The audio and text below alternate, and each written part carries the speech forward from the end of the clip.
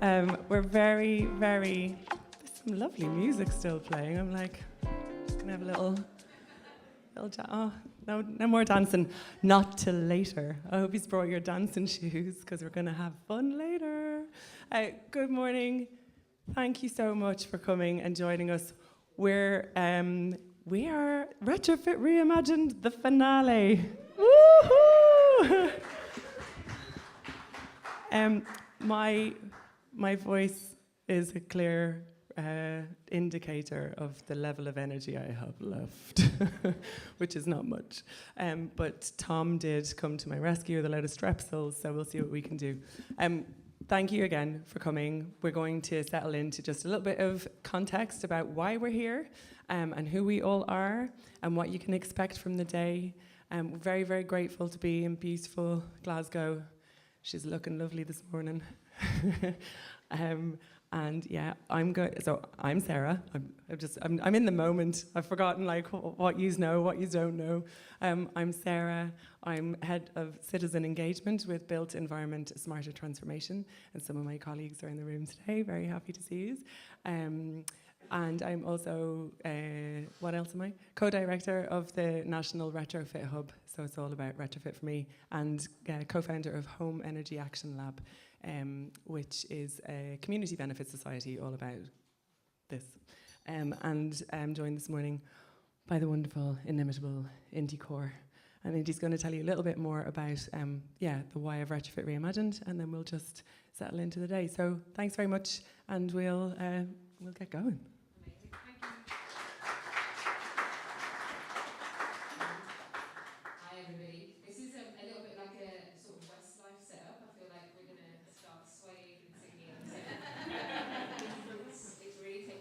It's all about the key change, though, you know. We need to like have a stand-up moment.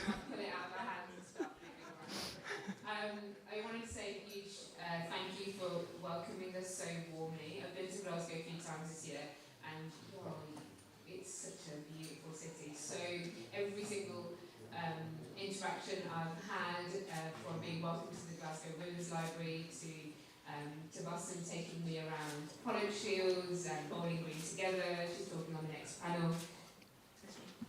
Sorry, just been instructed to use this mic. Has been amazing, and I want to say it's a real honour and privilege to kind of be here at the heart of so much resistance and such an incredible city where so much is being demonstrated.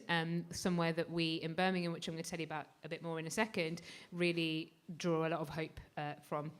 And there's lots of our team members here who can tell you different reasons why they draw hope from here. So we want to say thank you for welcoming us as well. So a little bit about Retrofit Reimagined.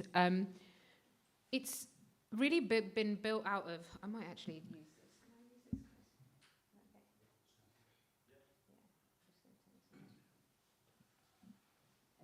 Okay, yes.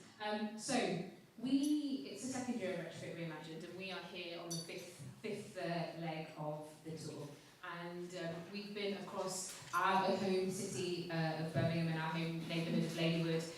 We've been working with the incredible Balsall Heath Retrofit, who are also based in Birmingham, Zero Carbon House. We've been to the Building Centre in London, and North West Media in Bristol, which you'll find out more about later on through the WeCanMake project. And we've been in Wales, in Machynlleth, at the Centre for Alternative Technology, and now we're finally here today at Civic House in Glasgow. And it's been a really incredible and inspiring journey, which we'll tell you a bit more about as we go. And tell you a bit more about why. Why have we even done this? Because we're not, Civic Square, who are one of the partners here, are not event producers. That's not what we're doing. We're not festival producers. We're interested in something far deeper and more transformative about the social, climate and ecological emergencies that we find ourselves in.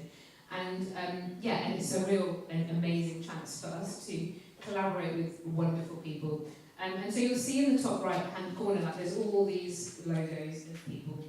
This is not some huge, like massively funded international festival. It's actually lots and lots of people from across a number of different fields who scrabbled together some money from some amazing funders called 30 Percy and came together to actually start to build and foster new solidarities and connections across many movements. And you can see some of them up there. Many of the people are here in the room today. But in every single way, people have been donating their spaces, their time, their energy, anything and everything they can to help bring together as many people as possible from across many different backgrounds across the country, working across the built environment and beyond. And there's some really deep reasons for that. And that's really the thing that brings Civic Square to this story. So we're delighted to be here today in Civic House. It is such a beautiful, you're going to hear a little bit from them at the end of this session. It's such a beautiful example of what happens when you treat our buildings with care and respect, and you rebuild them and retrofit them to be fit for the times we are in. But I can tell you from the experience since we walked in yesterday and everything we've seen happen today, you just know when you're in a space that is actually about people and about generosity and generative conversations and space, the way that the team here have just welcomed us and let us take over, reminds me really deeply about actually the roots of why we are doing this work. So Civic Square began life as Impact Hub Birmingham. We are a group of then young people who, then, very clearly, the live stream is going to not be forgiving. We were then, there are still lots of young people in the team, just that needs to be really clear, but when we started, it was really out of this quite naive and beautiful and hopeful and wonderful vision of what happens actually when you listen to the stories of young people in the future in a city like ours that was young and the most diverse city in Europe was our banner. And you know, we were apparently the future, and so we took that really seriously, and we were like, okay, what happens when you start bringing and building solidarities across many different people, but particularly in our city? If we were the future, why were we not represented? Well, anywhere, not in governance, not in the council, not in the big corporates, not in any of the major institutions. So 13 years ago, we started to organise through a TEDx and through Impact Hub, where we just started to and continue to bring together people from many different backgrounds, the poets, the artists, the activists, the architects, the engineers, the neighbours, the parents, the grandparents, the kids, into a space over many, many years, try to make it work financially as well. You'll hear a lot about that throughout the day in terms of the role of a land contract, what it means for us to deeply invest in people. But what we knew over those 5 years was at the heart of this story, it isn't just a nice to have that the community and our homes and our streets and our neighbourhoods are a group of people that you go to afterwards to get a bit of engagement, to get them to agree to things you've already decided, and then wonder why things don't work. At the heart of our work was really this deep and quite significant idea built on many different traditions, ancestries, histories, dreams for the future, that actually when people are at the heart of being able to make and create and build their futures, that this is actually not just a beautiful vision for the future, but one that is really, really practically important, and I'll talk about that a bit more in a second. And so now, that's the situation Civic Square. We're based in Ladywood in Birmingham, and we are building quite a large, long-term project that focuses on this idea quite deeply, that at the scale of the home, street and neighbourhood, we need to have infrastructures, spaces, access to the resources, the skills, the data, the knowledges to put into the hands of the people who live there, who are going to care about those spaces, to have agency, confidence and courage to co-lead their climate transitions, climate, ecological, social transitions. If you want to hear a bit more about that arc of like what I mean, what do we mean by transition, what are we transitioning from and to, what do you mean by the home, street and neighbourhood, later on I'll be upstairs with Scott around how, particularly through history, we can see over and over again that once you go past these notions of the community, it's just a nice, like, you're just going to talk to them later, right? And you'll go to tea with them, get them to fill in a few surveys and hope they agree with the plan you've already made for their place or for their homes or for their lives or for their futures or for their children's futures. And once you get beyond this story, there's a deep story actually where from the ground up, from the scale of our homes and our streets and neighbourhoods, all through history, we have seen our communities, our neighbourhoods be the forefront of where demonstration of what the future could look like first arrives and later gets picked up by national policy and by the country. There's loads of incredible Scottish examples that I'm sure we will hear all through the day, but particularly one that we look at is the formation of things like the NHS that became a public good, that actually started life with working class people in Tredegar, organising around their material need through the medical aid societies and the cooperatives. Something that started with the people later went on to become public goods. And we know, in many different ways, and Sarah will talk about this through what's been happening at Best, and I'll share a bit about the other talks and things that you can look at. We know that we find ourselves right at the precipice of that moment. The end of dying systems that are no longer fit for purpose, whether they are our relationship with the planet, whether it is our economic systems and their goals, whether it is our relationship with one another, whether it is our more formal democracies. But we are still in that stage where the systems of the future are emerging, are being built, and these stories are still here for us to build and for us to curate. And so in that, we are in the middle of a time where huge transition needs to happen, and how that happens is as critical as what happens. And so we're really here to explore that much more today. But why Retrofit, right? Why a group of kids who built an amazing space, who then went on to build, and now building something in this transition space at the heart of our neighbourhood as a demonstrator of what's possible. What on earth does that mean for Retrofit and the built environment? And so for us at the heart of this question, just like the NHS one I just told you about, there would have been a time in the country where the question of what if everybody had access to health at point of need, not just if they could pay, would have been like, sorry, what? Like, what do you mean? That would have been completely bonkers. 60, 70 years before the NHS, it would have been like, what if healthcare was a public good for everyone to access? It would have been a bonkers question.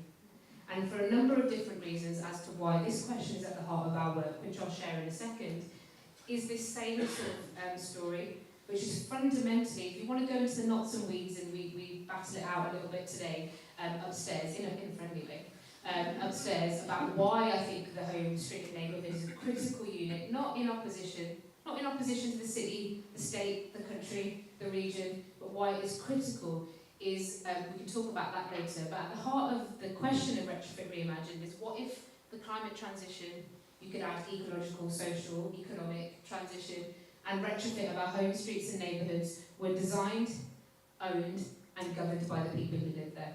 The whole festival has been an agglomeration of not just dreams, but of stories where people are governing their futures, where they are designing them, where they are making them, where they are thinking about ownership and stewardship in different ways. And this is not a story that's thousands of miles away, or maybe we've never done before, or a big dream. It is actually lots and lots of bold, tangible practice that's happening everywhere across the country that is about a story for us about moving away from extractive and degenerative ways of thinking about our places, our economies, our futures, and towards more regenerative and distributed by design. And there's some ideas that you'll hear throughout the day, and talks from Kate Rayworth at CAT, or from Indy Johar in Best or in London. There's a number of different other talks from across this year and last year that really contextualise why actually this is not just about, hey, wouldn't it be nice? Even though I come from a real rooted community and neighbourhood space, this is not just a story of wouldn't it be nice if more communities were involved. It's actually a fundamental story that unless we rethink the starting point of how we are going to do this work, we will keep falling into logics of 20th century economics, 20th century organising that will render us useless at the scale of the challenge that we face ahead. And so this was where it started for us. We were working with Dark Matter Labs in 2020, this group of kids who were like, we've organised all these spaces, now we've got bigger ambitions for our neighbourhood, and we were on our own journey. And where did Retrofit come into this? So I first saw this diagram in 2021, which really shows, you don't need to go too much into the details of this, but it really, well, you can't see them anyway, but it's available if you want to have a look. But this idea, right, like everybody heard that story in 2021 on. Hundreds of millions of pounds of the green homes have gone back to government because people, there's no uptake. No uptake of what? Like when I talk to people in their home streets and neighbourhoods, I'm sure all of you, because you all live somewhere and you're all people and not just professional hats, when you say to someone, would you like a warmer, safer, cheaper to run home with cleaner air outside and a street that's made more playful for your children? Nobody's out here absolutely protesting that. You'll hear from Abdi later and Kwajo from the devastating impacts of what happens when people are living in poor quality housing. Nobody was saying, hey, this is not what we want. There's lots of other things they're saying about justice and equity and access and public transport and how they don't understand, and all the many, many different things here from a people perspective. And then more widely, the different stories that we have to think about around our relationship with land and materials. But nobody was saying, hey, like, we don't want resources to make our houses safer and warmer and more livable. So to me, this was like bonkers, right? And in that piece of work, this is a diagram by Dr. Lab, so we're really showing the impact, actually the many, many impacts of what happens when you have poor quality housing.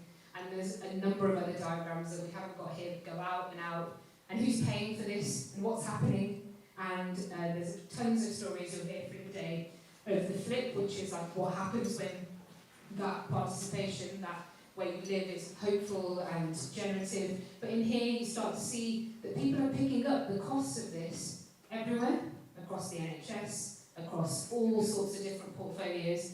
And so for me, this was just like bonkers. I was like, what the heck, right? And you look at the work that we've done, or many of you that I know in the room who are going to talk today, and when you talk about your home streets and neighbourhoods and your communities, you're like, but people really get it. They really understand.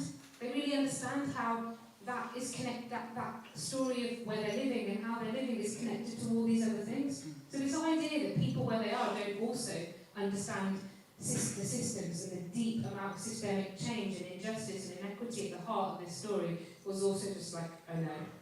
So that was how, and then finally we wrote this other piece, right? Just a third part of the story. Because it wasn't just about, hey, let's just hold ourselves accountable. Let's just hold our communities accountable. We don't know enough in the social field. We're not involved in the right things. We're not doing enough. Let's also have a look at the bigger picture. And yeah, I mean, obviously we got in trouble at the time for this title. But at the heart of this story is also one whereby the economic story behind this has meant that as all of our bills, all of our living costs, all of our experiences of life and the communities that we live in, particularly the most marginalised, have shot up and had the most incredibly difficult number of years. We've also seen shareholder profits across the energy companies and across many other parts of the story, from fossil fuels, etc., like go through the roof. There is a story of who's being affected here the most, who has the most agency, and what we mean by financial crisis. And this blog talked a lot about the numbers and the details. So by the time you get to the end of this story, the only logical thing for us was like, hold on a second. We need to really think about how we are reimagining retrofit and our home streets and neighbourhoods as a site for deep imagination and transformation. And that's where we got to. And so all around you'll see, and so then we were like, okay, well we need to do everything we can to bring people together from across different backgrounds, different parts of the sector. This is not, with all due respect, going to be left down to the built environment sector alone. This is also not just going to be solved by communities alone. This is not a story of any single field, any single practitioner. This is a whole-scale moment where our home streets, our neighbourhoods, things like retrofit could be actually one of those tangible, I can't think of another word, so I'm going to say vehicles, but it seems inappropriate. But one of those tangible vehicles where many different things could come together from across the imagination of our communities, from across the skill and knowledge in the built environment sector, from the movements of ACAN and natural materials, from the magic of our poets, our artists, our creatives, those reimagining land. This could be the moment where we can actually galvanise around something that needs to practically be done, has many different effects when you improve it, but also if the home, the street and the neighbourhood scale is the place where you feel those big crises the most. Like if someone wants to talk about the energy crisis, which you might not have a tangible relationship with, but you can see it in your bill. Or as you're going to hear from, and you can watch the WeCanMake Homes film later, and Bill, who's one of the residents, legend in the audience, can tell you about, which is you might think about how you build your own homes or land or materials through a literal challenge in your neighbourhood.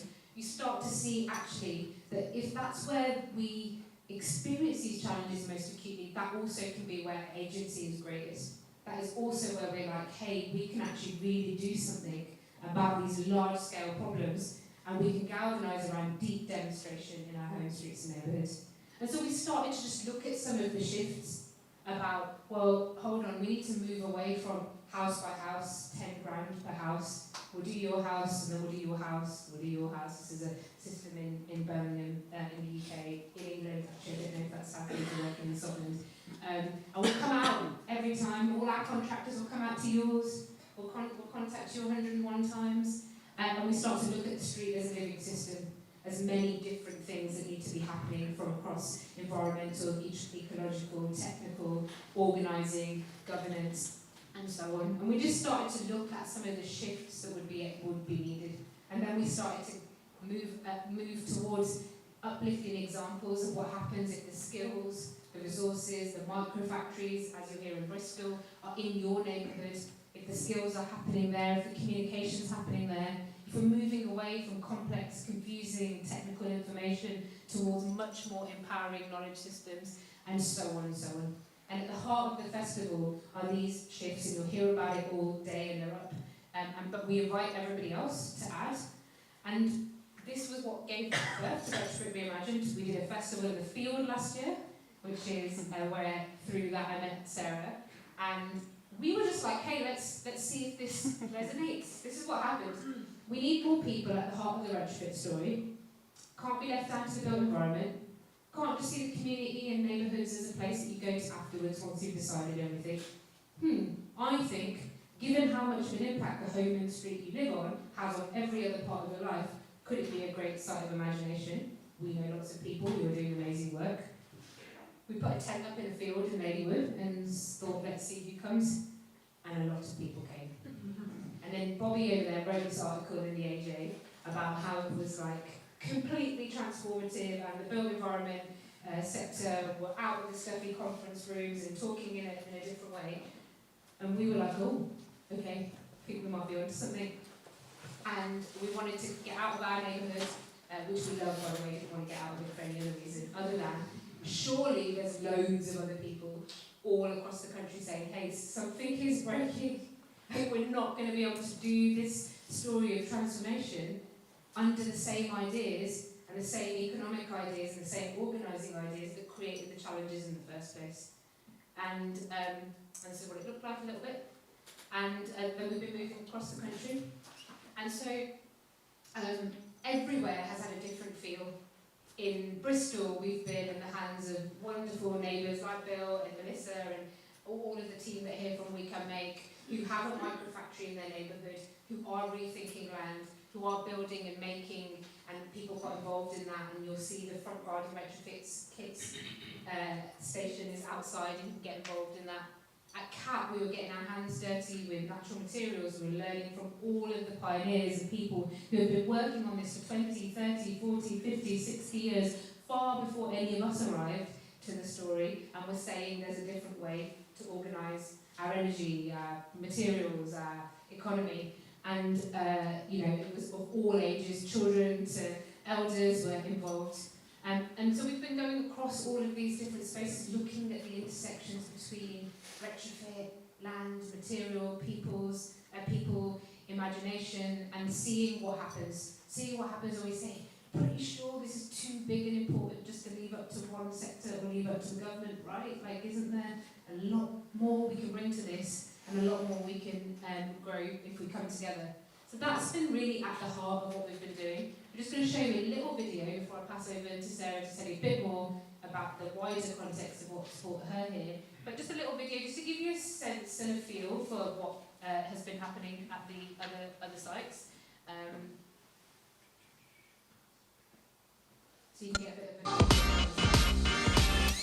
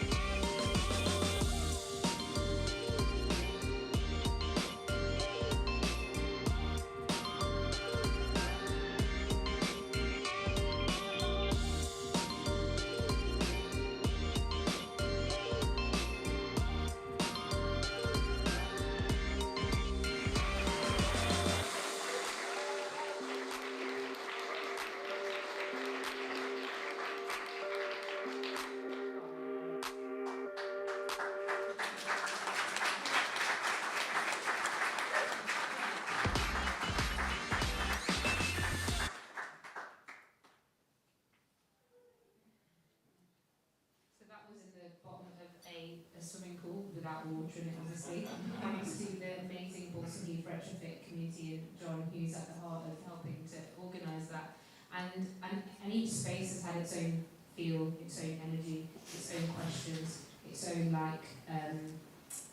invitation to the rest of us about how much of this should be thought about. And so, so at the heart of the provocation, which I think you've probably read a little bit of because you're here, or if you haven't, we can explore it more, but is this idea that the reimagination of how we make and co-lead and co-build the huge shifts we need, at its heart fundamentally means reimagining our relationship with one another, the materials we use, and the land, the story of the land that we are in relationship with. And so obviously from a kind of, hey, we need to put some installation on a house and do it as quickly as possible, but hold on, we can't do it very quickly. Over the last couple of years, this has been like quite a jolt. But I would say that over the last couple of years, since in our work, this is only in our work, and it really is critical to say that this builds upon the work that everybody did and has been doing for many decades to arrive to these sorts of spaces. This is not us saying, hey, we've got the answer to retrofit. This is saying, hey, if it isn't working, if it is so important for people's lives, for the scale of climate and ecological emergencies that we're in, and we're not thinking of it, not able to think of it in a way to help speed it up, make it inclusive, equitable, more socially just, then surely we need to reimagine it. Over the last 2 or 3 years, what we've found is just incredible connections and solidarities coming across many, many different fields, many backgrounds, and that's kind of what brings us here today. And I guess Sara is just one of those wonderful people who is right to talk about quite deeply what it has meant from her coming from a different perspective and what brings best and others to the table today.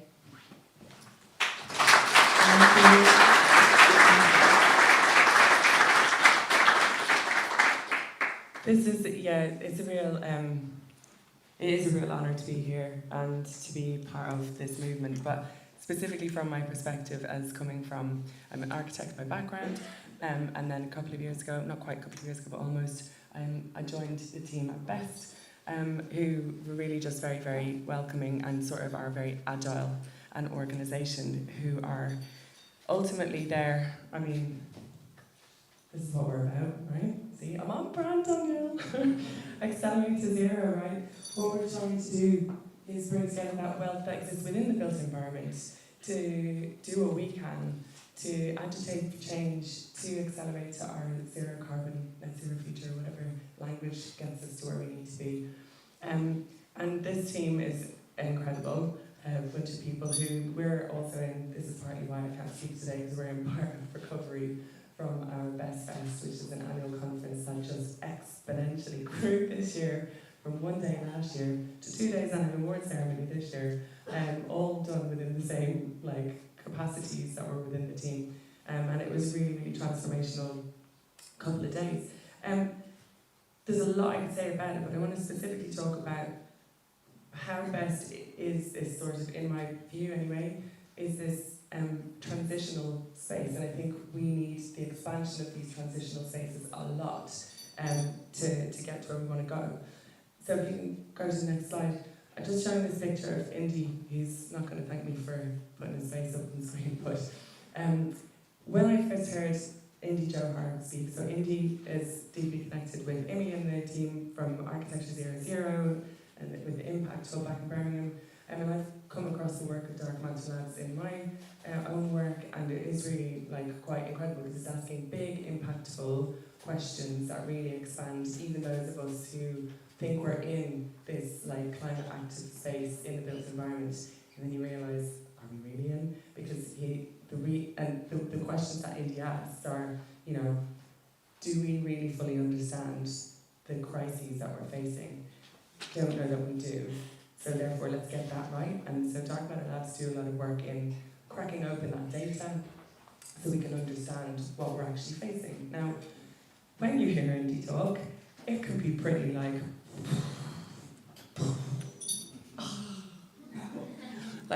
you need to recover a little bit afterwards. But it's really important what he talks about. So I approached the team at Best and said, I think it would be a really important keynote for us to have. So we decided that, just going to mention, we had a Saturday start this morning, right? We've done this in places where we've been on weekday times. We've been in here like, right, 10 till half 10, and then we're out, and then we're in. It's a little bit slower today. We built in quite a lot of padding in the day. So if we're not on time on the programme, it's cool, it's good, we'll pick it up. But we reflected this morning on the importance of actually doing justice to the wealth of knowledge and capacities and contributions in the room today. So Indy featured as one of our keynotes amongst some other excellent speakers. And what he said is kind of hard to take in. It's things about the scale of the challenge, the fact that we're probably looking at more or less a 3-degree temperature rise and the impacts that that's going to have. And therefore, within the built environment, rather than finding solutions within a picture that doesn't really necessarily exist for us, what a waste of energy that would be. Why don't we just raise our gaze? Why don't we elevate our gaze? If we're playing a numbers game, why are we playing a numbers game over there that isn't real? Why don't we just go and shoot for the stars and do what we can do? Because, you know, it's nearly an insult to ourselves to think we can't work at a different level. And we can do it together. But after Indy spoke, I did take the opportunity to say to the room, I know that hurt. I know that was hard. But don't go away from it. There is a way through to the other side. And this is what's so wonderful about Best. Best has this open arms to this huge built environment community in Scotland and wider, and is willing to take those bold risk moves for the betterment of how we work together, and does it in a very, very collective, welcoming, kind of convening space. And I feel that I kind of take that for granted sometimes because I'm in it, but it's actually really, really special and really unique. And so there was that was the reason that we thought we would try and pull together these two transitional perspectives, because we are kind of needing to get very quickly into what do we do now we know these things. And that's what's really incredible. Sorry, I'm not going to cry. I have cried plenty of times on stage. Oh, I won't do it just now. That's just the voice cracking. Or will I? There's tension in the room now. Is she gonna go? Maybe. So, getting on to what we're having here today, we have decided to split the day between roughly what we're calling theory down here and practice up there. We are going to have panel sessions down here in that more kind of formal. They'll be up here sharing their knowledge with you all there. After the speakers of our land liberation panel and our materials and skills for a transition panel this afternoon, you'll also have a chance to really speak with and ask questions of and have a conversation with the speakers. So there's lots of time to get under the skin of those kind of much sort of more tricky theoretic ideas of how do we reconstitute our relationship with the land? How do we reconstitute our relationship with materials? What does that look like? And we'll be hearing from people who've been doing this for a long time and people who are new into the space as well. So that'll be happening down here.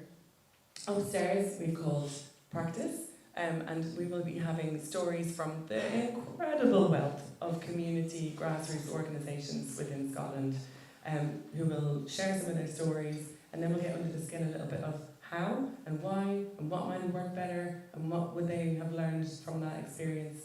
And after lunch then there'll be really interesting movement and solidarity building sessions on hosted tables where different organisations will have the opportunity to come together. Now we've kept that programming pretty loose to a degree because you might come across each other in the day and think, oh, we're doing a thing, you're doing a thing, we could do that thing together, what would that look like? And you can use this space upstairs and the wealth of people who have showed up. So if you don't know a lot of people around you, it's worth just asking who's here, what do you do, because you will probably find somebody that can really help what you're doing and take you to the next level. We've got Logo Home Retrofit in the room, we've got Nesfit is in the room, we've got lots of, and I'm really sorry I went down this path because I'm going to have to try and remember everybody that's here, but there's too many of you. And also there are people missing off the programme because we couldn't fit everybody in and we would have needed 2, 3, 4 days. We'll also have WeCanMake doing furniture building outside past the toilets out the back. You can do some full-size furniture making and little mini wee ones, little tiny ones. And also the wee hooses from Best, so you can do like some colouring in and go to town on them. Actually, make a town, let's make a town. We have enough of them. There's also, what else have we got? Oh, there's a live illustrations happening in the little project space between here and the cafe. The walls are completely plastered in there of all sorts of thoughts and ideas and propositions from people over the whole series. So go in there, and if you've got something to add to it, our live illustrator is in there. I mean, yeah, he's alive, but he's live doing it. Weird life. Afterwards, we'll have climate and cities after lunch. There he is, he just gave us away. Do that again. There he is, Jeremiah. Beautiful work, really, really good. Then climate and cities will do an afternoon session in that space. We have got a sign-up sheet. I'm going to talk that into existence. Because there's only about a capacity of 12 or 14 people in there. So if you want to be involved in that, well, we'll find our way. And then, of course, tea, coffee, biscuits, all day long out there. Keep yourselves hydrated. We will be serving lunch between 1 and 2, and we will have dinner later before the Gaelic. I can't wait. If I can still stand up at that point. So there's a lot of stuff going. If you don't know what you're doing, we have little, I don't have one with me, but who's got the programmes? Loads of you have the programmes. It's all in there. Ask me, ask Amy, ask each other, and we'll get on to how we kind of host the space. But if anybody has any questions, or if you are one of the speakers and you haven't gotten to give us your slides yet, find me. We'll do all of that. So yeah, I think I've probably not said nearly as much as I would like to have said about all of the kind of relationships that are here, but very, very grateful to be part of it and really looking forward to how the day unfolds. And we have a few other housekeeping bits and then we'll let you go. Not far though. Thank you so much.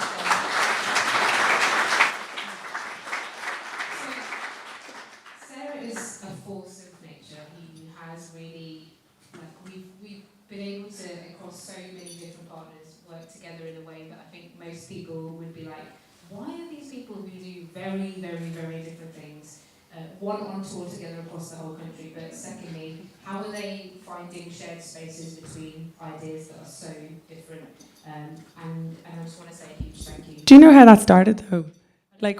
John Christophers introduced us, and he just said, I think you two should meet. And I think within about a 20-minute conversation, there was will we do do you want to have should we do that in Birmingham? Yeah, let's go.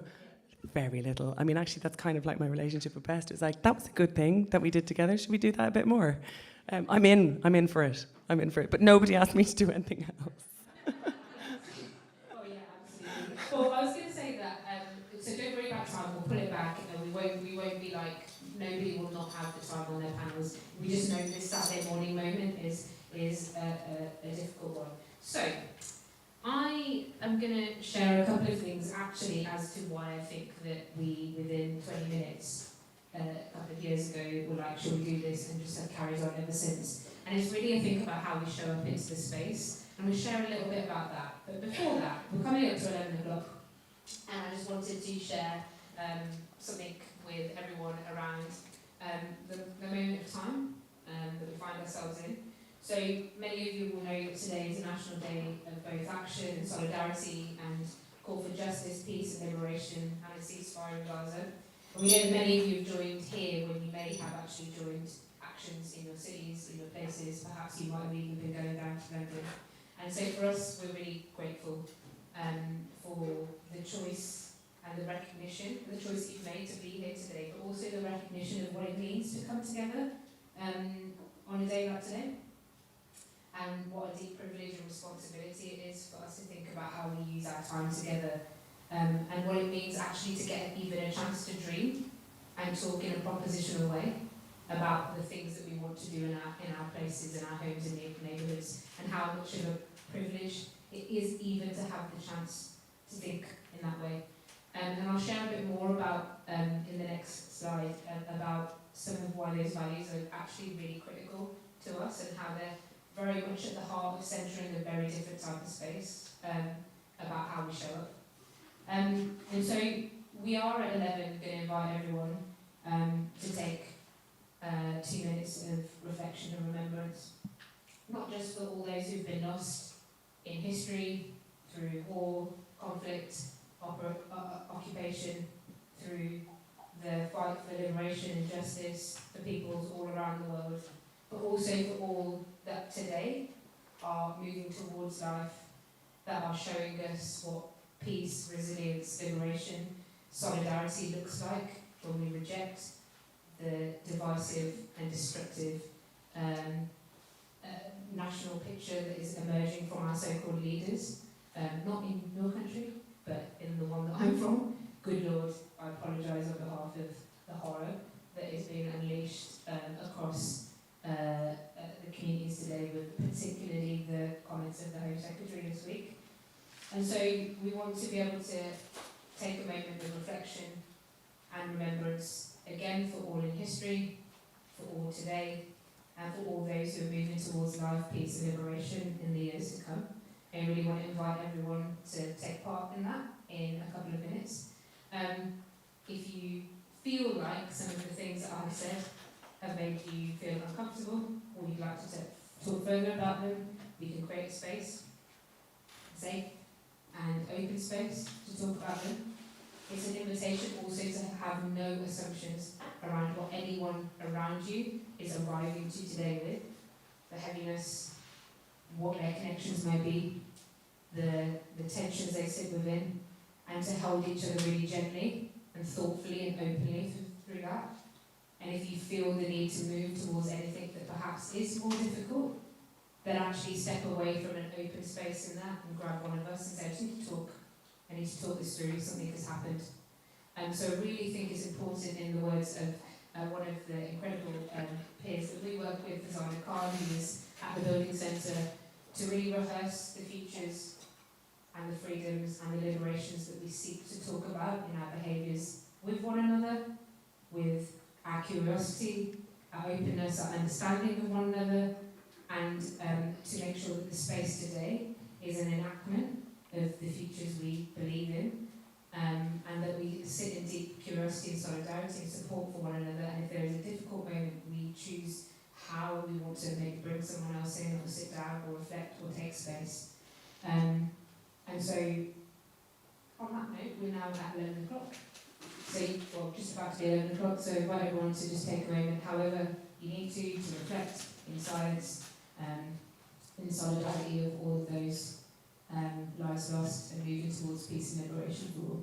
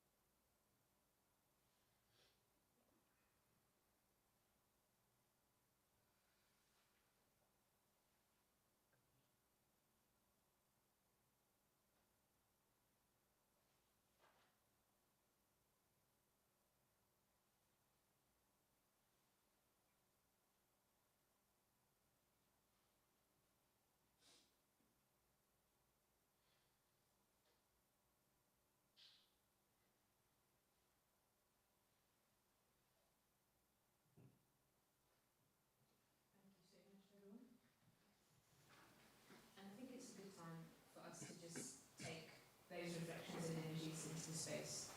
One of the reasons why we have worked so hard to try and bring many people in this team and in this work together across many different backgrounds, ways of working, knowledge systems, ways of understanding the world, is actually because critically we think that reimagination is both deeply practical and tangible, but it is also deeply spiritual. It is something that, and I say that in the broadest way, it is about being able to reconnect with core ideas and really rethink how we are hurtling into a solution space that isn't even fit for purpose for the scale of the challenge, and actually marginalises so many knowledge systems, so many ways of organising that throughout history have also helped us to understand and our relationship with each other, land and materials. And so see, these are some of the principles that we've been taking through. This is quite important actually for you to kind of drop your shoulders today. This isn't a space where we're like, this is the answer this morning. The truth is we are miles and miles away from where we need to be. We can't just keep bashing that square peg into a round hole and hoping at one point it will fix.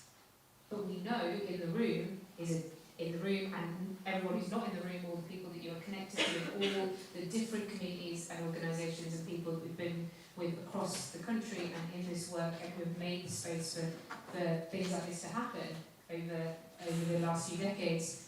There is the answers. There is the human and non-human imaginations. There is the creativity, the knowledge systems. We're just not organised in a way that allows us to even unpack what that could look like. So thanks to our friends at Healing Justice London, who continuously show us what it means to create and build transformative spaces for growth, and there was a few other words, but for healing, for connecting, for imagining, for rebuilding. There's just a few principles that we would love to connect with you, and we'll pass over to Civic House team as well, who will tell you a little bit about here and how the practicals of how to work in here. But one of the things we would say is that particularly in a space where there are a lot of people who technically or from a data perspective are like, I know the answer. There is only one way we can do this, and unless you do it exactly like this, you might as well not bother, right? I understand that. I'm probably sometimes one of those people, right? And then I'm like, oh, get it, baby. So really want us to be hard on ideas and soft on one another, okay? Because there is a natural hierarchy in our epistemologies about what work is more important, who knows more. If you're organising on the ground, or if you are doing the data for how we do this across the country, like those are very different spaces. I'm important, and thanks for that nice little bit of community engagement you gave me, just as an example. Or, unless the community are right in the centre, there's no point in doing anything, which is like, well, actually some of the challenges are so huge that we need it to be beyond just our communities taking on all that responsibility, the energy companies, fossil fuel industries, etc., etc. So we don't really hold a particular hierarchy on what information is more or less important. It is, or what skills, or what organising. So turn up with your drop your shoulders, being hard on ideas and soft on each other. If you are from a background that is more easily able to speak, take up space, have been and heard some of the ideas today many, many times, and the room is full, know when to step back, know when to think, hey, I've got the privilege to be in a lot of this, know when to make space. If you are from a traditionally marginalised community or background, put your shoulders back, know when to take up space and say, I've got something to say on this, but also please really reflect on what it means to make space for one another and to listen. Make sure you sit in spaces of discomfort safely and create them for each other as a space for growth, because all of us need to unlearn and relearn and unlearn some of the ideas that we have held on to or have worked on, because we are, as I said, right on the edge of a cliff, and we bizarrely, due to stolen time, taking it from the global south here in the global north, still have a chance to do something. And so we need to actually fundamentally reimagine and be okay with being in that discomfort. Co-host a space with us. Move chairs and tables when you can. Pick up mugs when you can. Give the Civic House team a high five when you see them. Tidy up things. See what it means to make space and create access for one another. Show up as active partners. if you're like, hey, I don't like the way this space is going, or someone's doing something quite unsafe, or I'm not sure what's going on over there, oh God, Joe really looks like he could do with some help with those retrofit kits outside. He's been stuck outside all day. Turn up. We're co-creating here. We're not here. We're just creating a platform. We don't have the answers. We just have some of the story. And really lean into that that piece where when I talked about the privilege of being in a propositional space, be able to step into that and look at joy and fun and his expression as a space of growth, and be able to like bring that into the space, because we are so lucky to even have the chance, like I said, to propose, to laugh, to come together, to imagine. And so really encourage you to sort of bring that to the space. I mean, you'll certainly see it across our teams. We're a bit mad. So join in. And thank you to everyone who's here. We had an access fund across the whole of the programme, and many, many different communities had come along the journey with us in different spaces. So warm welcome to everyone from all different parts of the country, and particularly many of the neighbours who have turned up from places like Balsall Heath and from North West to really share generously the work that's been happening in their places. So on that note, we're going to leave it there. And we're going to hand over to the lovely team at Civic House to tell you some practicalities. We will get the time back. We will tell you this. We'll put a sign on the door for the new times. And we want to say huge, huge thank you. Having run a space, you can walk into a space straight away and know when you're hugely welcome or when you're like a massive inconvenience. Not going to mention any names on this tour. But if you want to come and talk to me later because you run a space and you're thinking about what it means to create spaces for expansion and generative conversations, Civic House have been incredible. I just want to say thank you. Every question we've asked Katie, her answer has been yes. Yeah, of course. Yeah. So just want to hand over and let you tell everyone a bit about Civic House and some practicalities so we all stay safe. Thank you.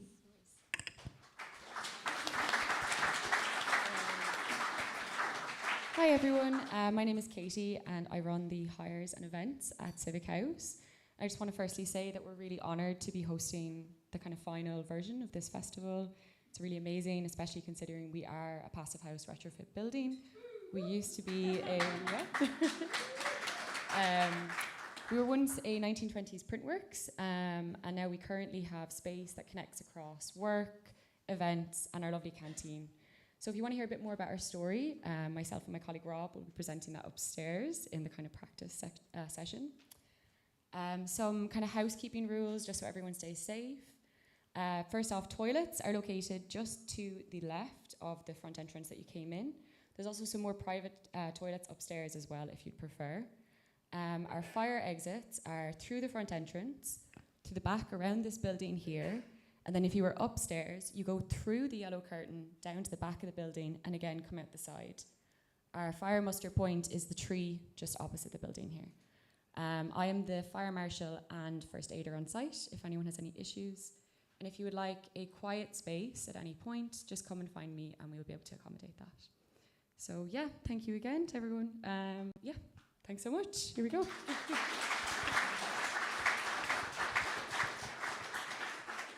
Okay, what happens now is, thank you so much for listening to this.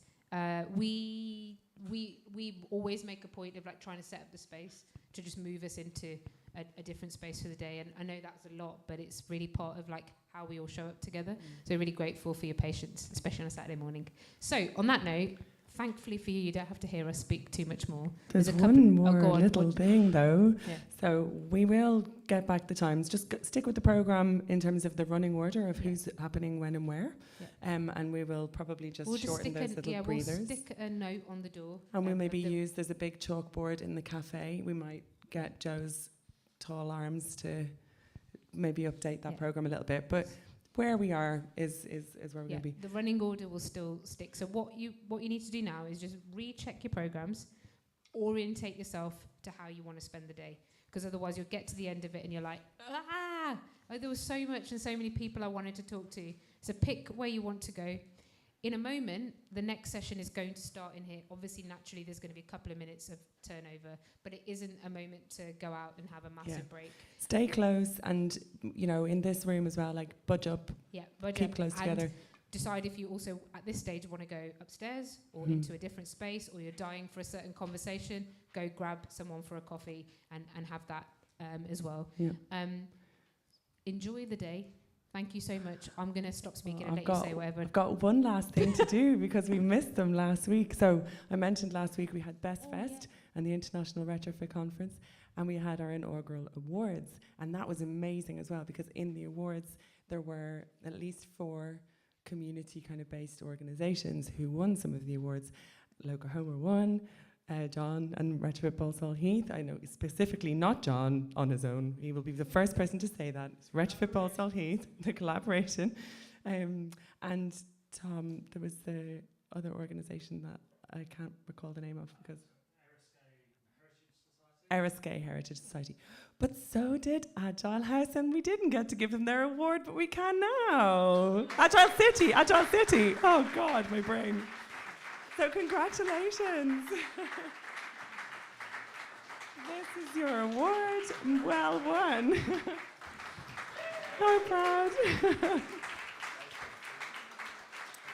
Agile City. Okay, I'm mixing up all of the Civic House, Civic Square, Agile City, but it was a great honour to know that we were then going to be able to come here. So well done again. Enjoy the day. Have a great day. Thank you, everybody. The next session will start shortly in here.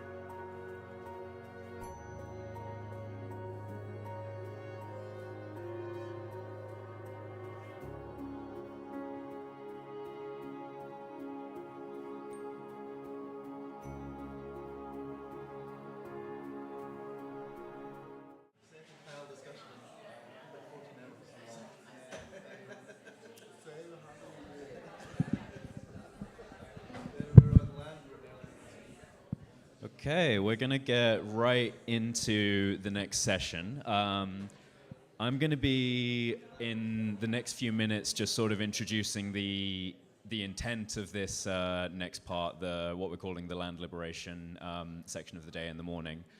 And, you know, while I give you all the context, that'll also give all of these caffeine heads out in the coffee space some time to come back into. So, as we've already sort of shared through what you've already heard from Imi and Sara, with this year's Retrofit Reimagined event, we wanted to dive into three more specific layers of land, material, and people. And this is largely about trying to take the conversation of retrofit beyond the boundaries of four walls and a roof. So we're actually starting to try and interrogate the systems that underlie and determine a great deal of the built environment. And rather than, you know, me trying to sort of ramble my way through this, I'm going to take advantage of the fact that we work with a lot of amazing partners who have said things far more eloquently than I ever could off the top of my head. So I'm going to take you through a few sort of quite foundational quotes for us from some partners, just to sort of lay the groundwork for the conversations that you're going to hear in the next few hours. So first off is this one from Alistair Parvin that says, all the systemic crises and structural weaknesses, social resilience, health, climate, economy, democracy, are complex and intertwined. But here's the thing, every single one of them has its roots in our land system. And I think this connects quite nicely onto this quote from Lisa Palmer, which also starts to question why the land system has become one of these things that is, you know, in many ways a kind of topic that we often don't interrogate as much as maybe we should. And Lisa, in What If We Sought Inspiration from the Soil, asks, who has the right to live on this land, to play and walk on it, to swim in the rivers and lakes on this land freely without fear of trespass or contamination? Who can grow, cultivate, and harvest the land, repurpose and reimagine it? This quote, I think, will be particularly relevant for what you'll soon hear from Tabassum. And lastly, a quote from Araceli Camargo of Centric Labs, which is, we need time and space to study the land, build our ecological knowledge, and to be in symbiotic kinship with the land. Therefore, we must advocate for our land back and to redirect our time from capitalism to kinship. Our great return to the land will be rooted in ecology, the study of our home. And I'd highly recommend following up on this work. This is from the perspective of Araceli, who's a descendant of Turtle Island. And the reason why these conversations around land and how we relate to land are relevant to something as what comes across sometimes as a very narrow topic of retrofit is the fact that if we are going to do retrofit in a way that does not depend on the petrochemical material supply chains that have kind of got us into this problem to begin with, we need to start reimagining the sort of materials we're using, which means we need to start reimagining how our materials are produced, procured, and hopefully in the future grown. And maps like this, I think, give us a really great indication into how we're valuing and how we're governing land right now, where something as we know, as sort of ecologically destructive as cattle farming, in the case of the US at the very least, is taking up an enormous portion of land use, which could be put towards things like carbon positive material growing for retrofit, building, et cetera, et cetera. We also have a lot of great work happening in the UK. This is a map of created by a group called Who Owns England, which is trying to unpack not only how we're looking at land from a sort of productivity point of view, but also how we're looking at land from a justice point of view. So who even gets to make these decisions, and how do these equities and sort of inequities of governance of land manifest spatially in the places we live? And of course, this obviously isn't anything limited to England. I think there's some quite hard-hitting facts here about land distribution in Scotland as well. So in the context of our work at Civic Square, we try and think about how this also lands, and yeah, some of this is not a contemporary debate either. A lot of these ownership properties and deeds look like this. So in terms of how this manifests in our work in the neighborhood, we really try and take that analysis all the way down to the really tangible homes and streets level. So this is some work that we did with neighbors on Link Road in Birmingham, which was asking them to kind of not only think about built environment transition, retrofit, housing, but to also consider how they, as a street and as a community, relate to the land that they're occupying. So what is currently 850 meters squared, which is predominantly given over to the use of storing cars, how might that land be used differently? The space that is currently divided, privatized back garden space, 2,500 meters squared, how might that be used differently? And this is, I suppose, a sort of neighborhood scale example of how we're trying to take this conversation of land and the future of how we reconstitute our relationship to land into these very tangible neighborhood examples of built environment transition and retrofit. So I'm really, really happy now to pass over to Tabassum, who can actually give us another fantastic example of how relating to land at a neighborhood level can inform a huge amount of these conversations. So Tabassum's the executive director of Bowling Green Together CIC, and yeah, I'm really excited to share this work with you all.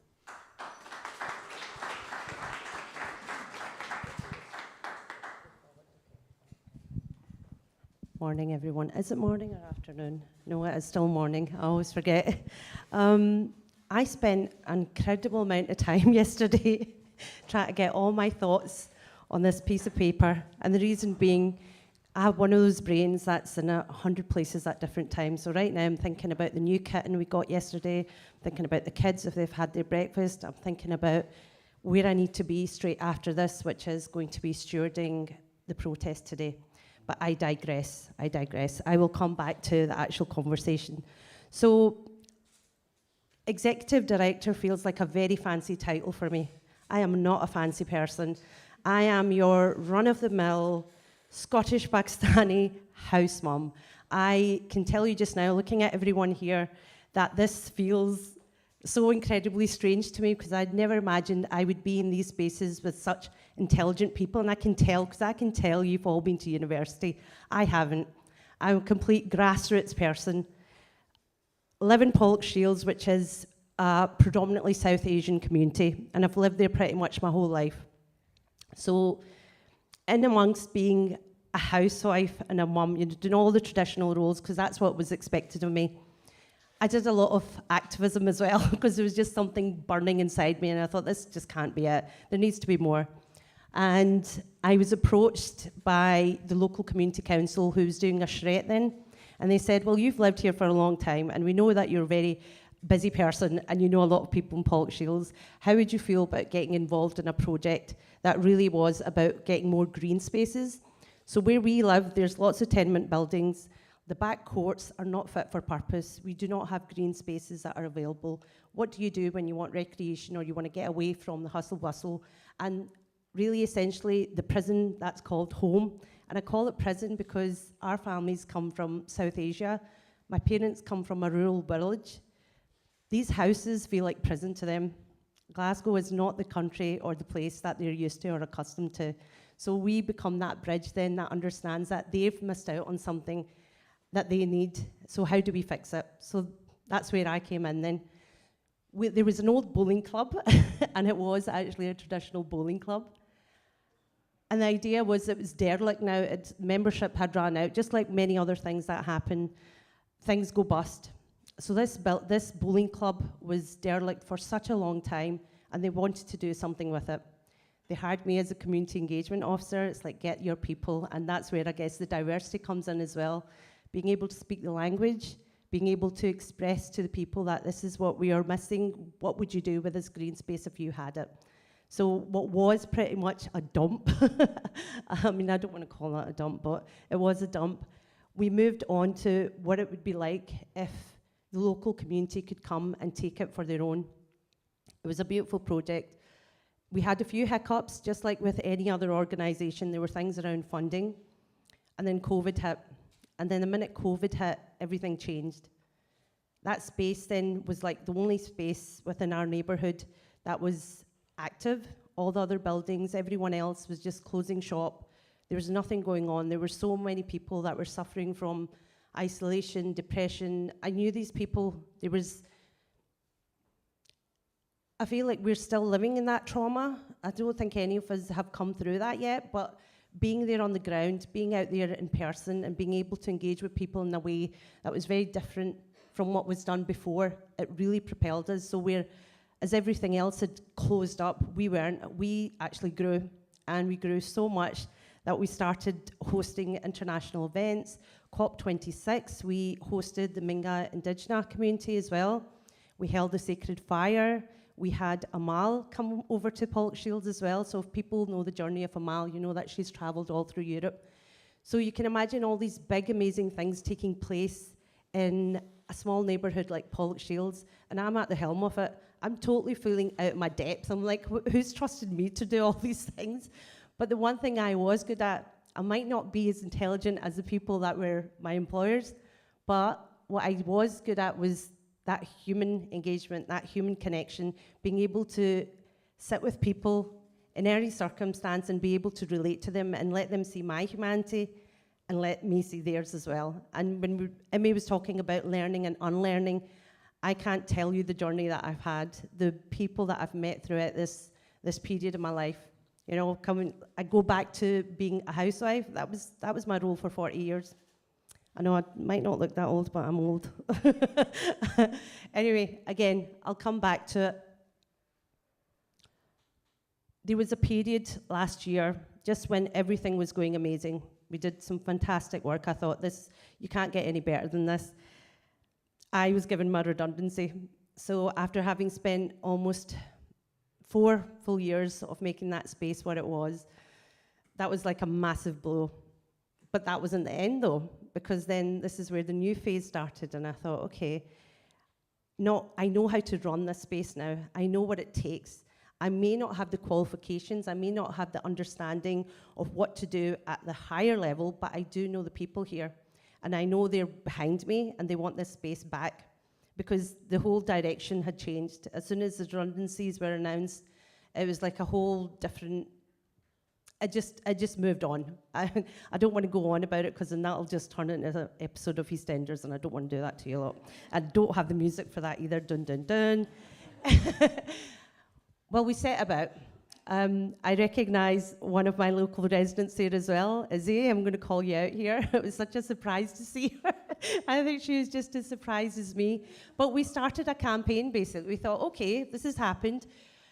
There was a part of me that felt like everything that was happening was slightly unjust as well, because it's like, okay, it was great to have me for your diversity, for your inclusivity. So it was great when you wanted to look good on paper, and you could say to everyone that, look at this community, it's hustling, bustling, there's people from all walks of life are coming here. And I thought, no, okay, right, so you've done that, but then I'm going to take it then. That's fine. So we set up our own social enterprise, me and a few other hearty people, and they were all volunteers of the Bowling Green at that time as well. We set up our own social enterprise. Again, this is a foray that I am not familiar with. I am still learning. I just feel wholly like, what's that expression? Imposter syndrome. I have bucket loads of those. But believe it or not, I'm here at this stage now where not only did we succeed in having our social enterprise and getting some small pockets of funding, you're now looking at the leaseholder of the Bowling Green for the next 5 years.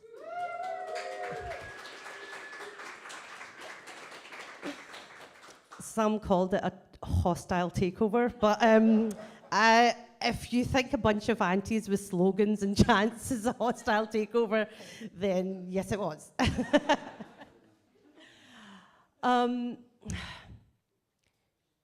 The bowling green for me, it's not just a dream. It was like a promise. It was all those things that I knew were missing from my mum's life. I knew people like my mum who still doesn't speak English. I mean, we are the bridge. We are the connection to her, to this country. There's still people like my mum that don't understand the language, the cultural barriers, or those things that hold people like my mum and other people back. That's something that I feel deep to my core, because I can imagine if their lives had been slightly different, they would have been different parents as well. First and second generation migrant children have to go through a whole bunch of stuff that you could not even imagine. We become adults before our time.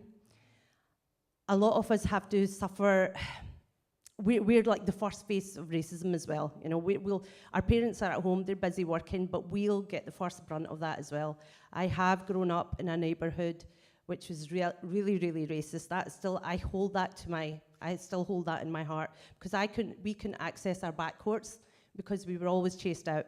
We were chased out, physically assaulted, verbally assaulted. That stays with you, that never leaves. So then when you think of the back courts in our community, I'm not saying that's what happens now, it happened then, but it's still not accessible. There's myriad of reasons why you don't have access to green spaces. And when you don't have language, when you don't feel confident in yourself that you can go to these spaces, you're not gonna go. So it doesn't matter how well-intentional people are when they want to open up their gates and say, everyone's welcome here. Not everyone's gonna feel naturally welcome. When you put people like myself, who understand the sensitivities, the culture, the language, and you understand the barriers that are holding you back, you're going to make sure that you make that space welcoming. And that's what we did. And that's what the women with me were doing as well. This here, I'm just showing you a little clip of it. So obviously with the recent events, world events, there's been a considerable rise in Islamophobia.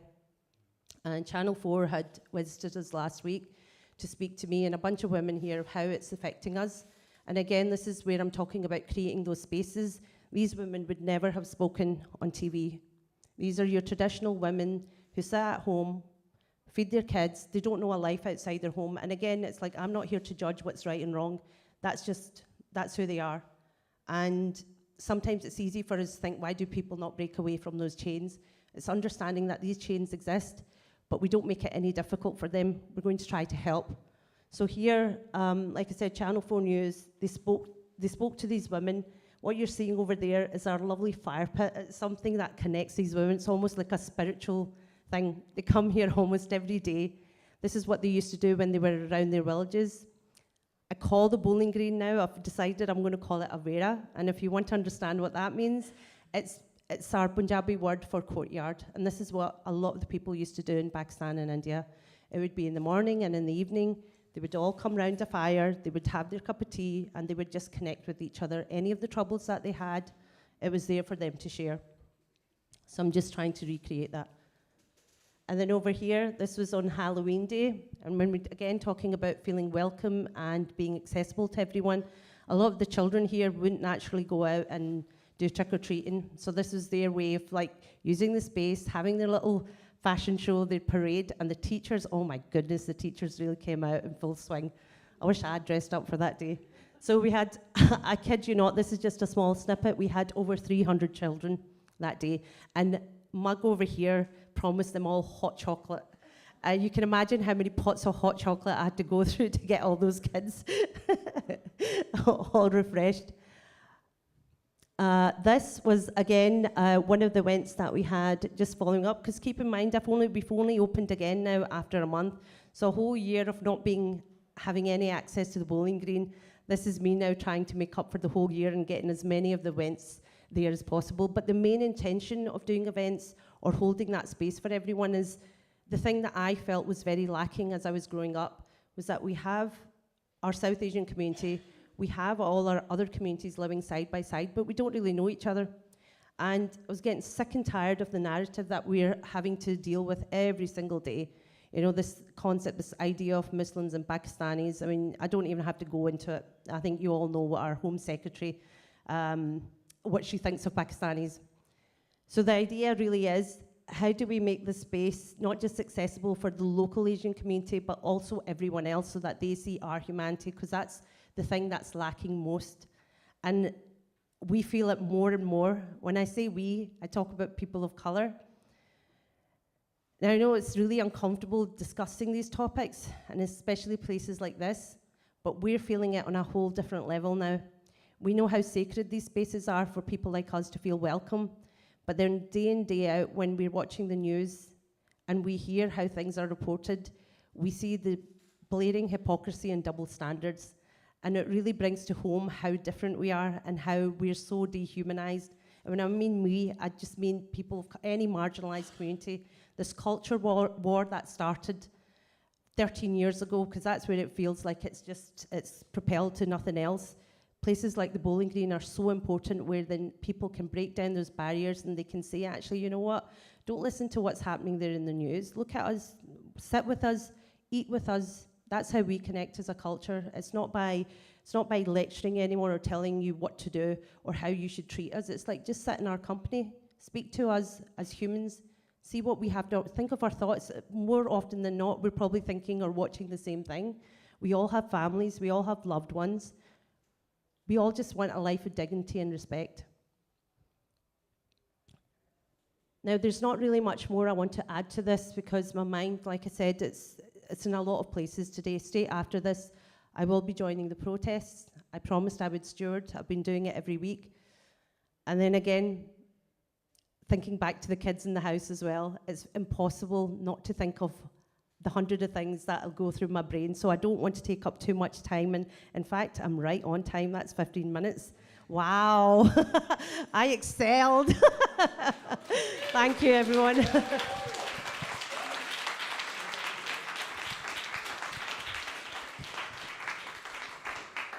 Thank you so much for that. And I can definitely tell you that getting bang on time is an incredible skill, a rare skill from personal experience. And I'm really happy that you started us off as well, because one of the things from our point of view with this event is to not look at the community organizing and the procurement and the climate as sort of siloed teams and roles, but rather something that needs to all be working towards a common goal, which is, why we wanted to think of this session as land liberation, because it's something that we collectively work towards.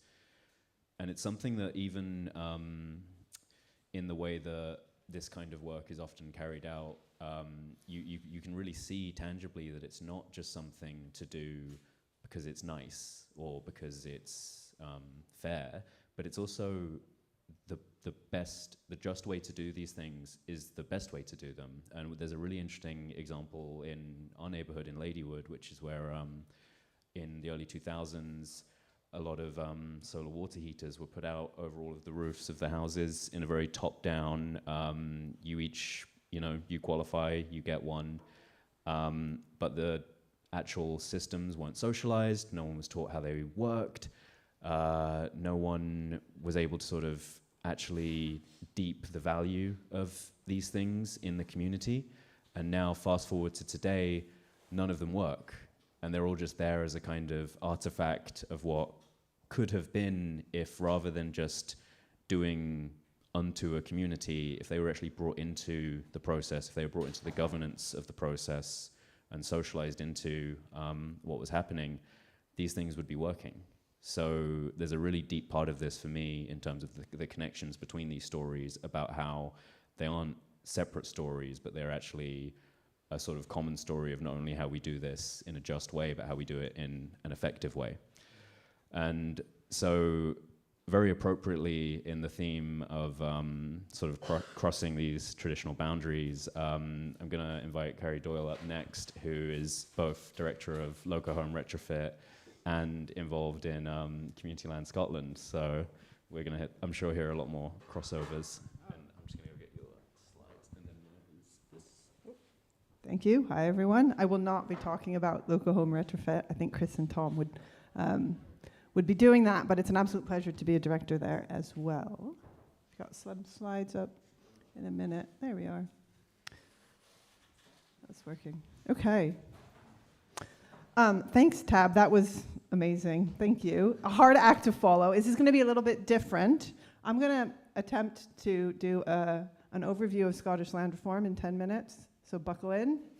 Buckle in for the ride. It gets conceptual. I've gone that way, so this is your warning at the outset.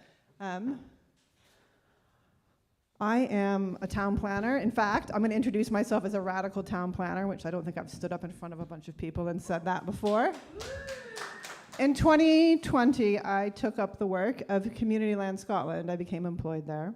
Community Land Scotland is a membership organization for community landowners. It was set up in 2011 by people who were involved in the community land buyouts up to that point, who thought that any community in Scotland should benefit from owning their land because they had seen the transformative change it had brought to them.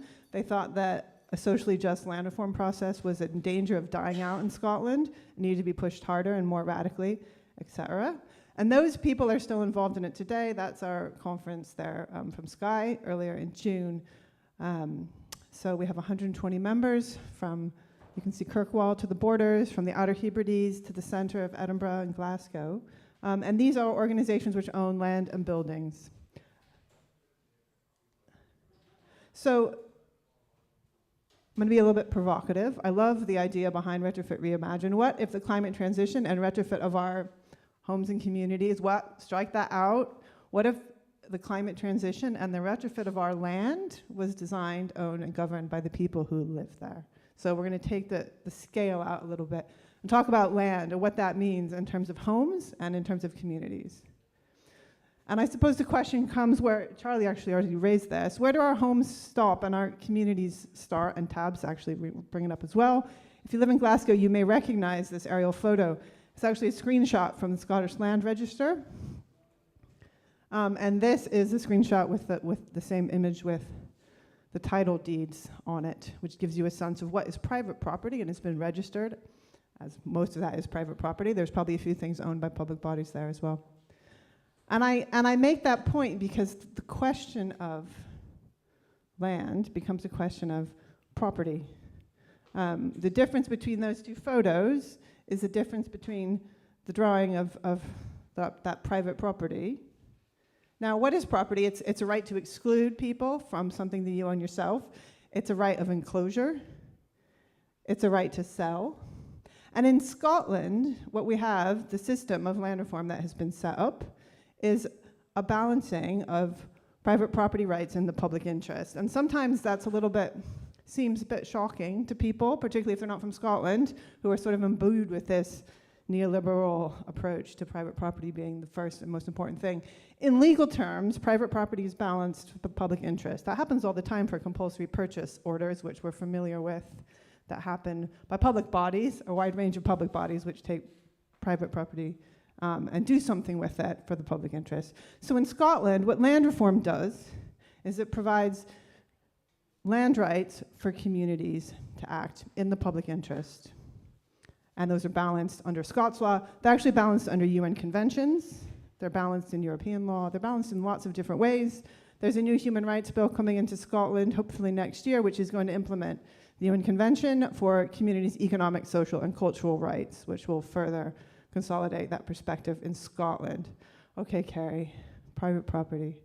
Why do we care? For me, it's a question of power, and the question fundamentally about what is land for, and the fundamental question of fixing all the things that are broken, which we seem to be grappling with today, every day. And that's something that comes up in retrofit, and it's something that comes up with land as well. So Scotland, it continues to have one of the most unequal patterns of land ownership in the global north.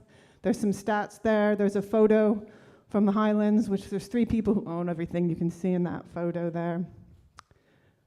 The scale and concentration of land ownership in rural Scotland, which has led to the land reform process, it has characteristics of monopoly land ownership, which includes harm to individuals and communities. That's why we have this process, as well as extractive land use. And that process, the scale and concentration, the extractive processes, which are around economics and land, don't just occur in rural Scotland, they occur globally. They occur on our high streets, which is why I have a photo of a pound shop there.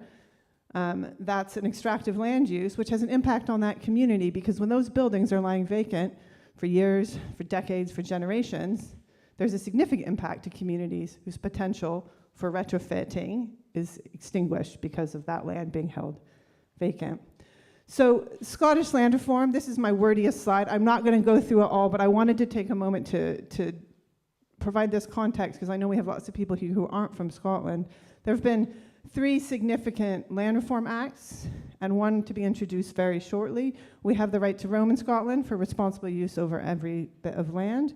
We have 2 community rights to buy, which were introduced in 2003, and a Scottish Land Fund, which pays communities to buy land and buildings.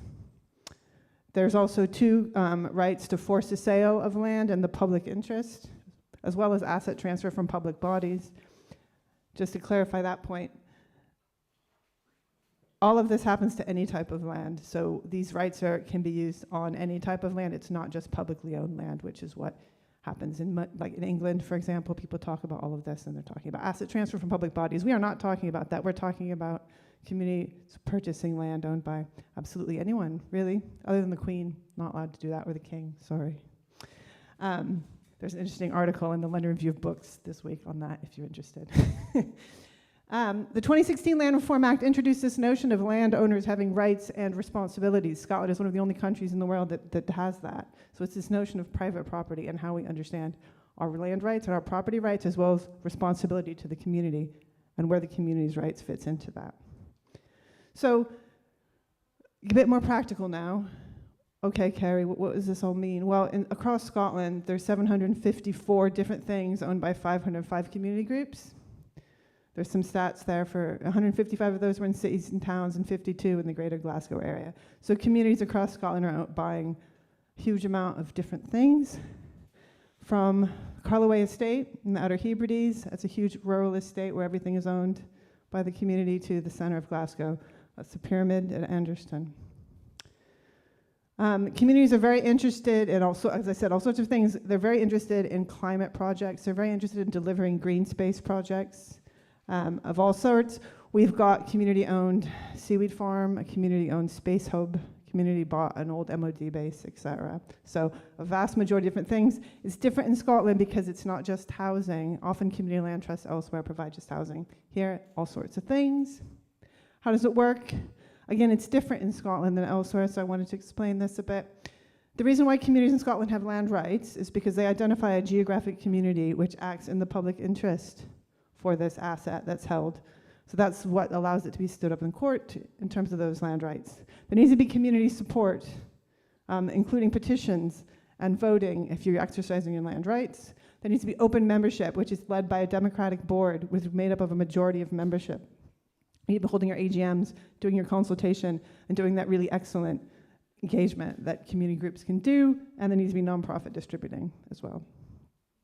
There's 3 routes to land ownership. As I was saying, exercising the community land rights, negotiating a sale just like any other property purchase, or asset transfer from a public body, which can be at non-market rates. The most common one is negotiating a sale, just like any property purchase. So then getting into a bit more detail, and I know we've just had we'll have some great perspectives from communities themselves as opposed to professionals like me. Bit of our working in Glasgow then. What we are doing is I manage an action research project here on community ownership in the city because it's relatively new. It was implemented here in the 2016 Land Reform Act. We provide a one-stop shop to anyone who's interested in purchasing a land or building, absolutely anyone. It's inclusion and data focused, so we provide information, we explain the highly technical process, we explain routes to ownership, we pull titles for people, we meet with them and explain things in as much detail as they need, and we provide technical support and networking. If people ask us for help, we will find that help and get it to them, and we do action research to remove barriers to all of this to make it much easier. And there's some examples of projects we're working on. There's another bowling green down there on the bottom left-hand side. I think we are working on 6 bowling greens across Glasgow because there's so many of them, and communities are very passionate about keeping them as public space. So briefly then, I don't want to get through all this into too much detail. We've had 98 inquiries. I had 2 more yesterday. I think we probably broke the 100 inquiries since 2021. People thought, when we started, when I say people, Scottish government, funders, other people thought Glaswegian communities wouldn't be interested in community land ownership, and that is absolutely not the truth, which is phenomenal. People have bringing us loads of different sites, which is also interesting, owned by many, many different landowners. More than 70% of those inquiries are from areas suffering from resource deprivation, measured by the Scottish Index of Multiple Deprivation. It's quite a stark statistics. Glaswegian communities are really interested in seeing if they can take things into their own hands and sort it out themselves. It's hard though, really hard, as you hear from Tab's perspective on that. People are really stubborn as well. 58% are still trying it, and community centers and green space have been most popular. We do a lot of policy work, which I will not bore you with, but if you want to talk about it, yes, let's do it. I suppose what I would highlight, maybe two things. Hard to pick my favorite policy work. Scotland has the only national planning policy. This sounds boring, but it's actually exciting, trust me. The only national planning policy for community wealth building, I think, in the world, which means that if you want to submit a planning application, you will have extra planning preference points and the great planning way up the professional determination. If you're building community wealth, there's community involved and community landowners involved. And that's a change at the top, but what I see is that lots of the referrals coming through are community councils coming to me saying, a developer's approached me and they want to give me some land because something changed in the MPF 4. So you change things at the top and things start, the power shifts at the bottom. So that's quite exciting, particularly if you're a nerdy planner. We've been doing some research, I wish you could do more than just research, on diversity and inclusion because it was so clear from the beginning of our work that community groups, from focusing on diverse backgrounds of every possible type of diverse background, from the Polish group to the African community group to groups who just want to do community cohesion work, ex-mining groups who want space to share, all of them are struggling with the complexity of accessing land and buildings, particularly for purchasing. So we're compiling the evidence based on that and advocating for ways to make that better. So I'll stop there pretty much. So I guess zooming back out from that detail, retrofitting Scottish neighborhoods. What if our key social spaces were democratically governed, developed by local people, and people could keep the wealth that came out of that and reinvest it locally? There's two examples of that happening nearby. There's a picture there from Galgael, who's coming later. I don't know if David Lee's here yet, but he's talking later. He's on the list. Go hear him talk. They do great work over there, and that's Action Porty in Portobello. And I have not talked at all about our rural work. So there's a few things here, which you can go onto the website, Community Land Scotland, if you're interested in the work pushing forward. Retrofitting of Scotland. What does that mean to retrofit Scotland? What would it be if our land was all of our land was democratically governed and developed by local people? And I just want to say briefly, we've been doing a lot of work on carbon markets and carbon trading and rewilding and all of that work, which is on there. Maybe start with The Cheviot, the Stag, and the Black Carbon, which is written by Alistair McIntosh. That's a good read. I'll stop there.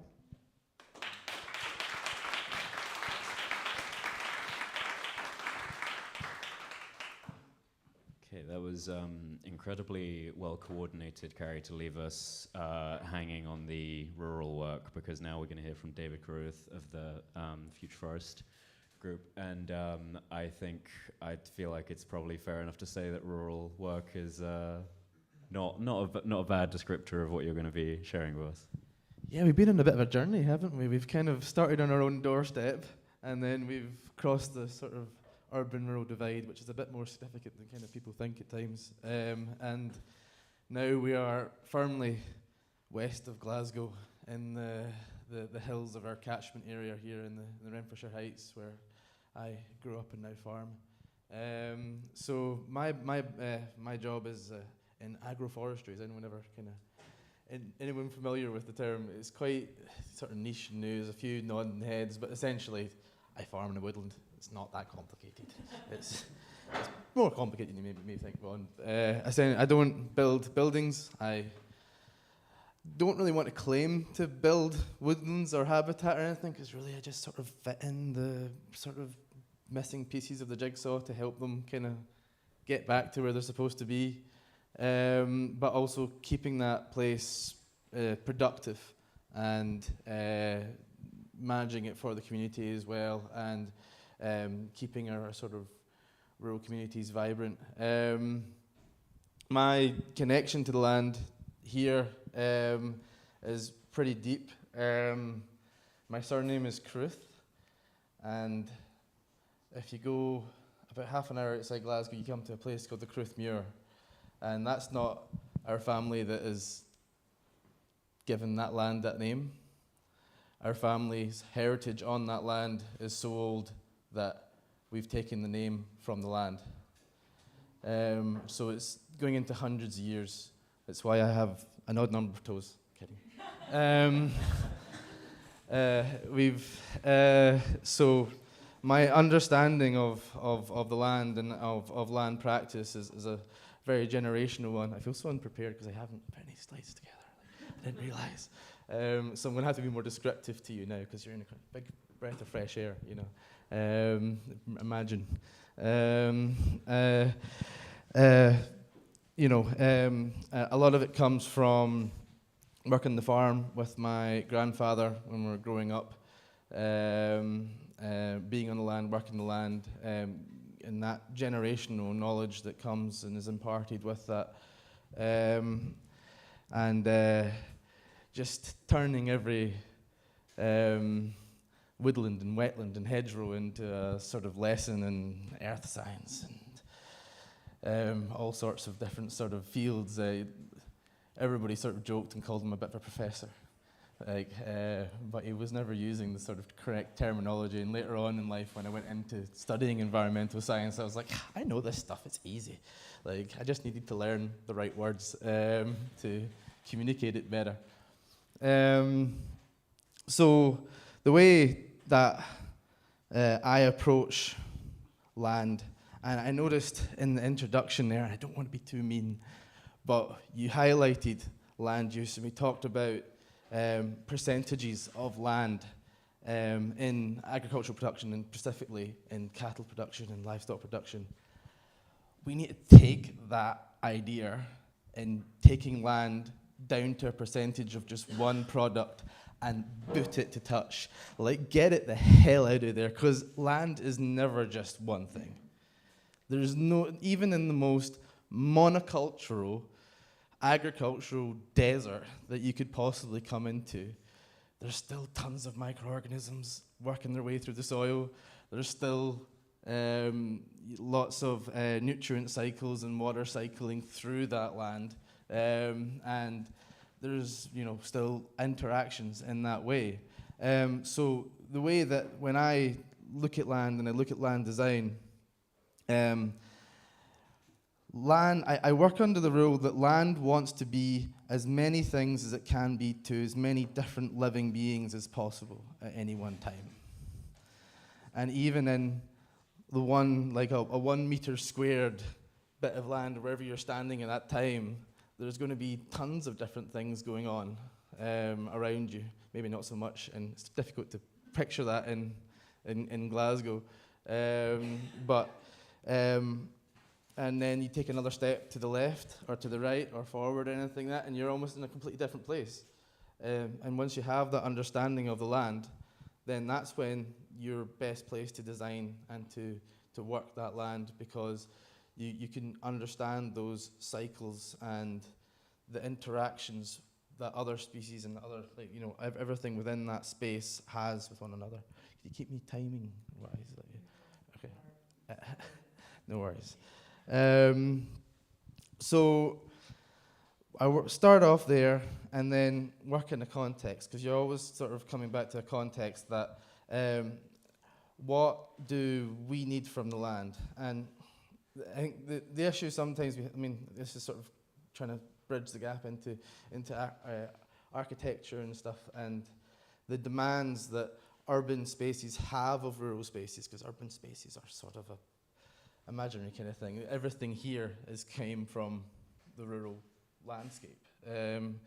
It's constantly that sort of exchange and quite often it can be too easy for us to think of the rural serving the urban and not really having its own place and culture. And I think that sometimes rural voices can be marginalised, and especially rural working class voices. There's not really any representation, and that's partly our own fault as well, because our language is we're not very good at expressing ourselves. We're not really good at coming into spaces and talking to people in your average sort of chat with a farmer is like, "Hi, how you going? Oh, not bad. And you? Right, we can't talk all day and get on with it, you know." There is that, but there's a sort of poetry in that language as well, but it can be unhelpful in sort of ways. So taking a sort of context and then of what the demands are from the people and what people need from the land, but also taking the context of the people on the land. So there's the sort of need from the urban communities of what rural communities are, what they need from rural communities, but also what are the needs of the rural communities themselves in that transition. And we looked at the map, and I think you covered it really, really well, and the issues of why we need land reform, and the map of Scotland before. And how did we get to that place? We got to that place through a really brutal history of unjust transitions that stretch back. And I mean, this is a global problem for rural communities. Could you even? I struggle to even find one example of a just transition that's been properly facilitated by government or corporate interests on land. It's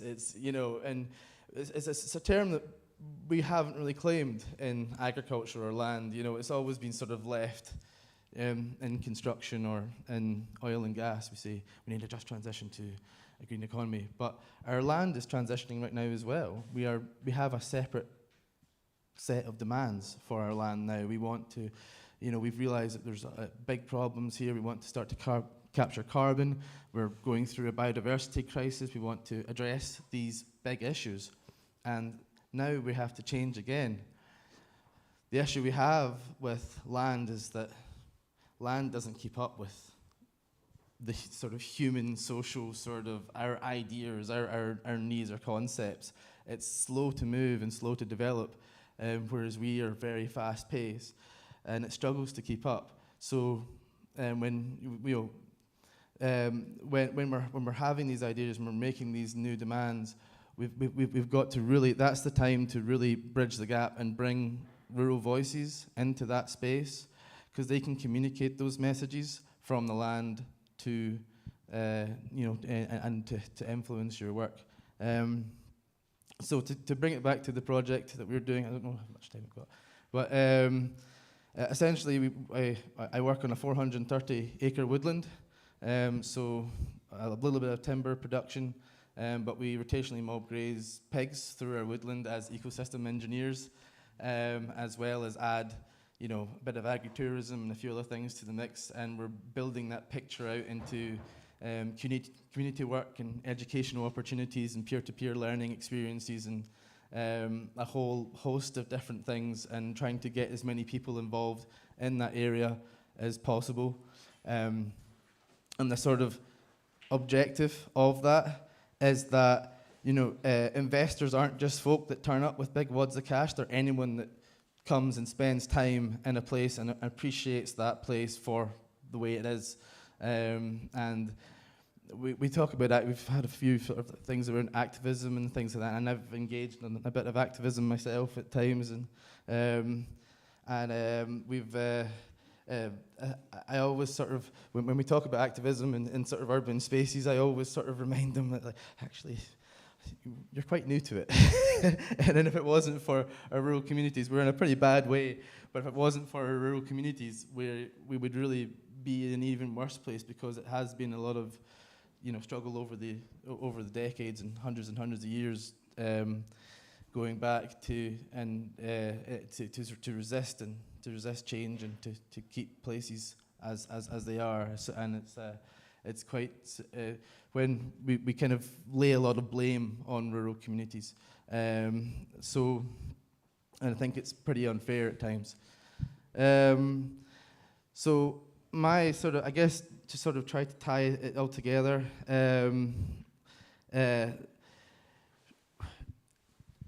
try to include in anything you do. If you're making demands and you are trying to research and find resources, and you're making demands of rural communities, then try to bring them into the conversation and have a real, and actually get out there and see what's going on, and have a feel to where your, whatever materials and whatever things that you're trying to source are coming from, and really work back and make sure that you are sourcing from a sort of in a just way, and you're creating good transformation on the land. At the same time, our rural communities have needs as well, and there's huge problems around housing in our rural communities at the moment, especially on our island communities, and that's because one of the urban sort of demands on our rural communities at the moment is in tourism, and our sort of nature is something you go and do, and in second homes and stuff like that, and that's pricing rural communities out of the picture. I couldn't, for example, buy in the place that I've grown up in now because it's way beyond my budget. So it's it's a picture that we're seeing it all across Scotland. So try not to think totally in the city all the time. Try to think more all-encompassing, and think about actually maybe we should be extending or trying to cross that urban-rural divide more often.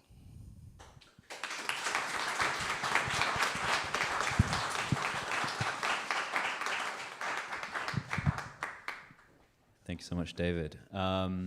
So the last speaker in this sort of first part of the morning is Abdi Hassan, who's from Coffee Afrique. And you actually have a really beautiful video which rocked the house already in Centre for Alternative Technology, our previous Reimagined venue. And how do you want to do this, Abdi? Do you want to talk a bit about it beforehand and then play it, or should we, yeah? Yeah, I think a little bit. Yeah, give some context. Brilliant, great, thank you so much. I appreciate it, thank you.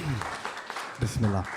Thank you so much for the invitation to this very special building. I really appreciate it and all the hard work you guys always do at your different organizations, but at Civic Square, and also to the other speakers too. My name is Abdi Hassan. I am from London, Tower Hamlets in East London, one of the poorest boroughs in the country.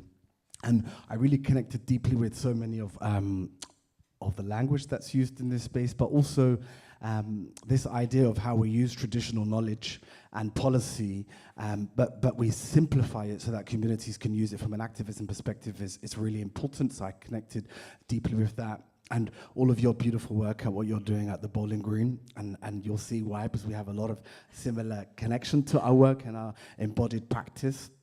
And of course, your history of being or that you are a farmer. I'm from Somaliland, and I think that my people are definitely what I would consider nomadic people. We are farmers. My father was a farmer. He would always say to me, although he came to the country at 1945, that you must always remember, and I'll say this in Somali and then I'll translate. He would say, "Dibba lo noqonaya." And "Dibba lo noqonaya," if translated in English, means it's a return to the land. You must never forget the return to the land. And that's why I really connect with the explanation of what you're trying to do here and the idea of land liberation, because it speaks to my people so much. It's rooted in why I think we're so dysregulated in the United Kingdom, because we are people of the land, and we are people who understand the feeling of the land. And when I first went back to Somaliland, he would say to me on his farm, the farm that is still active today, he would say, "Can you hear the wind?" And I never understood that. I was only 7. I said, "What does that mean? What do you mean, can you hear the wind?" And much older, and now he's passed, I really understand what that meant. From us as Muslims, we are believers that actually land and space and places have rights over you. So you must protect space, and you spiritually must honor space. And why earlier on when we were talking about this amazing building and the warmth of the building, the vibration, the connection of the building is so critical to how people feel welcomed. And in my culture, that's whether we do it for Shahan Sheko, which is chai and chatter, or we do it for other means, it's very important to build that space of liberation and love. Now for us, and I'm with my colleague Mohammed today. We've travelled up from London. We believe, or certainly we believe our work must be rooted in love and must be rooted in liberation. And how we do that is, at the moment for Coffee Afrique, we work across 7 buildings across Tower Hamlets and Hackney. And they are very clearly self-determined, divesting from whiteness spaces that honour culture, honour language, honour food, honour the community connection that we've built in those spaces. For example, Mohammed's work is the most thriving youth space, from a numbers perspective. 621 young people used this space last month. And that space has been designed with them. It's about honouring the space. It has traditional knowledge. We also use faith and faith practice. We have very clear community wealth building practices, so looking at land and space and how to buy land, how to influence policy from a Section 106 seal perspective. And one of the projects he's developed is called Road to a Millie. And it's about, whether it's Kate Raworth's idea around donut economics, but it's also around circular economy practice. How do we buy the hood? How do we claim back the hood?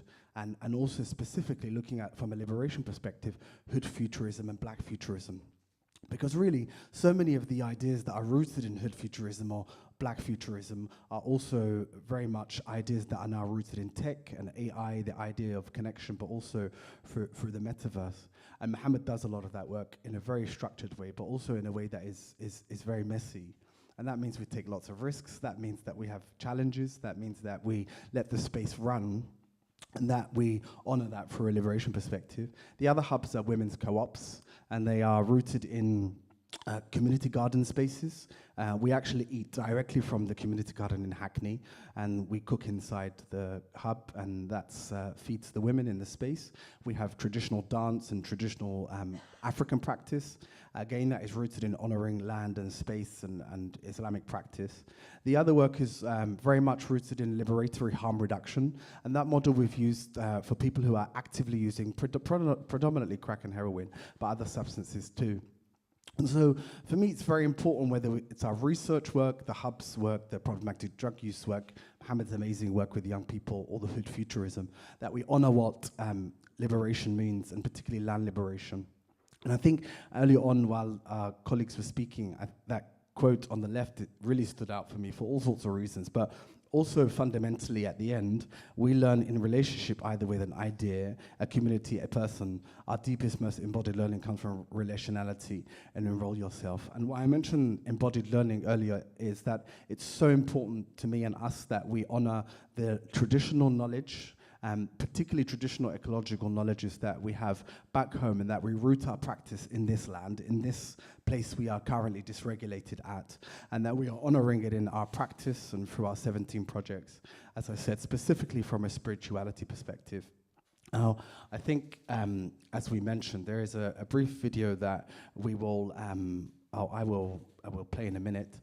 But from a land perspective, as an organization, our intention next year, inshallah, is to look at how we can actually buy a physical space in Tower Hamlets for our young people. And we have a funder that is speaking to us at the moment that is really keen to develop this idea. And it's really important to me as a much older person now, almost 40, is to pass on this knowledge to Mohammed and his young people, but also to own, that we really have to own the hood, own the land, and own the buildings that we're in.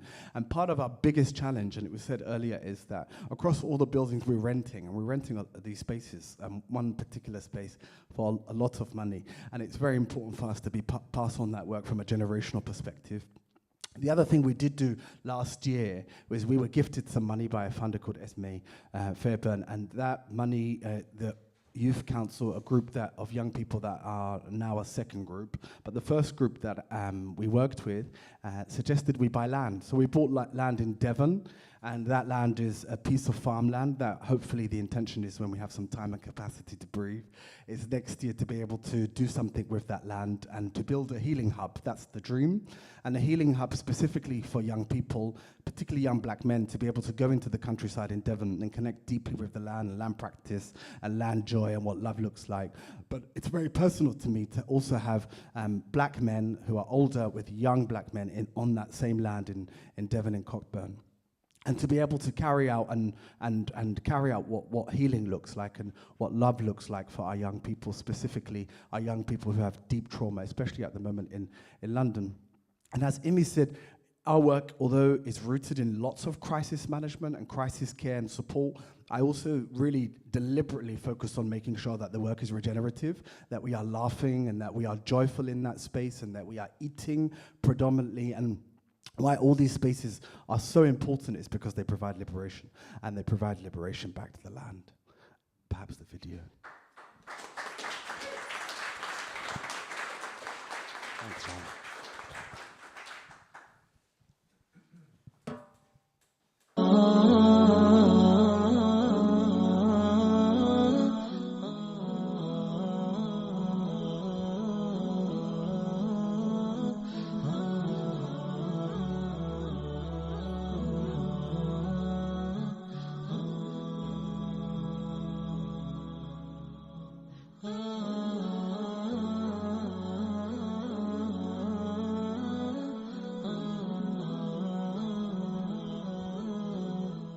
Assalamu alaikum. My name is Abdi Hassan, the founder of Coffee Afrique.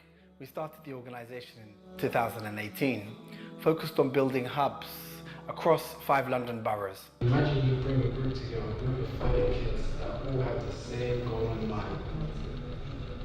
That ultimately drives the whole group to do well. So at the end of it, the whole group will achieve A stars and A's.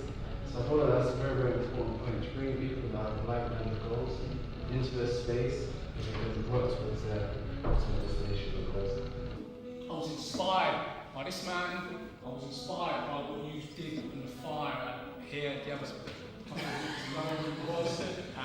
Come down and meet the boys and like hear what we're doing. So that's why I came. So it's really good to hear about what you've been up to. Those hubs are centered on indigenous wisdom and practice, honoring people, meeting them where they are, using co-op models that are about regeneration and less about extraction. Our work is focused on deep healing and liberation. Our young black men, as an example, in Tower Hamlets, and the hub itself is very much focused on showing them that love is possible in a space that also encourages business enterprise. Our women in Hackney run a hub that is focused on a co-op model, and that co-op model is centered on rooted advocacy, good food, a community garden, and also just joyful fun. It's very important as Muslims to also center our work on Islam, and that means we practice deep faith and deep spirit-based interventions, which include individual therapy, group therapies, but also giving back to community and rooted in neighborhoods and estates, practicing sabr, which is patience, in all the work that we do. It is also about seeing and recognizing that there is a higher power in all of our work. We practice tawakkul, and that is an absolute belief in God's plan for all of the work that we do. We're very grateful for being able to serve the community, and that includes several thousand since our inception. In fact, 6,877 just through the years of the pandemic.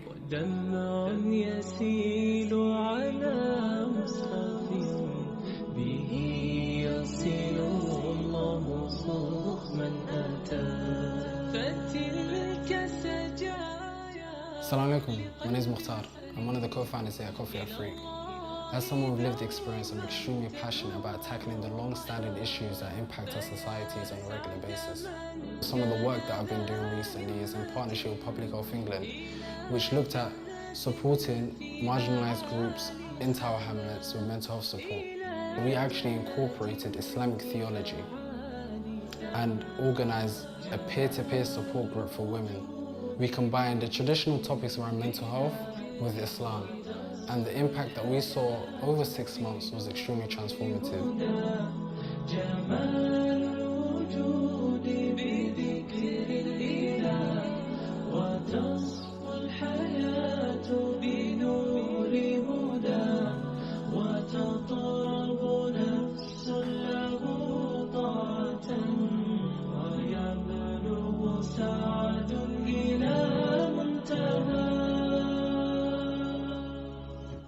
Spacekan waxay keenay waxaan u shaqeeyaa community-ga, cuntadan kariyaa, shaah, wax kasta ay u baahan yihiin, coffee-ga ayaan sameeyaa. spaceka waxaa lagu sameeyaa dumarka isugu yimaada waa lagu sheekaystaa quraan baa lagu dhigtaa waan iskaga qadaynaa shaaha ayagaan ku cabnaa markaa dee sheekadana halkaasaan kala wadna futureka waxaa inaga maqan horta exercise waan ku dari lahaa mishiinadiina waan haysanaa waa inaan soo dhigno hadda meesha oo miisaskaan naga maqnaa way noo yimaadeen weega dambe insha allah waan bilaabaynaa inaan dharka tolo waxa naga maqan baan odhan lahaa exercise inaan samayno one day intaasaan horta anu kusoo kordhin lahaa wixii kale alxamdulilah qur-aanka waan haysanaa mishiinadii waan haysanaa haddii dumarka meelo loola yar hadlana way u baahnaa intaasna marka intaasaan hadda ogahay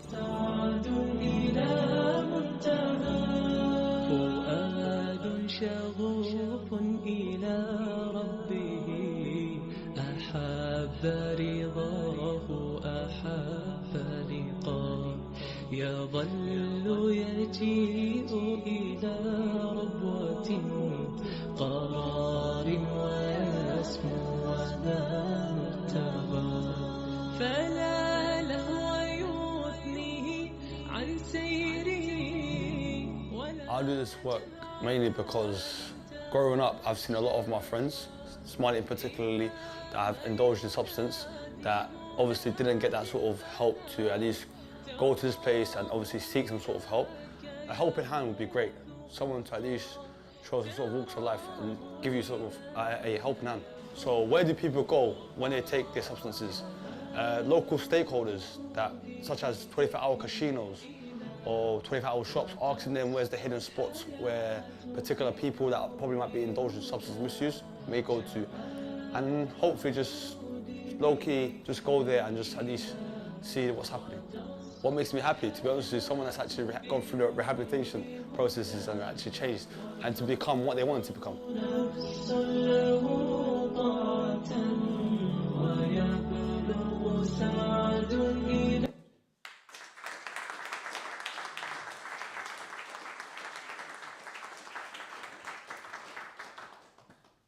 Great, thanks so much, Ian, for that, Abdi. So we're going to move into the next part of the day now, which is the plenary session. And we're going to go right into it and rearrange the room a little bit.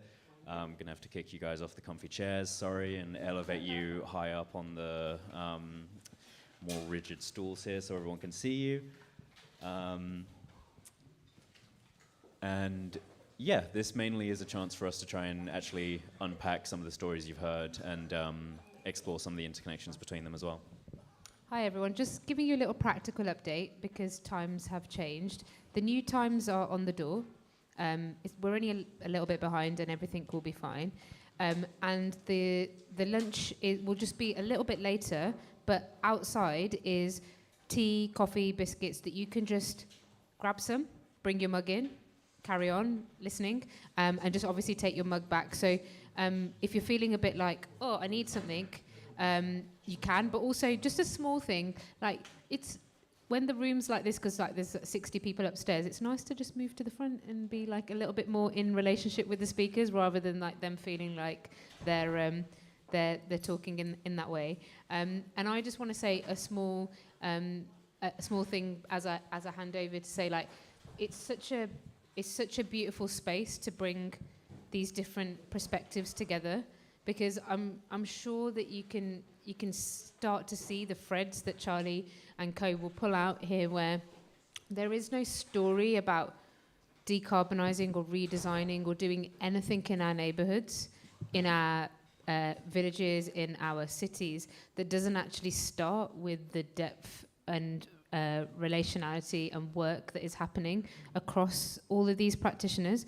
And upstairs, I went to the upstairs panel, and to kind of just prep you for the lunch break, there was just such a beautiful conversation happening up there about reimagination, class politics and climate politics, and how they are like deeply rooted in the same story. So if you've missed some of upstairs, you can really use the lunchtime to kind of explore the intersections. So basic point is, don't worry if you want to grab a quick drink and bring it back in, and just move forward a little bit, because that's always nicer and kinder as well. I'll pass back over to Charlie. Thanks, Got Amy. too many mics, loads of mics. I know, this isn't normally a problem we have. Normally it's the complete opposite, where we're like just flinging the mic across the room to get it to people quickly. So one place that I think it would be really great to start off this conversation with you guys is in some of the work that we're doing in Birmingham, in our site in Ladywood. We are currently the sort of stewards of this post-industrial warehouse space, which we are working towards sort of a regenerative design process where this will hopefully one day become a site for civic infrastructure as well as climate infrastructure. And one really interesting challenge about this process is to try and go beyond the typical sort of contemporary building life cycle design ways of imagining all of this. So you're thinking of this as a piece of infrastructure, not 20, 30 years into the future, but 100 plus years into the future, thinking about what does the neighborhood look like in these times? What is the 3-degree global average increase neighborhood look like? And I think this is, you know, a bit of extra context as to maybe that sort of sometimes overly simplistic map of land use that you mentioned, where we're not so much thinking of this in the sense of capturing and defining what land use is now, as much as we're thinking about what are the transitions of our, like, thank you, Windows. What are the transitions of our, like, material economy as we move into, you know, move away from anthropogenic mass, which, you know, recently, which another way of saying that is man-made mass, which has recently outweighed biomass. So there's more stuff in the world now made by people than there is made by nature. So this is sort of a lot of what we're thinking about in terms of these quite bold, future-oriented visions of how our relationship to the land, and particularly our relationship to production through the land, will have to change. And so I want to sort of start off with an invitation to you guys to also maybe share with us any of your hopes, dreams, plans for what your sort of spaces that you're occupying, either through your communities or your work or your lived experience or all of the above. What's a sort of hopeful vision for these places in this sort of time span where we're thinking not only in the next kind of immediate short-term cycles that we're often forced to live within, but what's the sort of really hopeful vision for the long-term future as well? I don't know if anyone wants to go first with that. Yeah, I'll crack on. I think you did so well of, like, defining your own context when what you regard regenerative is, because it's really important to do that. And I think because there's a lot of greenwashing. There's a lot of people that take that like in agriculture we get I tickle my cows now and tell them nicely and ask them nicely not to produce as much methane, and that's what makes me regenerative, and you're just like so for us, I mean, in our context, it was that it must, build soil. No matter what we do, we have to build soil. We have to store carbon. We have to mimic natural processes and create agricultural ecosystems. We have to be low input, low oil, low infrastructure, low feed. We're 97% forage raised for most of our livestock now, which is pretty unheard of in pig farming. So it's, but then also it's so important to be both socially as well as environmentally regenerative. And bringing in our local communities and opening up our space, putting in our community access gates. I mean, it's a huge problem within land restoration at the moment in Scotland, is that you get so many, companies chasing these finite revenues that come with land restoration and not really offering anything in return. Sticking up the deer fences and excluding the community, and with that comes like a really horrible, like a really deep sense of loss, a loss of place. And the thing that everybody will always tell you about is I remember what that used to be, and I remember the people that were there, and I remember that, you know, what that once was. So opening up that space is so important. Involving local community groups is so important, but also in the design of our woodland, and trying to skip levels of succession and think about what is the 100-year, 200-year plan. So not only creating enterprise that theoretically could sustain itself over a very long period of time, but also in designing your woodland to think, right, how do we, over the hundreds and hundreds of years, create as much diversity and habitat here, getting everything into the right place as we possibly can, and doing that from scratch, because we are, you know, typically like what they call the wet desert. That's where we're upland, we're below a community wind farm, we're, you know, in the middle of nowhere. We're surrounded by typically shagged sheep country in the Scottish uplands, so the way that we planted the plan, we wanted to help areas within our site, first of all, established by using sometimes non-native species in order to create windbreaks and create support for the native species to come through, but also plant in ways where you can sort of see that there's sections that are going to mature into your final stages of succession in woodland before others, which means that you'll have this rotation beginning. So the areas, because each area of succession, and by succession you mean this is a maturity in the woodland, so you start off with your sort of colonial species, your birches and things that the kind of your weeds, your shrubs, that then move into, and then eventually you get to your sort of mature oak woodland.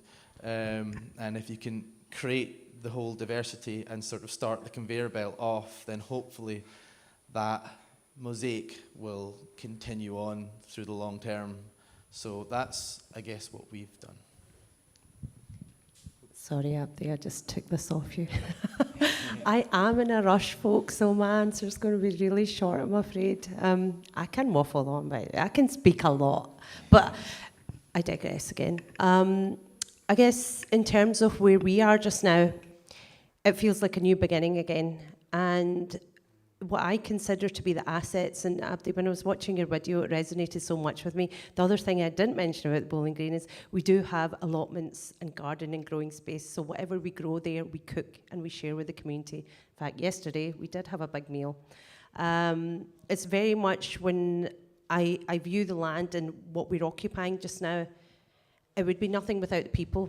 So we have this conversation around environment and climate justice, but without the people, all of this comes to nothing. So when you look at your neighbourhoods and the people that are using the spaces, you're going to find your answers from them. I can sit here, I can talk on forever, I don't have the answers. I know the knowledge that my mum and her peers have, I don't have. They've come from the land, they know what they're talking about. Their relationship with the land is so different from people like us who were born in these urban cities. Like what my mum and people from her generation know, I could never understand. Here, I guess in some ways, when you're thinking of growing spaces and that, and again, I don't want to offend anyone, but it's very middle class and it's very white. And then when people like my mum or anyone else will come in, sometimes because of the language and everything else, they're not able to articulate themselves. And what might seem like very natural to them might not seem that natural for everyone else. So I guess by summarising, all I can say is from my own perspective and I guess the space that we're running, without the people and without their input, anything we do is going to amount to nothing. Mutual aid's going to be such a big thing as well. Cost of living crisis, all these predicaments that we're facing, we're not going to get past anything unless we're all working together. I'm really sorry, guys, I need to rush. Sorry. Thank you so much. I think we just want to send you out with love, with respect, with deep gratitude. Go with that, and peace for the rest of the day. It's just really great to have Tabassum here to be able to share that, and also the fact that she's just going straight out there with that energy and all of that love. Thank you, thank you, thank you. That's You can definitely have- like a metaphor for what we want everyone to go away and do. Yeah, Like that's it, embodied. What for Tab is literally going into a march is metaphorically and often literally as well what we want everyone else to kind of come away with. So yeah, amazing. Exactly that. Do you want to have this one? I see. I have a lot of dreams and wishes and asks, and I think that for me there is 3 areas that are key for us as an organisation in the next year. We're supporting 115 women who are currently litigating, so through systemic litigation, a local authority in Tower Hamlets, the borough council, because of various housing allegations that have come up, and it's going to the High Court to go to start a judicial review. So I think part of that dream is for communities to mobilize and organize in a way that is rooted in systemic litigation, because I think there is a lot of liberation if you litigate properly. That's an important action for us.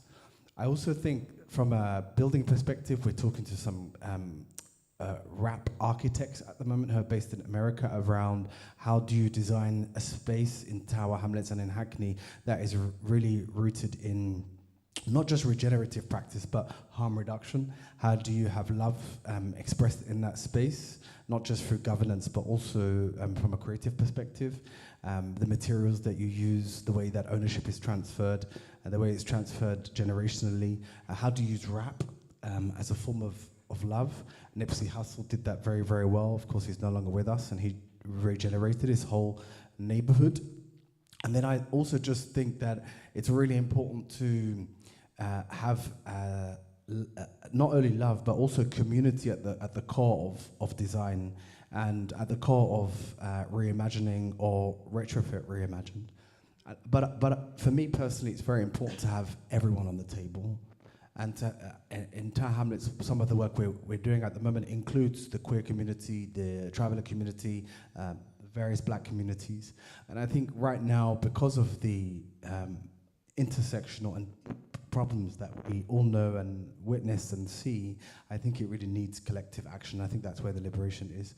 So I think for me, it's litigation, lots of love, designing through the hood, but also very much working with everyone and doing it in a way that is genuinely, intentionally, and purposefully collective. That's a bit of a mic drop. I want to go with, you had litigation, love, and collaboration, and I'm going to pick that up and say that is our goals too slightly different here. So a lot of the work we do as a membership organization is quite boring, and I call it, it's boring revolution. It's about the radical governance and all of that litigation that is required to move things more in a meaningful way. So where do we want to be in a year? Can we take 5 years? No, in a year's time, we are working on putting together a land governance system in Scotland that is socially just, which is regenerative, which reflects well-being economics, circular economy, and all those other things. It's going to take longer than a year. Sorry. I wish it would be delivered in a year, but it's not. But what we do have, are you going to come in, Charlie? I was going to say the time frame I gave was like 100 years, so Right, okay. feel free to luxuriate in that. Is this long-term work? I'm going to pick up on the point of timescales. So I come into this as recovering town planner, having worked in consultancy, and I'm picking up the work of Scottish land reform and community land ownership and people who have spent their entire lives working on it. For people who are retiring, and it's the work of their generation to put these things in place, and it's an absolute privilege to pick up the ideas and then take them into the city and apply them in different places, and it's great work.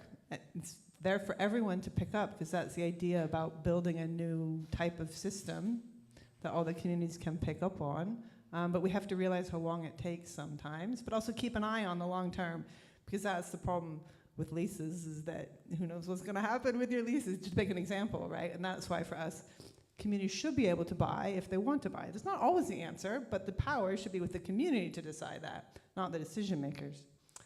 And I will not go on a rant about decision makers. One of the things we're working really hard on is changing the conditions that all of this work operates in, this community level work, because community work is really rich and meaningful, isn't it? The decision makers, not so much. And they have a lot of preconceived notions. It's very difficult to take this amazing radical on the street work into the halls of power and actually make the changes that need to happen to support those plans. So working on all that boring, important stuff. And we have a new land reform bill, which is going to be introduced at the next year in the Scottish Parliament. And I don't know how many Scottish people are in the room. It's a bit shite, everyone. It's not ambitious enough. And we're about to do some campaigning on that point. And are you? Yay! And it's going to be a wide arm open campaign. So watch this space. I'll leave it there. I just was thinking when you were talking, just again, recognizing that I'm kind of got one foot in the straight up and down built environment as we know it, and in this more transformational space. And two things, oh, it's really going now. Two things come to mind around time and materials. First of all, I want to just pay respect to saying, how do you communicate love in how you do whatever you do? But imagine in a brief, in an architect's brief, how do you communicate how love shows up in this building is not a series of words I have ever heard in practice. And it takes guts to put that in the brief and then go into the briefing room, which is going to be, I'm just going to say it, majority white men, and put it on the table and be like, you're doing this work with love, guys. Guess what? And I think that's right. But I think we're probably closer to that than we realize as today, and situations like today are testament to, because what we do see spinning out of these spaces is this bravery to have those conversations, either individually or through the different groups and organizations who are showing up. So I think just that's a really, as often is the case with you, Abdi, that is a boom moment again, yes, let's take that. If I take nothing else, let's take that. On the question of material and times, just maybe that wasn't a question, but on the points that came up, we started to say, as recovering architects, recovering town planners, there's another theme here, things that you don't want to just abandon where you came from, because there was a reason. In fact, Imi said when we were here the other night, we were finished setting up and we were just discussing what a beautiful building this was. And then you were like, oh man, I love buildings. And I suddenly realized I used to feel that way too. Maybe I can feel that way again, because it's not the buildings, it's how we've been using them. And that question of how architects use materials to create buildings is something we've been trying to talk to students about, right? You're not to think anymore, we invite you not to think anymore about building a new thing from new stuff, carte blanche, dreaming out of your head. Look out the window, that's your materials bank, right there. Your creativity applied to what we have already created and transferring how that then circulates and circulates and circulates is the biggest opportunity that we can have as designers. And then if we start to talk to these places and spaces with love and care as beings instead of stuff, then that will also maybe fundamentally change the way. Try it. We've started to talk to our house hello house, nice to see you, thank you for keeping us warm. And it makes a real difference in how you don't slam the doors, you know what I mean? You keep the place a little tidier. There's a care in that. And then on the time thing, it's so important on community engagement and the richness that is, and that being embedded in something. There's no two ways about it. It does take time, but it's not something that you come in and you start. You are in a place, and if you happen to be privileged to be an actor in how you create space, shape, change, try and break that space open, then you have an obligation to reach out, be in the place, ask to be let in, and then how can you work and support things together. It's far more important, because you will find a richness and a wealth far beyond your imagination of something that you think you might want to dream up for that condition. So from the built environment perspective, I think we are seeing more of that happening, and that will be the thing that I feel like I have an obligation to try and communicate back into that community. So, yeah.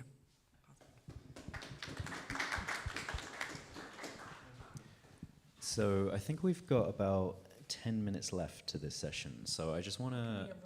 Yeah, I just wanted to take a moment to maybe open it up and see if after these fantastic talks and this early conversation, if anyone wanted to sort of throw a question into the mix, ask. It can be fully open, it can be quite focused, whatever you guys feel like. Does anyone have any things they're curious about? We could probably have a little more than 10 minutes. We could probably go a bit. Yeah, we could probably have a bit more so we can There you go. Alistair. Thanks, really enjoyed the entire panel, amazing work. The idea of public interest came up a few times in your work, and I'd like to understand a bit more. It's a bit of a slippery term. People don't necessarily understand it in the same way. We don't really know who's responsible for it, but we kind of know that professionals should be, but maybe they're not being held to account for it. So without making it really sort of professional standards-y, kind of, you know, in terms of the public interest, how do you see it in your work, and how do you think, you know, do you think it's defined well enough in society at the moment? So, you know, what do you think about the public interest? And I suppose specifically to Carey, you've mentioned it in your work, and is it a tool that's really useful nowadays, or is it still something that's kind of nebulous and in the distance? Oh boy, we get to talk about law. Public interest is a term in Scotland, actually across the UK. It's used in the planning system and it's used in the land governance system. It's undefined, sort of like the Constitution. But I think that there's a lot of just debate about whether or not it needs a definition. So it has a case law definition, and actually that allows people to define it on a case-by-case basis, which I think is probably the right approach, because I don't know if we can come up with a good definition for public interest that everyone would be happy with. So I am happy enough for that to be decided on a case-by-case basis, and that is what the idea of public interest would be if there was a public interest test on large-scale land transactions in the upcoming land reform bill, which is sort of a subtext, I think, maybe to that question a little bit. There's also practical questions around that. So public interest is something that's decided by town planners, it's something decided maybe by architects, it's something decided in law, but it's also something that community groups have to explain when they want to use their community land rights. So volunteer groups who want to buy out things in Glasgow, they have to write a wee paragraph on why their proposal is in the public interest. And let me tell you, that does not come naturally to most community groups. So a lot of the work that I do is like sit them down, like, okay, here's how we could approach that, short-term, medium-term, long-term, blah, blah. You can see there's a challenge there. So we have these big ideas, we can kind of see, okay, professionals, this is how it works in law and how professionals do it. What does it mean to the people on the street? What does it mean to really operationalize that? And there's actually power in that, isn't there? And education and class and language and all these things in there. So let's also think about what public interest means in a really practical sense. And that whole critique actually applies to the concept of sustainable development, probably applies to lots of other things that we use to operationalize land governance to try and get towards that climate response that we want. So I don't know if there's a better system, but we need to be aware of how that's an unequal system.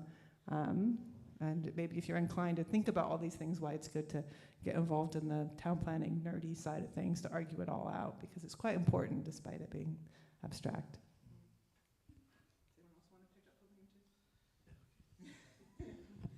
It's kind of always tricky to get in our context because the population is so dispersed in rural areas, and there is focal points and there is ways of doing it, but I think quite often rural public interests gets decided for them, and that's unacceptable, and I think it needs to change. And quite often when we see sort of restoration projects going on, and we decide that we're going to give back to the community because we're going to put a community access gate in and a picnic bench.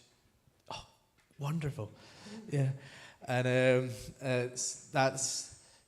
yeah, why not? But also, how about jobs and careers and houses and homes, and also opening up your land and say, right, does anybody else want to use this space for anything? Like, why not for us, if a local came to us and went, right, I'm starting up a forest school, could we use your site?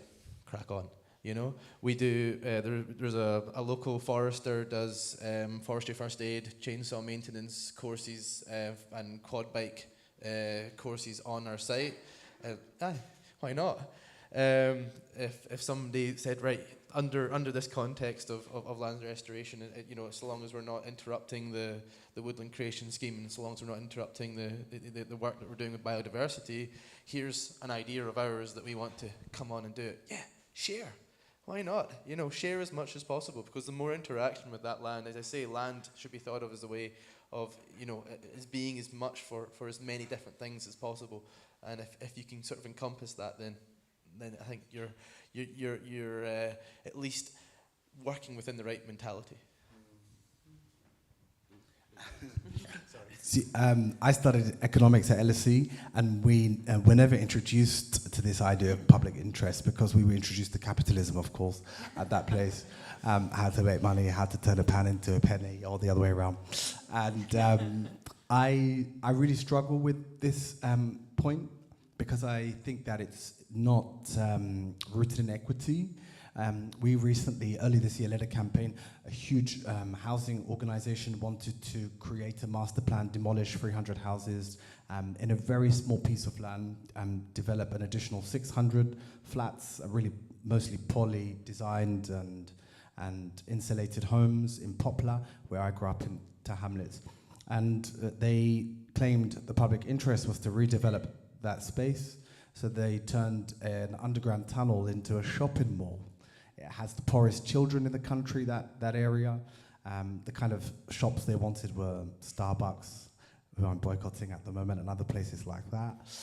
And we campaigned, collected several thousand signatures. We went to the panel for to basically fight back against what public interest looks like for working class communities. And thankfully, the council decided to reject the planning application. They spent millions by that point, so that was a huge win for us early this year.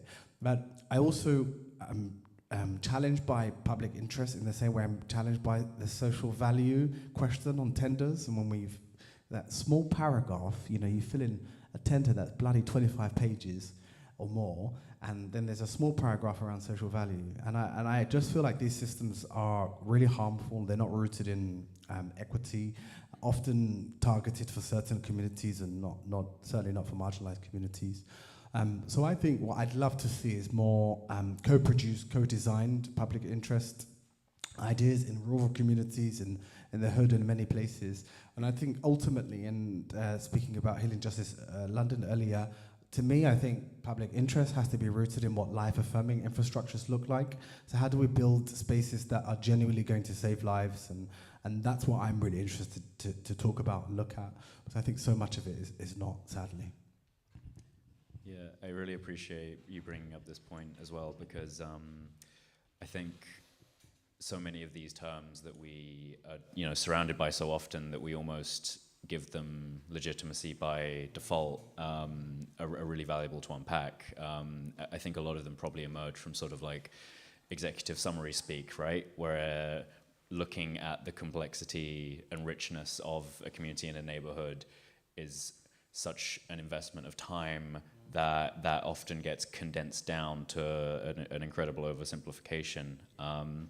One interesting way I think of relating to like the notion of public value is to maybe almost try and codify what is bound up in that term. And I think in terms of our work at Civic Square, that's one of the huge reasons why we rely so often on Kate Raworth's donut economics, because there's not a singular notion of public interest in there. It's rather a social foundation which is codified as the material conditions that people need to thrive. And I think you also alluded to sustainability as a phrase which kind of suffers from a similar issue. And again, shout out to Kate once again. We don't have sustainability as a single thing. We have planetary boundaries, which obviously bring the necessary nuance to these conversations. Just as a little pointer for everyone, if this is something you're interested in more, Global Donut Day is on Monday. Talk to Katrina on our team if you want to sign up to that. That was me doing a little Civic Square plug.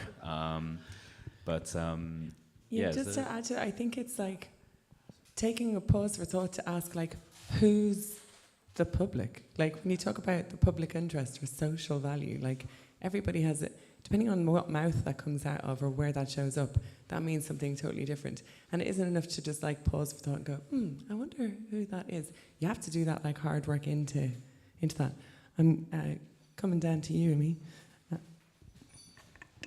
I'm running. Thank you, guys. I think I was going to say that bit was a particularly interesting one, because I think as well that this idea of these hard entrenched ideas of social value, public interest, language that is like super entrenched and we have to play within to achieve funding, right, or achieve whatever we're trying to do, is really part of that piece around the boring revolution of who feels they have permission to like start unpacking those terms, start unpacking what they mean, start unpacking how value could be reimagined, how we can think about what we mean by public goods or public interest. And I think one of the things that is really critical in these movements in the work that like all our peers, of which Coffee Afrique are like one of a really important organisation, is like this idea that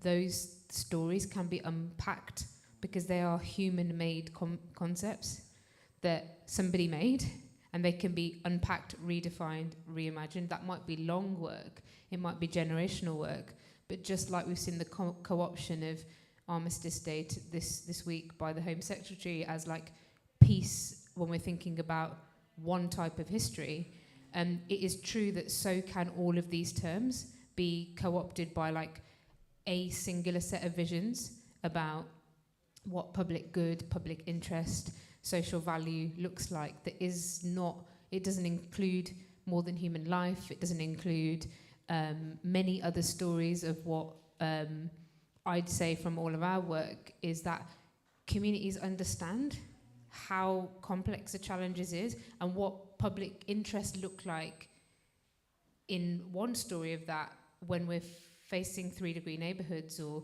we're facing many other things, it looks completely different. So I just wanted to say that I think that work like Abdi's and Tabassum's and everybody on this panel that like seeks to like see the nobility, dignity, knowledge that is in our communities is critical starting point to say you can also be part of the story to reimagine value, to rethink our economic systems, to rethink our underlying ideas around land and governance. And that's one of the things that I think with our partners at Dark Matter Labs, it often gets confused, like that there's these big brains, right?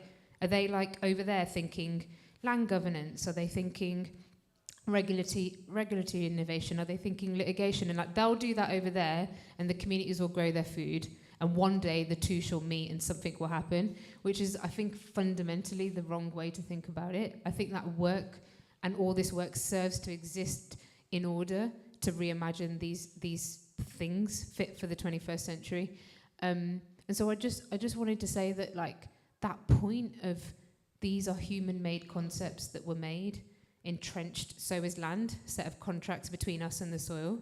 It's not a thing in itself. It's a set of contracts we all made about how we as people are going to engage with the soil underneath our feet. And how important it is that the boring revolution is actually one that can be remade, redesigned, reconfigured on bringing and resurfacing values from the past, but also new technologies and visions for the future. But it isn't something that happens in like Whitehall or Westminster or like bougie co-working spaces. That those worlds have to come together of litigation, of legislation, of reimagining value, of new economic stories. And they're really intuitive. Like when you're working on the ground, people are like, of course you couldn't just say what is public interest based on what do humans want and what do we want locally here. It would, of course, such as Kate's work and many others, be local and global and social and ecological. And so, yeah, I just think it's so powerful to be in the space where these worlds are starting to connect, because I think that we have to believe and we have to search for the fact that so much freaking knowledge and ambition and wisdom and vision exists in our communities to be able to actually truly reimagine things, that those in high power and in spaces where they overly complicate and overly hold tight that these things can't be changed because this is just how things work. And so obviously it's not a question. I just wanted to reflect back that we shouldn't separate those stories out, because these articulations of public interest or public good or social value or whatever, this is what happens when you build up the trust after time, that people can start to fundamentally reimagine what what needs to be fit for the 21st and 22nd century. So I just wanted to say thank you, really, because it's badass, and I really hope that people will seek to like look at the overlaps between the work they're doing and their peers are doing with much more dignity, and look at the blurry spaces rather than be like, I don't think that's us. We're dealing with this bit, right? And you guys are chilling with the arties, which is beautiful, but it's not for us. But the arties know about governance. That's what I'm trying to say. The Bearda that Tabassum talked about is where village level governance happened, is where the street can understand how to organize itself. So to try and like really make sure that in the audience, that's what we're seeking to build the bridges, to build those translations, because I think it's going to be critical.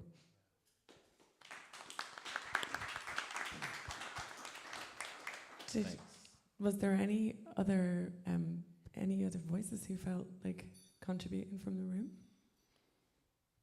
If not, if you want to think about a question, one thing that I think would be really interesting to pull out from that reflection that Imi shared was that I think one of the barriers in seeing ourselves as sort of neighbors and people in communities as central figures to this kind of work is that so often, even when we hear from people who do operate in this way through communities and through grassroots mechanisms like yourselves, a lot of the time we see and hear from you almost in your like most polished state, where you've done the mistakes, you've gone down the wrong avenues, and you've got to a point now where you've built something and you can share that, confidently and with a lot of experience.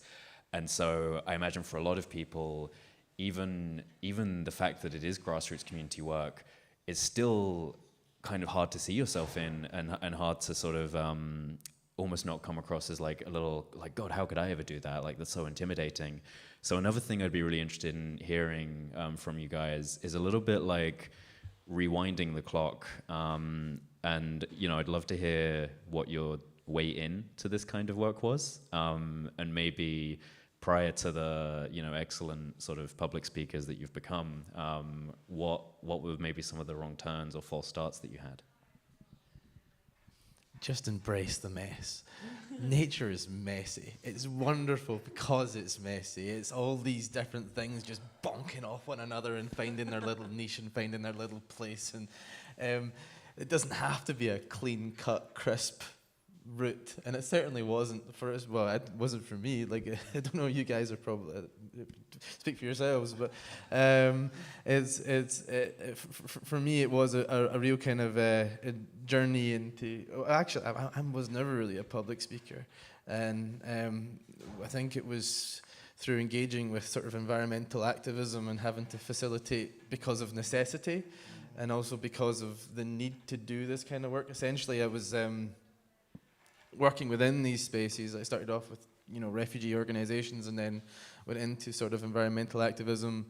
And what was being communicated to me about my upbringing and my background was almost in complete stark contrast to my lived experience in that.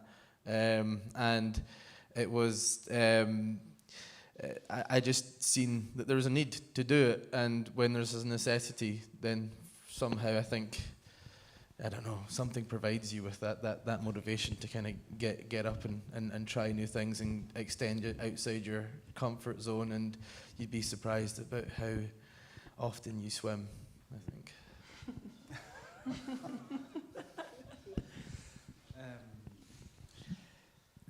This question is very personal because I think I know so many people that set up space because of trauma. Often you set up because of particularly adverse childhood experiences, and for me certainly that's what I experienced as a child. Various different ACE, they call them ACE, how they love labeling stuff, but basically lots of childhood trauma, and then homelessness for a period, and then problematic drug use for a period, and I have autism and ADHD too.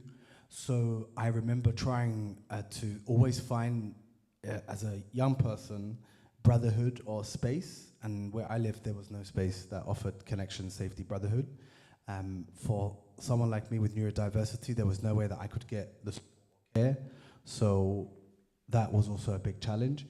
for wanting to be sober now 9 years, there was no place to get care for Islam-based interventions. And then, for me, 5 years ago, that message was very clear. I thought I left PwC and I wanted to create all the things that I didn't have. And I wanted to do that in community, and I really wanted to do that in the hood where I'm from. And I didn't have to do that. I could have stayed in corporate and still lived my best life and still be very troubled, but it was very personal to me to do something which was bigger than me, and that when I'm gone, it can pass on, I hope, generationally, 7 generations ahead. It can pass on in a way that is da'at, which in English means clean and sincere. That's halal, that is honest work. And these principles really matter to me. And because what we're trying to do is create work that doesn't exist, or create participatory grant funding. How do I get all this funding money in a way that's still legal in the pockets of young people or in the pockets of the aunties or whoever? That's messy. So we have to create our own systems and divest from the systems that funders want us sometimes to follow.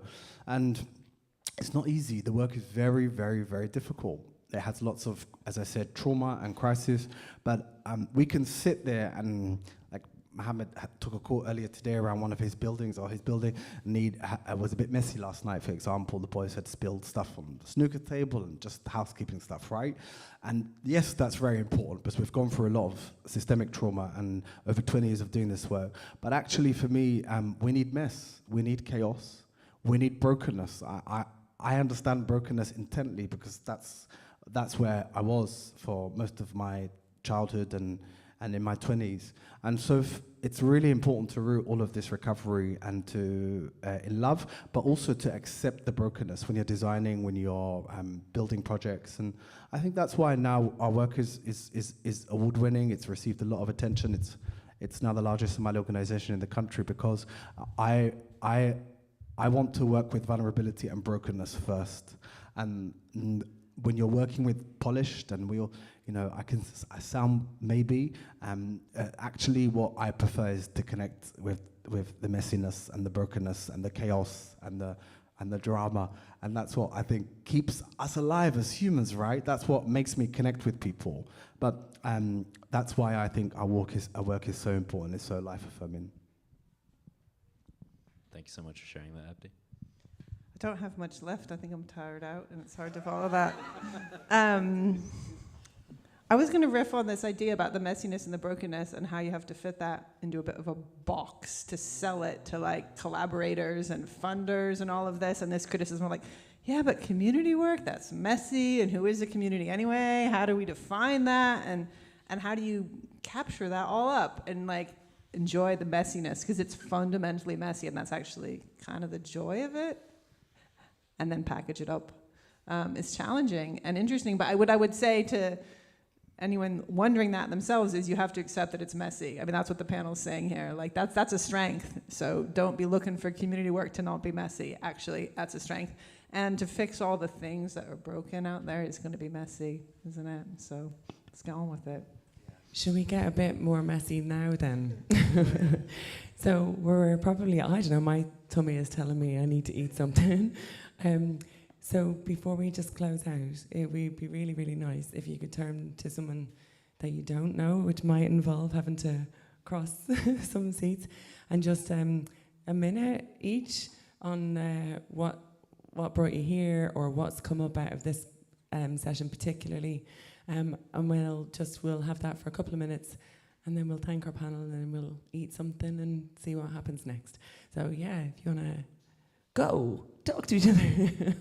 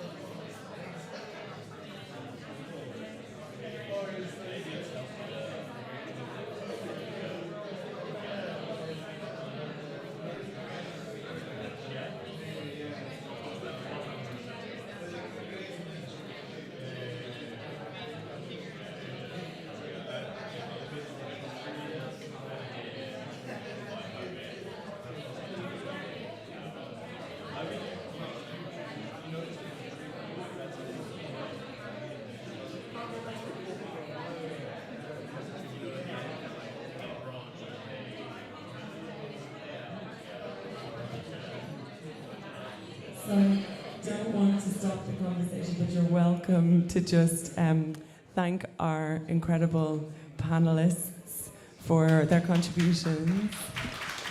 And Charlie, who hosts so clearly, and me with no voice.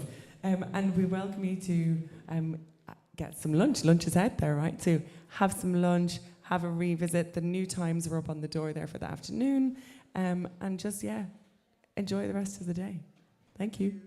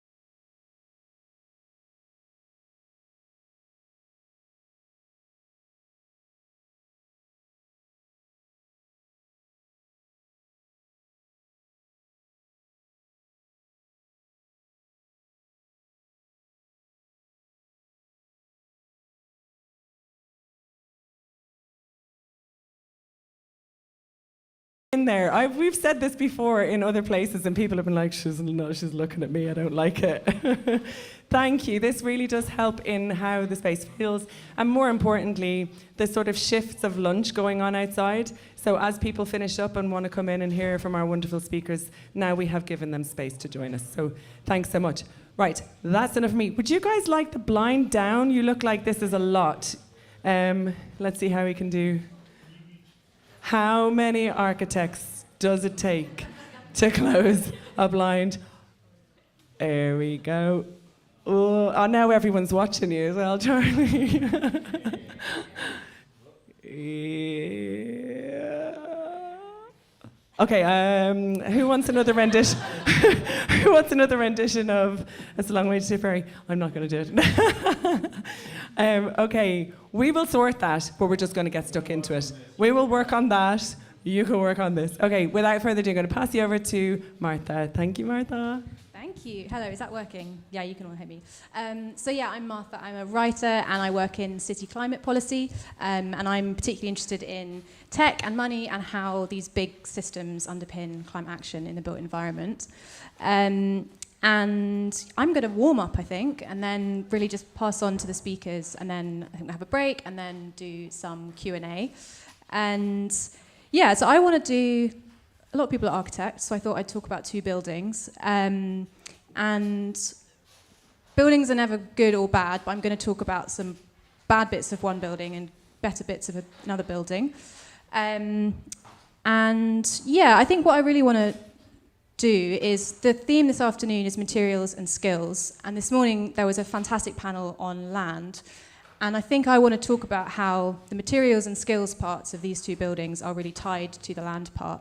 And hopefully that sets a good stage for our presentations and discussion, and sort of the theme of Retrofit Reimagined as being actually all these things are kind of the same. So the first building is this building here, which if you look very closely, it looks like a bamboo forest, which is what the developers say, and it's called 8 Shenton Way, and it's a proposal for a new skyscraper in Singapore, and it's going to be 305 meters, which makes it a super tall building rather than just a tall building, and it's being built after the previous tower under it has been demolished, which was 235 meters, so not a huge amount extra floors. And the thing about skyscrapers, which presumably lots of you know, given your built environment backgrounds, but I will talk about it anyway, is that they're not just really bad for the environment, they are so bad for the environment. When you look at a skyscraper, you've got this huge amount of height going up, so you've got all the normal building forces going on, and then you've got these massive sway forces and wind loads and all kinds of things going on that means they need to be incredibly materially intensive. You then obviously need to have foundations to hold all of that up. So, for example, in London, a lot of the tall buildings have as much material below them as they do above them.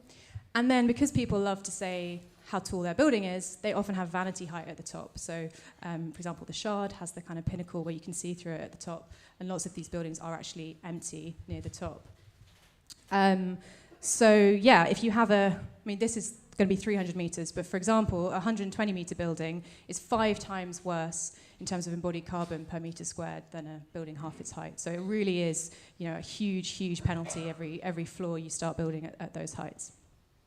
And then the skills component of this building is that, I don't know where you all work, but if you work at a kind of big corporate engineering or architecture firm, you probably spend quite a lot of your time trying to work out how to make fancy buildings work. So, for example, how do you use magnetism to get your lifts up? How do you get lots of clever damping structures going in?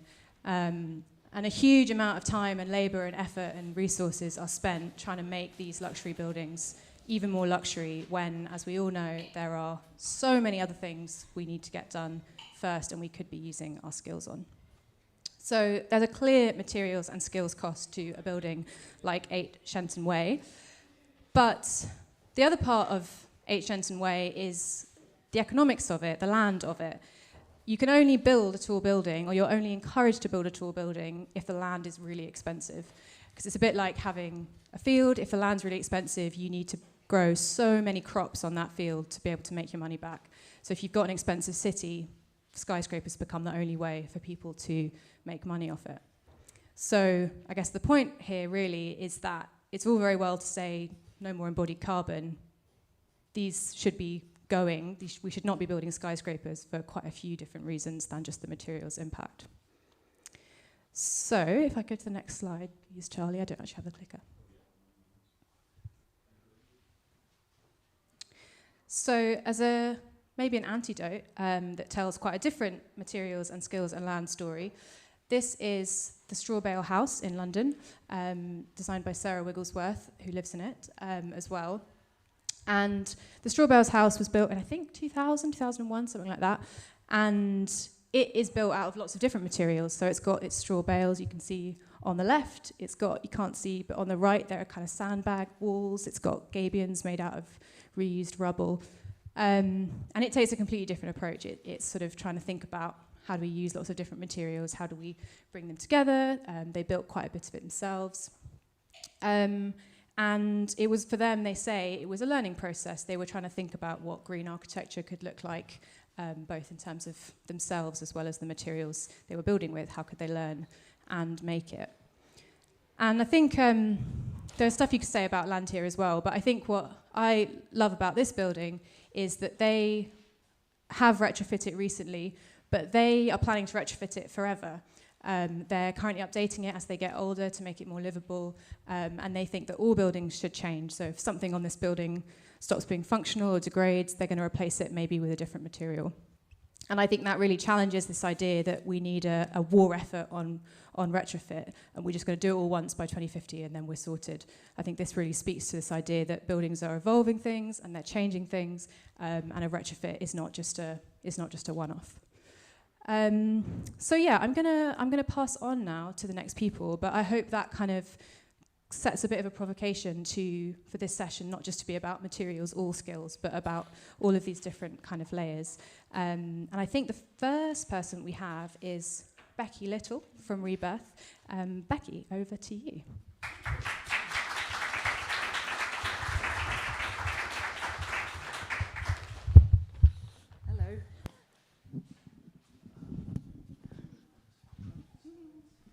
So I've got some notes because when you said do 10 minutes, you absolutely freaked me out because I can talk for an hour quite happily, but speaking for 10 minutes, it's a lot harder. So I actually wrote some things down, and I need to remember to put my glasses on, which is a new thing. I like that. So hello, everybody. So yeah, I'm a builder, really. That's my background. I've got to say 30 years in 10 minutes. So that's the challenge. Hopefully you can see that. So although I said I'm a builder, I'm actually an artist more at the moment, and I'm studying on the side a bit of archaeology, and I'm a teacher as well. And in fact, I'd be a lot happier if I had some soil, some earth in my hands. That's my comfort place. So I began my career in construction in the early 90s. I had a really frustrating arts degree, and I moved to Scotland and began work on building sites as part of the lime revival. So my background's really masonry and lime, and I did that for 20 odd years, and I got a bit bored with that. And but my motivation, so that was my first ever job. I didn't do that on my own, by the way. I was the sort of the bottom of the pile on that job, and I just shoveled things. But a bit later, I set up my own business, and but throughout, my motivation was to be outside and close to nature and using my hands. And I wanted to be a farmer, actually. That didn't work out. In those days, retrofit wasn't a word, or not one that I'd heard of. But the conservation, it's not one that I'd heard of, and conservation seemed to be focused on monuments and masonry. Although my interest was firmly in this end of things, which is a little clay hearth on the Black House, in the Black House Museum in Lewis. So I'm much more interested in domestic things and things that are just more homely and malleable and soft and forgotten, basically. Quite by chance, I became a guinea pig for a Historic Environment Scotland internship, which was they were trying to revive the idea of a mortar mason. So that's a trade that's kind of gone now, but it was all about making sticky stuff with lime, with soil, with clay. I also got involved in using plants and fibre and a little bit of thatch. But most historic buildings had suffered a lot of damage from cement. So all our work was really putting back more appropriate and compatible materials like lime mortars, earth renders, and making repairs using the same material that these buildings are made with. So the skills, that's an old one, involved sourcing, gathering, mixing local materials for walls, roofs, and floors. I became aware of muscle memory, mindful making, and the importance of good relations on building sites. It was often messy, so I was enjoying all that chat this morning about embracing chaos and hard work, but satisfying. And by going back to first principles, I learnt about the diversity of the natural world and how it relates to material culture and sustainability. And as I'm sure many of you'll know, vernacular is just another word for sustainable. Well, lime was never really forgotten in Scotland. Earth had to be reinvented and rediscovered. There was nobody alive that had these skills. I had to go to Devon predominantly and work with a guy called Kevin McCabe. And those of you that watch Grand Designs, he's the guy that did the big Cobb Castle in the middle of January. And it was one of those that went, 3 years overdue, and the budget was, and his marriage and all that. But anyways, so it's best to stay small, I think, is the message there. But I had this fabulous project where I had to experiment with all these traditional techniques. I would look at historic documents, I would dig the soils and the areas where the earth buildings were, and then I would test walls in 3 sites in Scotland, and I watched that for about 8 years and how it weathered. It all worked, is the sort of summary of that project. So the thing about not knowing who to speak to in Scotland, so you travel to Devon, but another important one, because turf building was really important in Scotland, and again, that's even more forgotten than other kinds of earth buildings. So I've been to Iceland, and lots of us have this cultural exchange with Icelandic turf builders, so we can learn from them, and they can learn from us. And so there's this beautiful diversity of earth building types in Scotland. We have tens of thousands of earth mortared buildings where the stone is bedded in clays and different kinds of soil. Usually it's hidden, so you don't know it's there. We've got turf walls, as I've said. We've got mud walls. You'll hear that called cob in different parts of the country. In fact, these techniques has vast variety, which is as varied as the soils themselves and the climates and the geographies that they come from. So that was a survey that we did in Perthshire about those buildings. And I want you to think about things on a continuum. I think this applies to everything. If you're putting things in boxes, it's not going to work, is it? It's always, you can try and control things and put things in boxes, but usually the answers are somewhere in between, in the blurred bit, in between the different segments that you make. And it's the same for earth building. So all these things are possible, and lots of those things exist in one form or another, in history and in now. And I love to play in the places in between. And I think the old buildings, here we go. So this is a structure I made with so I do a lot of teaching in universities and with builders and all sorts. And we made a visible, physical structure that matched the idea of the continuum of materials and techniques. And had a lot of fun. So that was just 3 or 4 days of building to make that. So the old buildings are a seed bank of knowledge that can guide and inspire better repairs, maintenance, and new build. Here's, again, there's a black house on Lewis, and in section, clay gutters, big earth walls with stone faces, and this all goes back to Neolithic buildings, and that's the stuff I'm working on just now. And the incredible fragments of stuff you'll see in Neolithic buildings, which are sort of 5,000 years old.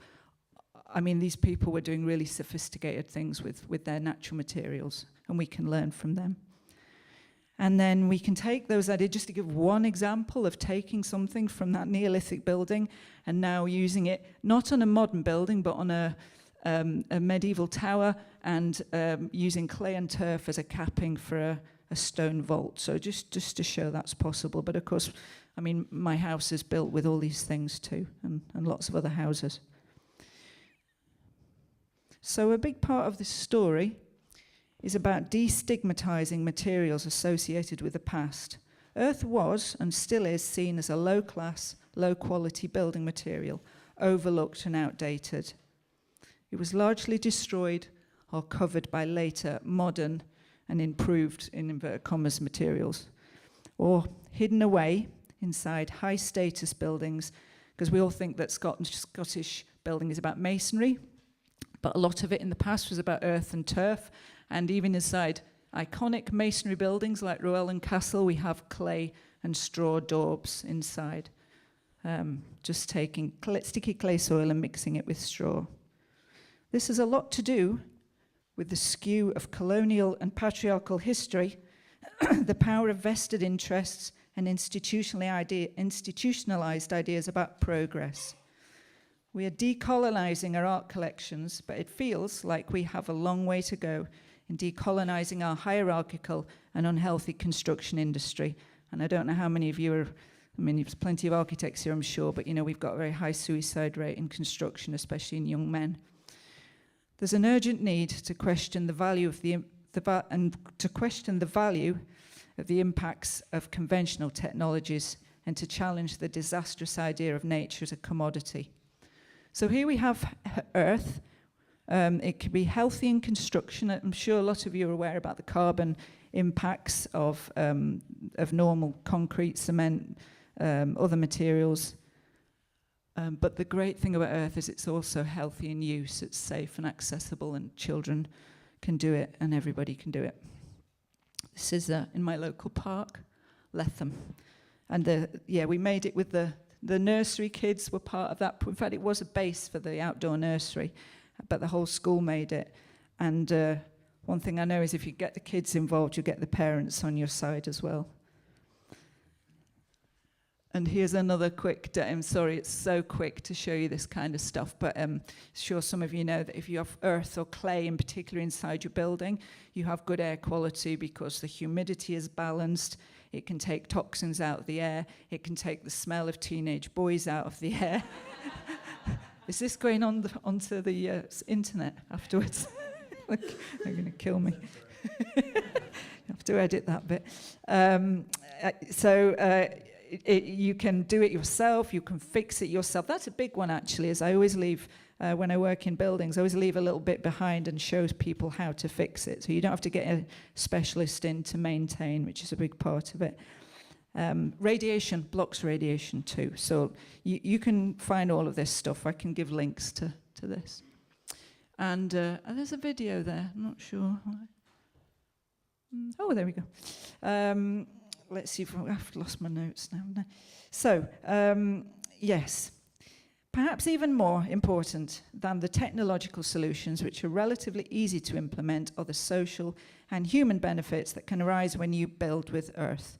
By using soil and plants, you're engaging with diverse, participatory and sensory ways of working.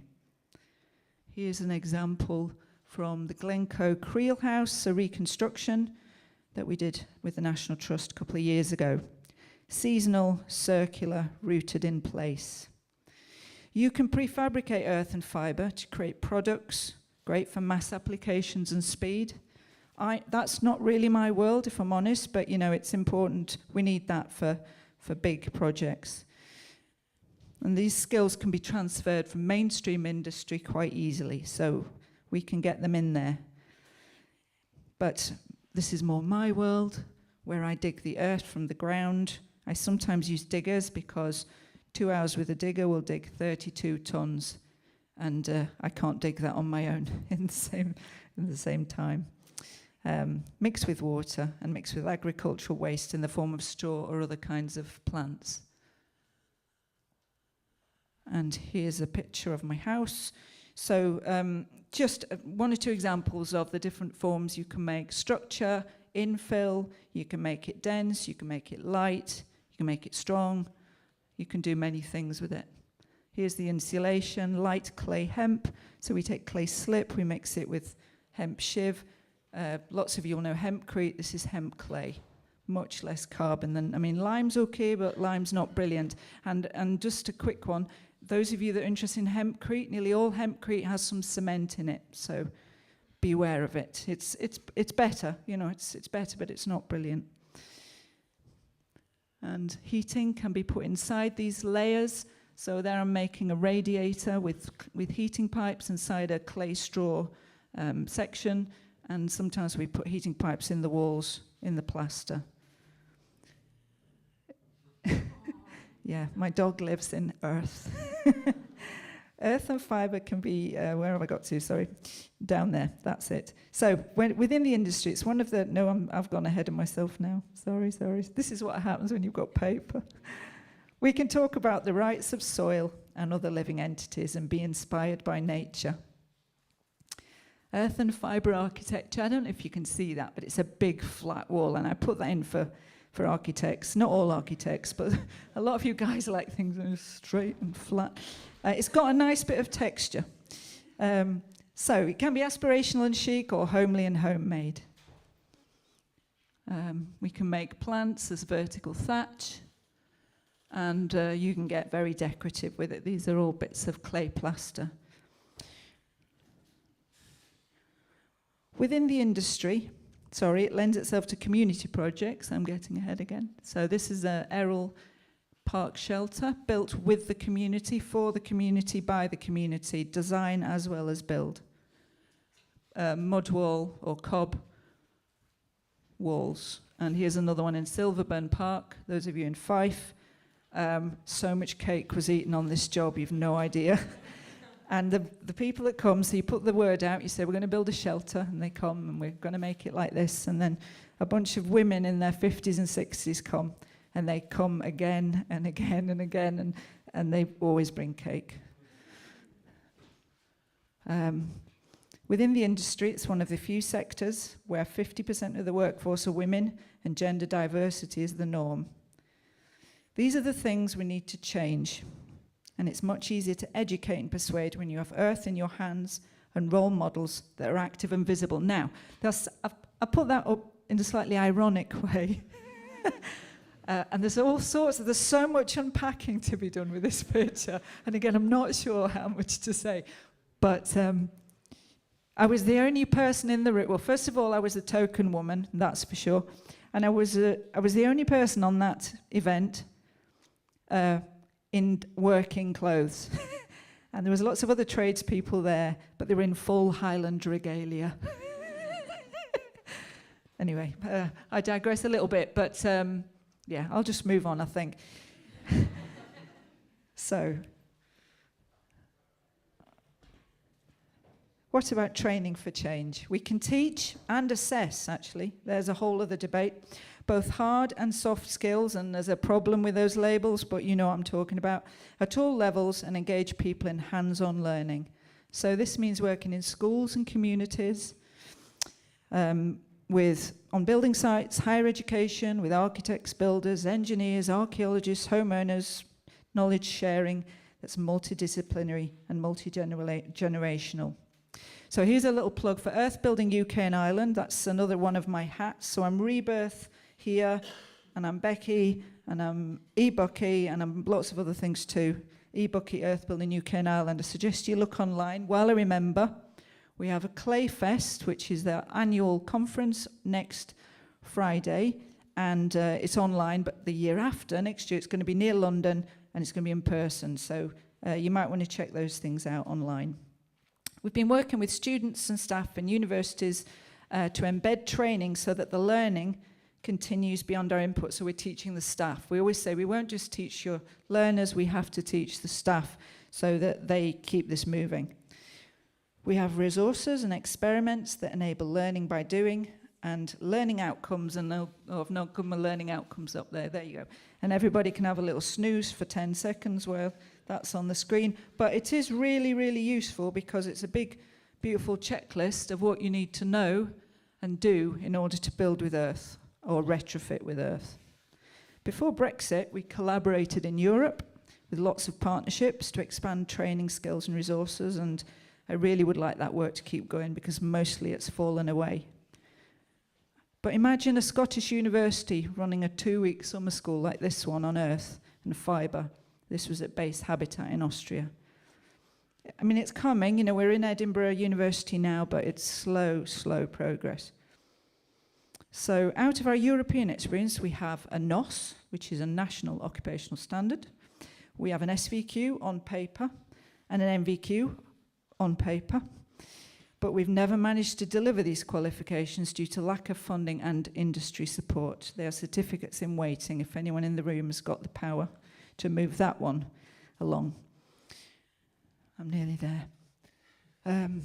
So we've been working with communities and hard-to-reach groups to create shelters, ovens and arts, co-creating and building confidence and experience. And it's a lot about gardens and cooking and food and everything together. So there's lots of good things happening.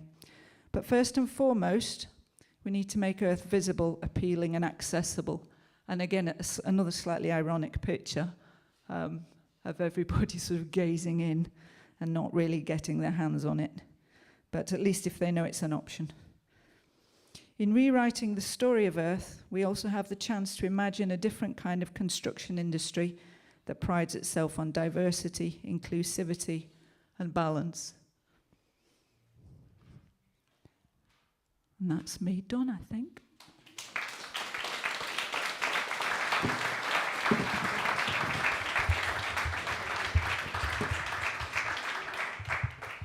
Thank you so much, Becky. That was amazing, and I'm glad we're finally talking about teenage boys.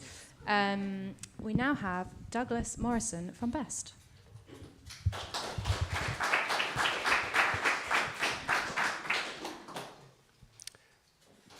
Thank you, and thank you, Becky. That was absolutely fascinating. Really enjoyed that. My name's Douglas Morrison. I'm a stonemason to trade. It's really unusual to meet another mason, so Becky, I'd be keen to follow up with you on masonry chat after this, if you don't mind. Deputy Chief Exec at Best, and today I'm going to talk to you about the skills system. I'm going to talk to you about the reasons I believe the skills system in Scotland is broken, but I'm going to share a sense of hope that I have that people in this room and people who are really engaged in retrofit have the potential and have the power to change that. I'm going to start us off with a very short video.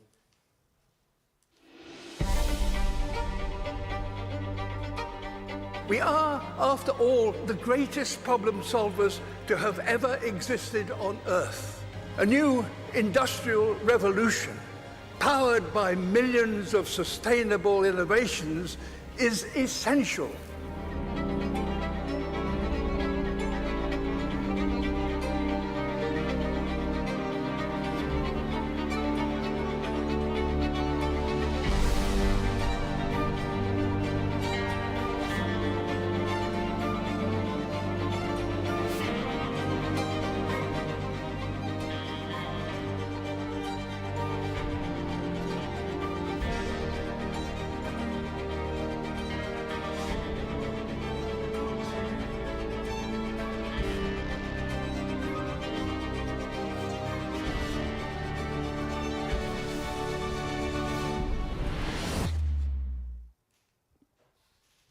Okay, so all of you, self-selecting audience today, you appreciate more than most that the built environment impacts on every single one of our lives, every single day.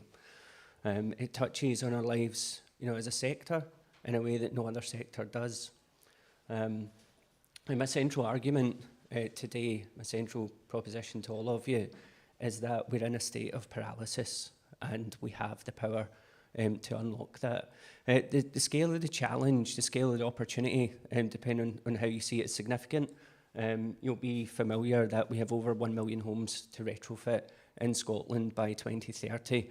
We're currently doing a few thousand a year. We are not just falling behind, we are absolutely nowhere near.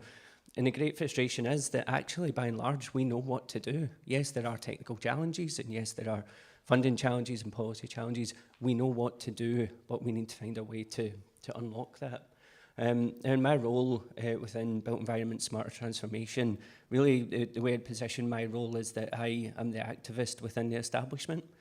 So I spend a lot of time speaking to policy people, to industry leaders, spend way too much time doing that. And what I've kind of, I suppose, what I've witnessed over the kind of last 3 or 4 years is this friction that exists within the system. Now, I do love an alliterative model, so bear with me. What policy development looks like in the skills system in Scotland. We get so many triggers. There's constantly either a crisis or an opportunity or private members bill or public interest. So we have these policy triggers, and then we go into this phase of trying to define exactly what we mean by this policy trigger. And we define and we debate and we just go round and round and round. We spend an inordinate amount of time. To give you an example, I sit on the Climate Emergency Skills Action Plan, launched in 2020. We spent 2 years debating what green skills were. Right, with a climate emergency, with 10 years, we spent 20% of that time arguing over the term green skills, and invariably, we get to a position of deadlock. We haven't been able to define it, we haven't got a common understanding, so we'll just go back to the policy trigger and we'll start all over again. But you can get through that, you can get to the development stage. And the really interesting thing about the development stage is when you get past that definition, when you start to develop really interesting things that have the opportunity to scale, the incumbents come in and they deny and they delay and they try and stop you and they try and slow you down. And we see this right now with the oil and gas companies, the energy companies, fossil fuel companies investing huge amount of time trying to delay, putting misinformation out, try to hold things back. There are strategies to get through this. When you're lucky enough to make it to deploy stage, we get disrupt and distort. Again, we've seen a lot of that. Even this week, some of you might be aware that West Lothian Council have pulled out of investment in Passive House because one of their councillors, and you can go and watch the video, and I quote, know that the science is clear, but they just don't believe it. So, fair enough, okay? But there's strong lobbying, and I don't know if anyone was upstairs this morning, some really moving talks actually this morning. But you'll hear some of the examples that they shared with us were about that distortion, disrupting progress within the community. But you can, as I say, develop strategies that allow you to diffuse that and have impact. And my offer to all of you today is that BEST, as an organisation, are here to support your work in this space. We are here to support you to get through a lot of the frustration, a lot of the resistance, a lot of the friction, and drive to impact. But what this looks like in practice is an ecosystem which is in a state of paralysis. And given I'm focused on skills today, I'm going to skip the policy bit. But really the paralysis, we have our colleges and universities who aren't investing in upskilling their staff. And they're not doing that because ultimately the industry demand, the client demand isn't there. And what that means is that specialist training providers are entering into the market. They're providing, in some cases, really high quality provision. And the system, the publicly funded skills system, becomes increasingly irrelevant. It fragments, and we get this disconnect. And what that looks like in practice is that clients, now talk about government as a client, government put anywhere between 40 and 50% of investment into our industry every year. They're a big client. Yes, they have legislative responsibilities, but when they don't procure net zero solutions, the supply chain doesn't develop the capability because the opportunity isn't there. And the colleges don't then provide net zero upskilling, retrofit upskilling, and individuals don't pursue jobs or don't pursue training because the jobs aren't there. We need a stimulus, right? We need something to break this cycle. And it's not that there's a lack of investment. Actually, there's a huge amount of investment into construction and built environment related skills in Scotland. We use more apprenticeships than any other sector by some margin. We have 19,000 people in our colleges and universities learning, training in a built environment every single year. But there is a gap and there are systemic inequalities. So it's not all rosy. And actually, if you look at how our tertiary system, our colleges and universities are performing, they're not doing it particularly well. 1 in 3 modern apprentices on a construction apprenticeship in Scotland fail, don't complete. So for the 30,000-ish people that we need to come into retrofit over the next 5 years, 10,000 of them aren't going to complete. 10,000 of them are going to fall out the industry. And we have difficulties, and Becky alluded to it, getting women into the industry, getting marginalised, underrepresented groups is really hard. It's exacerbated by recognising that careers in construction are the second lowest in terms of sector attractiveness. So it's only tourism that beats us out. And a big part of that has been the kind of post-COVID response, so people don't want to go into tourism. But onto the hope and the optimism, we actually know what young people want. We know what they want out of a career, and they want good pay, and they want satisfaction, and they want to help each other, help others, and they want to have a purpose. What we're discussing in here today gives all of that and an awful lot more. And I think something we can do as a community, or something we can do better as a community, is to engage young people and talk to them about the opportunities that are here. Now, at a national level, we position competence as a utility. If we want to achieve our ambitions around retrofit, we need a skilled, trained, competent workforce. So you won't hear me talk about a skills system, right? Skills actually are quite narrow. Competence, which ultimately is skills, knowledge, behaviours and experiences, put all of that together, you get something so much more powerful. But when we think about the competency profile of the workforce that we need, we can think about it as a bell curve, right? So what do we need from the public investment in this skills system? Colleges and universities will always do that mainstream bit. They're in the middle, they're doing the volume upskilling. On one end, you have traditional craft skills, right? So there, Becky, you've raised the point there. Trying to get investment in heritage craft skills is really, really tough. We can't afford to lose the capability that sits in there. From my own perspective, stonemasonry, there were only 2 colleges in Scotland that provided stonemasonry training. One of them pulled out, so we now only have one. It's been kept alive basically by Historic Environment Scotland. But at the other end of the spectrum, we have the new innovative models that are coming through. So how do we adopt them in a more mainstream way? How do we find a really nice balance between maintaining and preserving our heritage craft skills, but also opening the door to new skills and new competency demands developing? And we see that as industry practice evolves, we see that competency profile itself start to move. And this is the demand profile, but what we also see is that the supply profile, by and large, stays the same, right? So what we need to do is we need to find a system whereby we're able to articulate demand, so we know what's coming, we know the opportunity, we understand the skills mismatches that are emerging, and we understand how we can support colleges, universities, other training providers to provide that supply. And actually what that looks like is an ever-growing competency mismatch. So when we talk about the challenges in finding skilled labour, when we talk about finding it really difficult to develop supply chains to address retrofit opportunities, it's because we're not addressing the competency mismatches in here. But what we are doing is focusing on trying to address gaps that actually in real terms are creating that system paralysis rather than developing new competencies and new opportunities within our workforce. So what I'm proposing ultimately is that there's a pretty simple equation to address some of these issues, to address the issue of supply and demand and the competence of our workforce not quite matching up. And that simple equation is that if we can aggregate demand, right, and that's not just demand now, but it's demand over the course of the next 3 years and 5 years and 10 years, and we can quantify the supply so we understand what is it people are learning, what are they training in, where are they, how do we engage with them, and then looking at how we can optimise the supply, not through year-long college programmes or 4-year-long degree programmes, not necessarily even through formal learning programmes, but through those informal learning activities like today.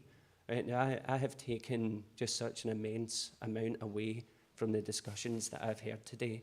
Right? I don't have a certificate, I don't have an accreditation, but I have learned, genuinely I've learned more today than I have in the last month. Right? And understanding the aggregated demand and how many people we need, but also understanding how do we optimise the way in which we share knowledge and we pass on skills and we create experiences and we change behaviours, because that's the difference between competence and skills. And there are organisations who are doing the formal part, and some of them are doing it very well. I just don't have enough time today to shout out them all. So this is by no stretch exhaustive.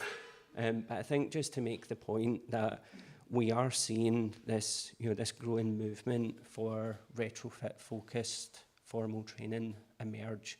There are more organisations every year stepping into this space. Some of them are bringing some really high-quality provision into the space. And for me, it's just really interesting to see that solution is coming from the market rather than from our mainstream colleges and universities. So, I suppose in many respects, my dream for, my wish for the skills sector in Scotland is that we can break this paralysis, and we break it together, and we break it through creating policies which, provide the certainty that we need around where investment and legislation and collaboration is coming from and where it's going. And we create the certainty and the stimulants through investing in a trained and competent workforce, not a workforce that served what has come before, but a workforce that's ready to respond to what's ahead of us. And what that ultimately gives us is the opportunity to realise a just transition for the citizens of Scotland and beyond. And so my vision of a responsive competence system is one whereby we value what people can do rather than what occupation they hold. And I think that's critically important. We structure the system around equipping people with the competence to do things really, really well. Doesn't matter what your job title is. We all have multiple careers. Most of us do anyway. So we value tasks over occupations. We provide highly customisable, individualised pathways, because that's what enables individuals to follow their passions and to find their place and to find their space within the system. And that's not just the economic system, that's the social system as well. And again, I have to say that colleagues that I heard upstairs today spoke with an eloquence I just don't hear in government, and I just don't hear in the academic community, and incredibly inspiring. I think it's really important that learning is being accredited by those in the industry and those in practice who do it best, not those that sit within a public accreditation agency, but those who are active, those who are involved, those community groups. And again, actually, maybe a shout out for Letty, who I think do great work in pulling together whole communities and sharing learning and sharing knowledge in a really impactful way. Labour market intelligence, again, is so important to have this forward looking. My great frustration is that the system is set up to maintain the status quo, right? And lovely quote from Peters that bureaucracies, and it is a bureaucracy, but bureaucracies are designed to maintain the status quo long past the point the quo has lost its status. And my argument is the quo has lost its status. Our skills system, once the envy of the world has lost its status, we can take it back, but we need to let go of ultimately the system we've become dependent on. Competence is a national utility. People are important, right? They're more important than any other utility that we have. We need to treat it as such. We need to make sure that every individual is supported to develop. And we need to embrace those skills gaps and really focus on the mismatches, ensuring that our people, our citizens, are able to be in the right place at the right time with the right skills, doing the right things. But finally, it is about our citizens, and it's about ensuring that we are all equipped, empowered and inspired to advance the retrofit movement. And I have to say that you have all inspired me today. So thank you ever so much. I look forward to questions.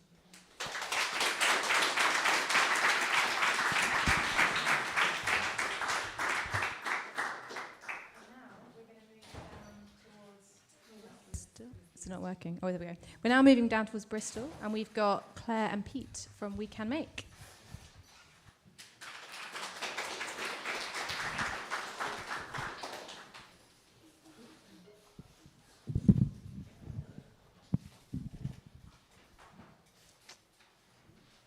Nice. Okay, thanks everyone. We're Peter and Claire from WeCanMake. We're going to talk a little bit about some of the work we've been doing, trying to create new housing futures down in Bristol. So we're going to start with like a bit of a provocation about what the housing crisis kind of really is. And I think we would argue that the housing crisis isn't necessarily something that's kind of happening to us. It's actually a system that is working perfectly as intended. It's just a very extractive industry that's actually just trying to make a large amount of profit for a very small amount of people. So actually there's a much larger rethinking of the housing crisis as a rethinking of the whole way we build. So we're asking a very retrofit reimagined question of what if the power and resources to make good homes were put in the hands of our communities? So we're a neighbourhood test base based in South Bristol and a community land trust, and we've been trying to imagine new ways that we can build affordable housing at the point of need for people experiencing severe housing need, and trying to do that in a way that can help build both social infrastructure and community wealth along that process. So the estate we're based in is a council-built estate from the 1930s. It's Knoll West in South Bristol, and this is a wonderful photo of the heyday of the estate, where it was built as homes for heroes, for people returning from the First World War. And it was very much at the time the future for housing. People could move out of a lot of the slums in central cities out into what we'd view as now as greenbelt land, and living in places with much better air quality, much better places to live. But now, nearly 100 years on, our estate doesn't quite have the same reputation as it may have had back then. And actually, a lot of people now, from the outside, view Knoll West as a down at heel, maybe a bit dilapidated place to live. I think this is a really common story for council estates across the country. And really, it's an interesting process of actually trying to work on a much more people and place-based approach to this kind of work.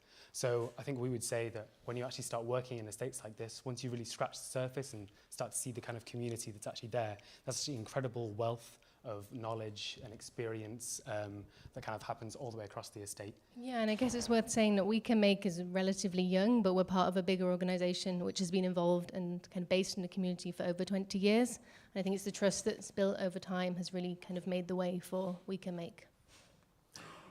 And so this is brings us on to one of our key processes, which is really starting with people and working with the community from really small interventions, such as the front garden retrofit kit, which we've got bits outside that we've been working on, which is a real way of bringing people along and engaging them at a really easy, accessible level, and then right through to one-to-one scale prototyping on abandoned or underused sites across our neighbourhood.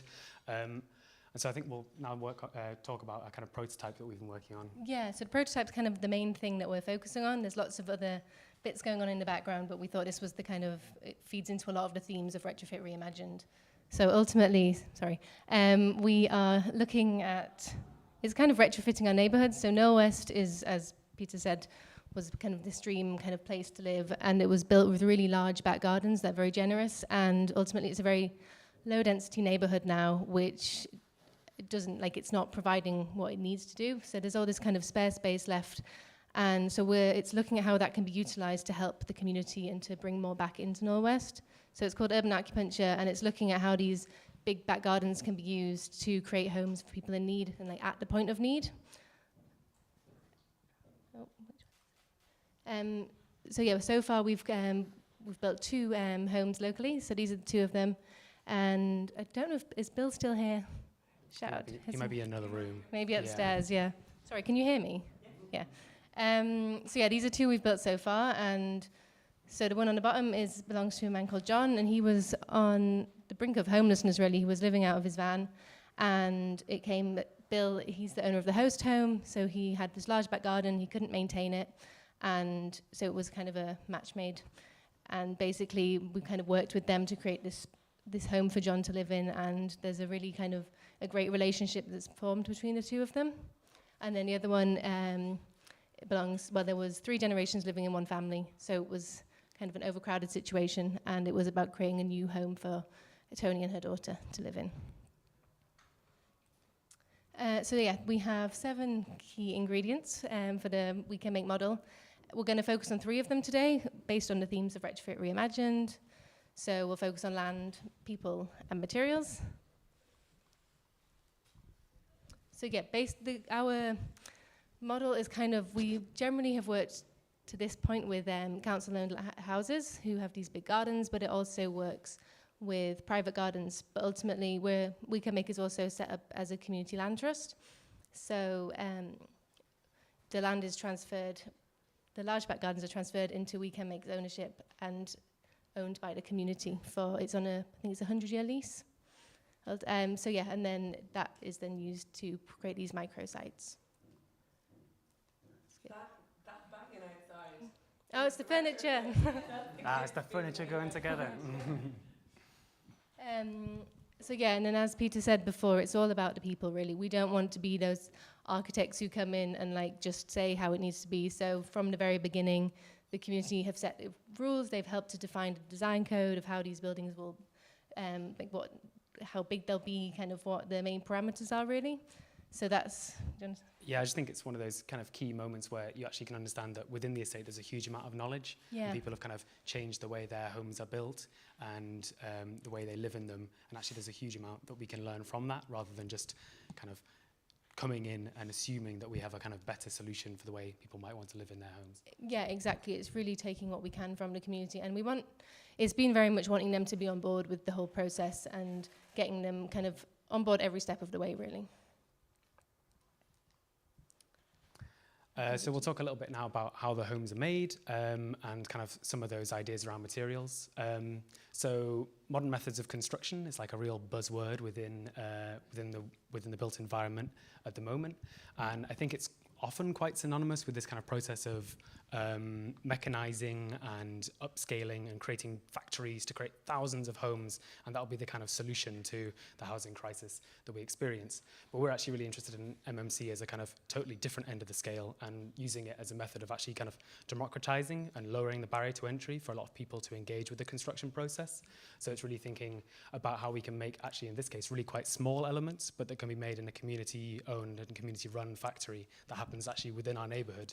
And what this actually allows for is then for a lot of the kind of wealth and experience and knowledge that surrounds the construction of these homes to actually stay in the community, rather than being imported from different parts of the country or from different countries entirely. It actually all starts from the estate, and people actually end up living in homes that local tradespeople actually know how to repair, know how they're built.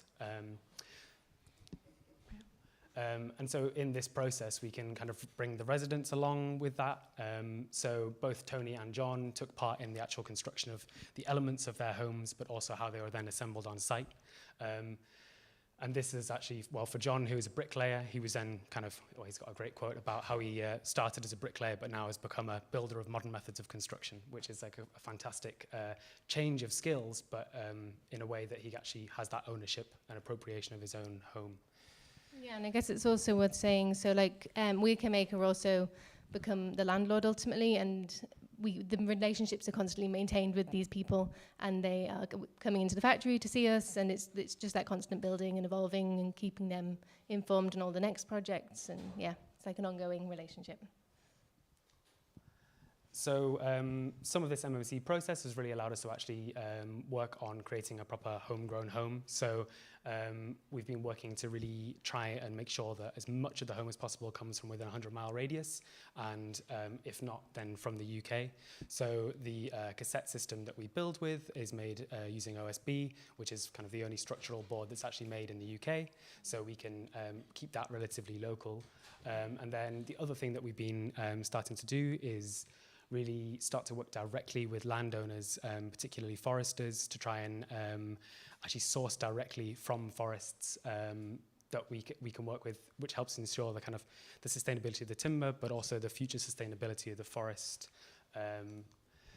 So one of the kind of interesting things within forestry in the UK is that we have not a huge amount of forestry compared to many other countries, but the forests that we do have are kind of chronically undermanaged. So there's a lot of trees and a lot of woodland that are actually planted incredibly densely, like you can see on the image on the left, and actually have never had any funding or money for thinning.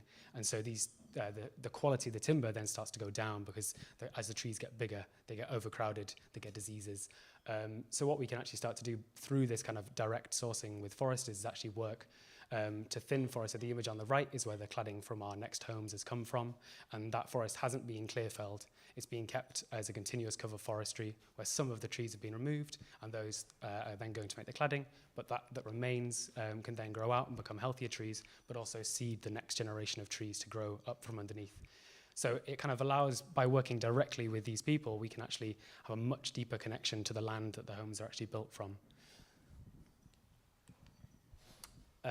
So I guess we'll kind of wrap it up by describing it as a kind of effort to create a thriving neighborhood by joining together some of these kind of key elements, by connecting the people who live in the homes and the wider neighborhood to the materials that can be used to build their new homes, and also the land that they're actually going to be living on and where the resources actually come from. Yeah, and I think it's that kind of bigger element as well in terms of like Tony and Amantia, for instance. I think it's the pride that can come from being part of that build process and having that ownership and like being part of, like influencing how the design's going to be. It's like taking them on that journey really and giving them that sense of ownership and wanting to be proud of their community. Super, thanks very much.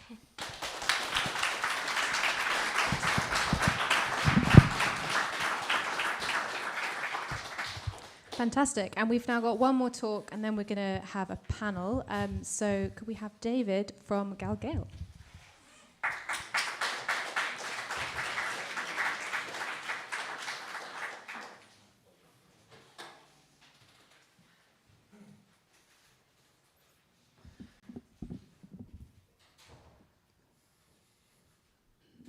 Looks like I'm about to start a folk gig, but I'm here for it. I'm here for it. but I thought I would just sit.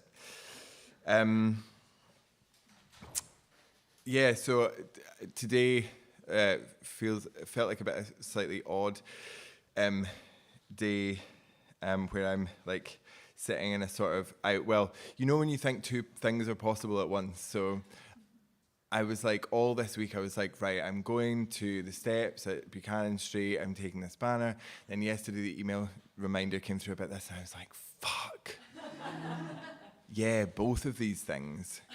And I knew it was today. I just, when you think two things are possible at once is what I thought. But interestingly, for me, we had been just having this conversation we'd been having this conversation in work about the demo for Palestine and about how we as an organisation cite ourselves and how if we continue to push at the kind of radical edges in civic society, how that kind of could potentially sort of threaten us as an organisation, particularly with increasingly authoritarian governments, and how that what might it look like if we continue to position ourselves there for being connected to main services or having charity status.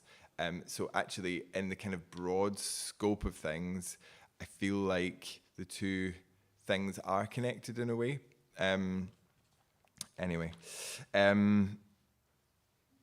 So to tell folk a little bit about Galgael, and I'm conscious that there are a couple of people in the room who've probably heard this story about 37 times, so sorry about that, but there are other people who haven't. So we, as an organisation, came out of the Pollock Free State, which was a protest movement that happened in Pollock Park in the early 1990s. The Pollock Free State stood against the M77 extension, which was being driven through Pollock Park, which had been gifted to the people of Glasgow in the 1930s. Arguably, it sort of always belonged to the people of Glasgow, but the Maxwells, in their sort of beneficence, gave it officially to the people of Glasgow in the 1930s. and in the late 1980s and into the 1990s, there was the plan to put the M77 through. So Colin and Jahan and many others stood against that through the Pollock Free State protest. I was kind of sort of trying to focus this around the lens of transition or change, and I guess what's an important thing to take away from that, from our beginnings, is where where democracy sits in transition and where democracy sits in change. One of the big questions of the Pollock Free State was where, in this decision to put the motorway through the park and not through a golf club, where is democracy? Where have the people of Govan and where have the people of Pollock been asked what they want and what will be useful to them? So I guess the sort of provocation is, whose transition are we talking about, and transition on what terms? And I think Pollock Free State, so they lived there, a number of folk lived there in Pollock Park for 2 or 3 years. And we've got a brilliant archive of photographs and films at Galgael if folk are curious about what it looked like. But it sort of realised juxtapositions of living with nature in the face of a motorway process, and the sort of juxtaposition of working with natural and traditional materials in the reality in the reality of sort of hundreds of thousands of tons of concrete and tarmac being poured in a line. They did also work with some materials that they just nicked off the building sites as well, so it wasn't entirely sort of cosy. So yeah, the motorway did go through, and Galgael was established as a charity, which doesn't really, the structure of a charity doesn't really sit entirely comfortable with us as an organisation who really seek to redefine what it is to be a people. But a charity is the closest structure that we have, and it's what gives you access to funding. So you kind of have to sort of go with it. So we were established in 1997 to work together on demanding common tasks that demonstrate ways of living with more humanity in our times.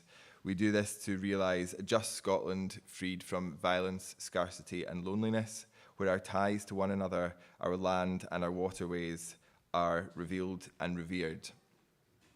So those demanding common tasks, that phrase is actually is taken from George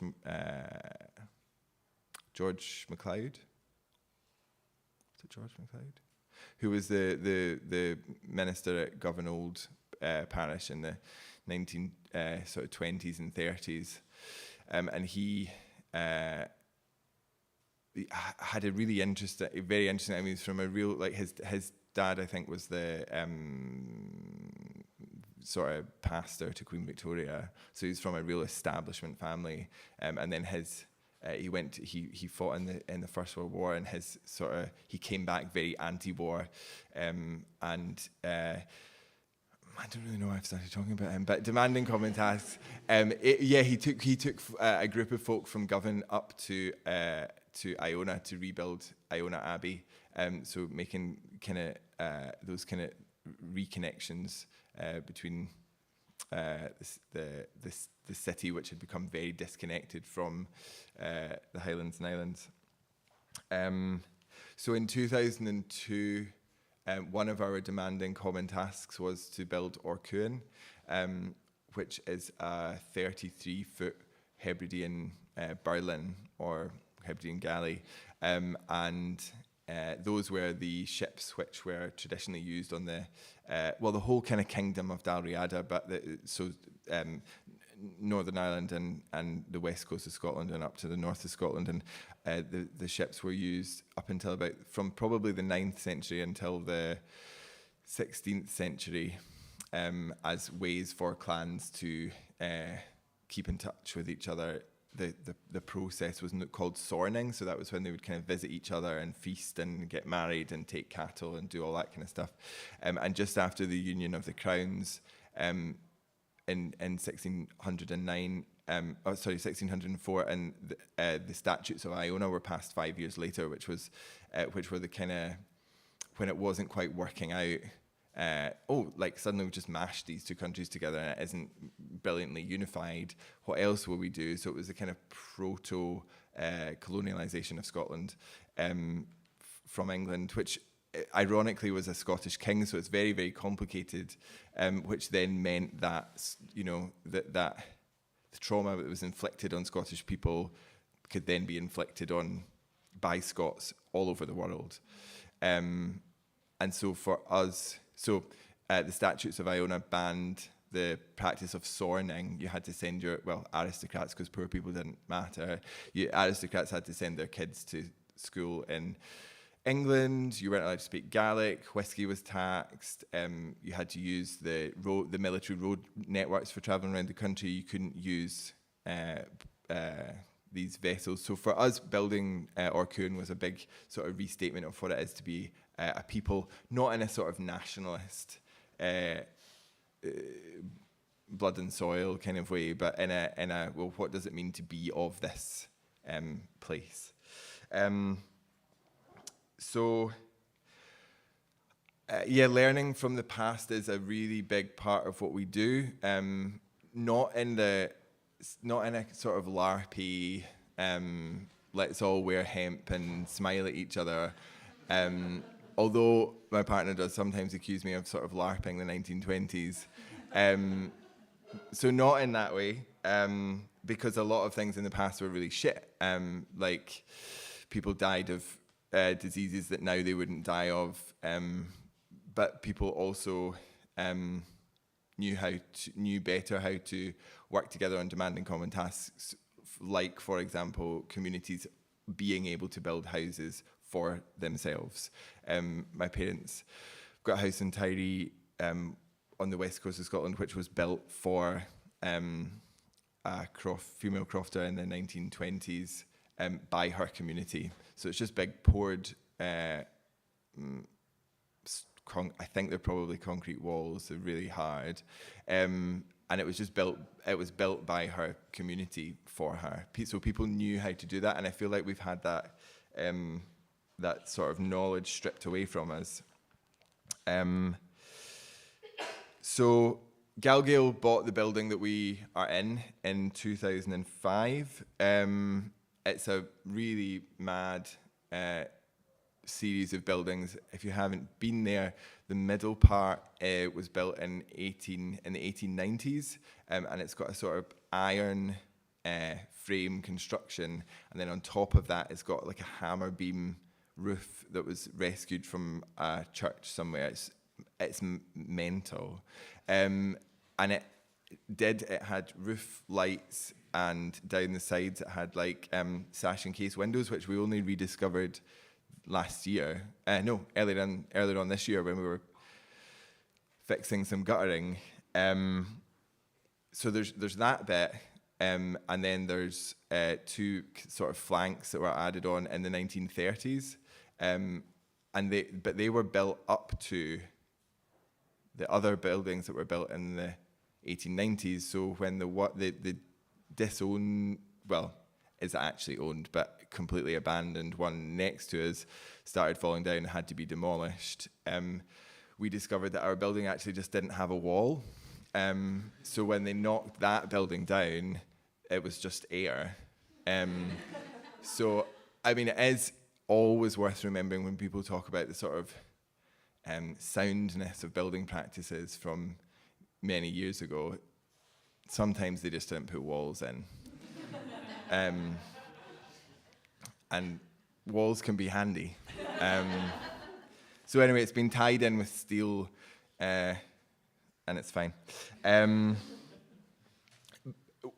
God. Right, so we are at a point in our development where we're needing to make a series of changes to the building because the climate is changing massively and the building is in places 130 years old. the climate's different, and we need different material. We need to work with different materials to make the building sort of fit for the future, which is a horrible phrase. It's really cold. It leaks. It's really expensive to run, and we want to find ways of retrofitting it ourselves that will mean that we are more sort of self-sufficient and robust going into the future. It was really interesting what Becky was saying about sort of destigmatizing traditional materials. I'm also joined by a very talented colleague, Kelly Murray, who's scribbling away. We've got a hemp bale sauna in our garden. Yeah, someone gave us it. So it came on a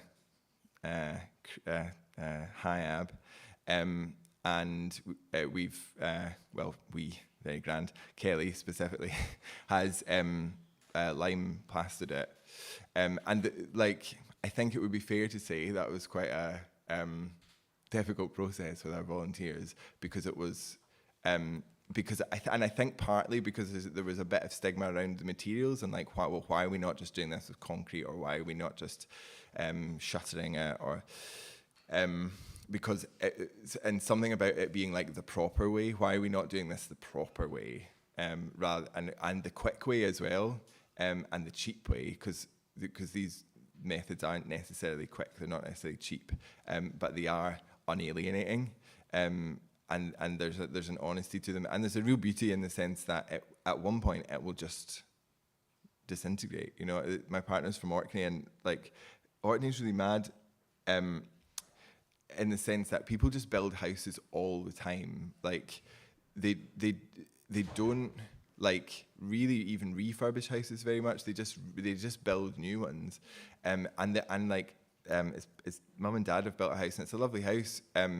But the only materials from Orkney was the like wind dust on the and the road into the house, which is just mind blowing when you look at those pictures of Skara and the stone that's like, well, you can see why people would have arrived on Orkney and gone, fuck yeah, what a brilliant, we can build like solid houses out of all this like you know, stuff that's just on the beach. What a brilliant place to live. And now people don't use any of that. All they use is crushed stone in the driveways, and none of it goes back to the land. So you think about these houses 130 or 150 years from now, and there'll be all this like, you know, builder's paper and insulation and like all this like horrible plastic stuff that will just sit on the land and blow into the sea.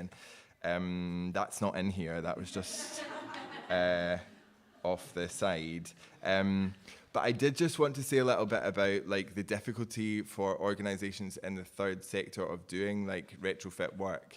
So I'm on the board of an organisation who've recently done a big retrofit, and it is very beautiful, but we're sitting with a sort of litigation somewhere between 300,000 and negative 40,000. I don't really understand how that works.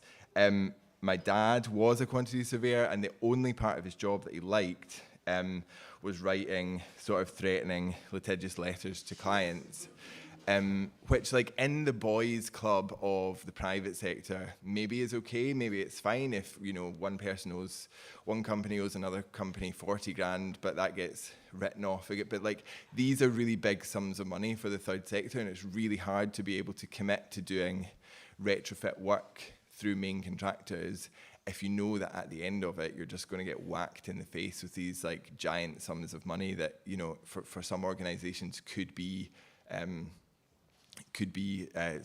sort of 2 or 3 staff members for a year. So that's just I guess that's just a bit of a like one to think about and one for people to talk about, like how can we do these things for ourselves without having to like involve the real, you know, big balls to like messes it over at the end. Yeah, it's not a game in the same way that it is for other folk. Yeah, because we are really keen to do it in the vernacular, using natural materials as much as we can, and using modern materials where we have to. and I would be really keen to have conversations with folk about that. Hope that's a bit of a overview of an organisation in Glasgow, what we are doing, what might be useful, the conversations that we could have. Thank you for listening.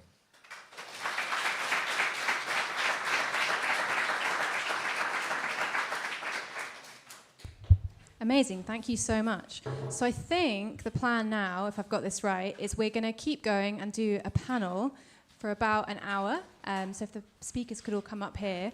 We're going to have some biscuits passed around the audience to keep everyone fresh. I'm gonna go get you all a snack. So get a quick drink and come straight back to us, please. And then we're going to have a break at 5. And Muyiwa, could I invite you up as well, and I'll introduce you. Yeah.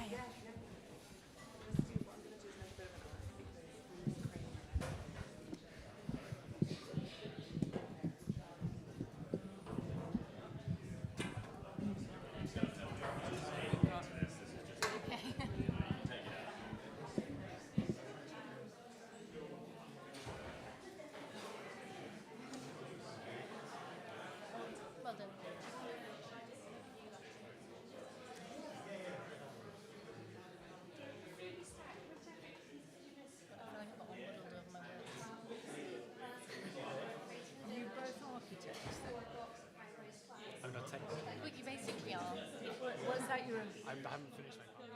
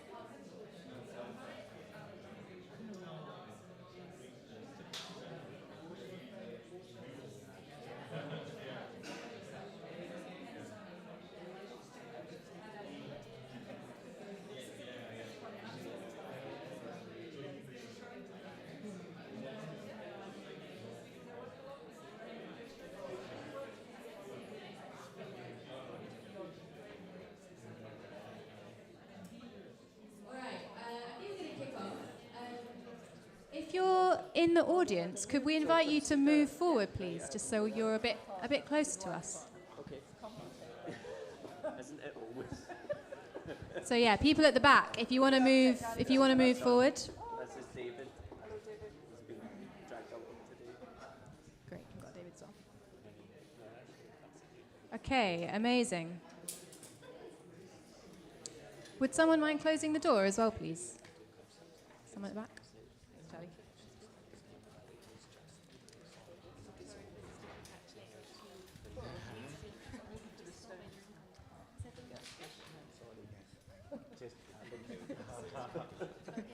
Okay, so first, just before we get going, I'd like to introduce Muyiwa, who is the president of the RIBA. So do you like 2 minutes just to introduce yourself? Thank you so much, everybody. I didn't do a presentation, so I'm going to have to just do like a 2 minutes intro to myself. My name is Muyiwa Oki. I'm the president of the Royal Institute of British Architects, and I think I'm here because one of my objectives as president is to advocate for a sustainable built environment through retrofit. The other campaign promise and bit that I would like to do while in my term in office is to humanize the architectural profession, to make sure that it is more ethical, it takes care of its workers, and there's a better relationship between employer and employee. The final one is about digital skills. I'm one of the youngest president of the Royal Institute, and I'm also a digital animal. And I know that to do some of what we're talking about here, we need to employ and make use of and enhance our digital knowledge so that we can do stuff at scale. So these are my 3 priorities as president, and I've been invited by Martha and Charlie and the organization team here to talk about how I'm going to be doing that and advocating for that on an institutional level with RIBA. So thank you. Amazing.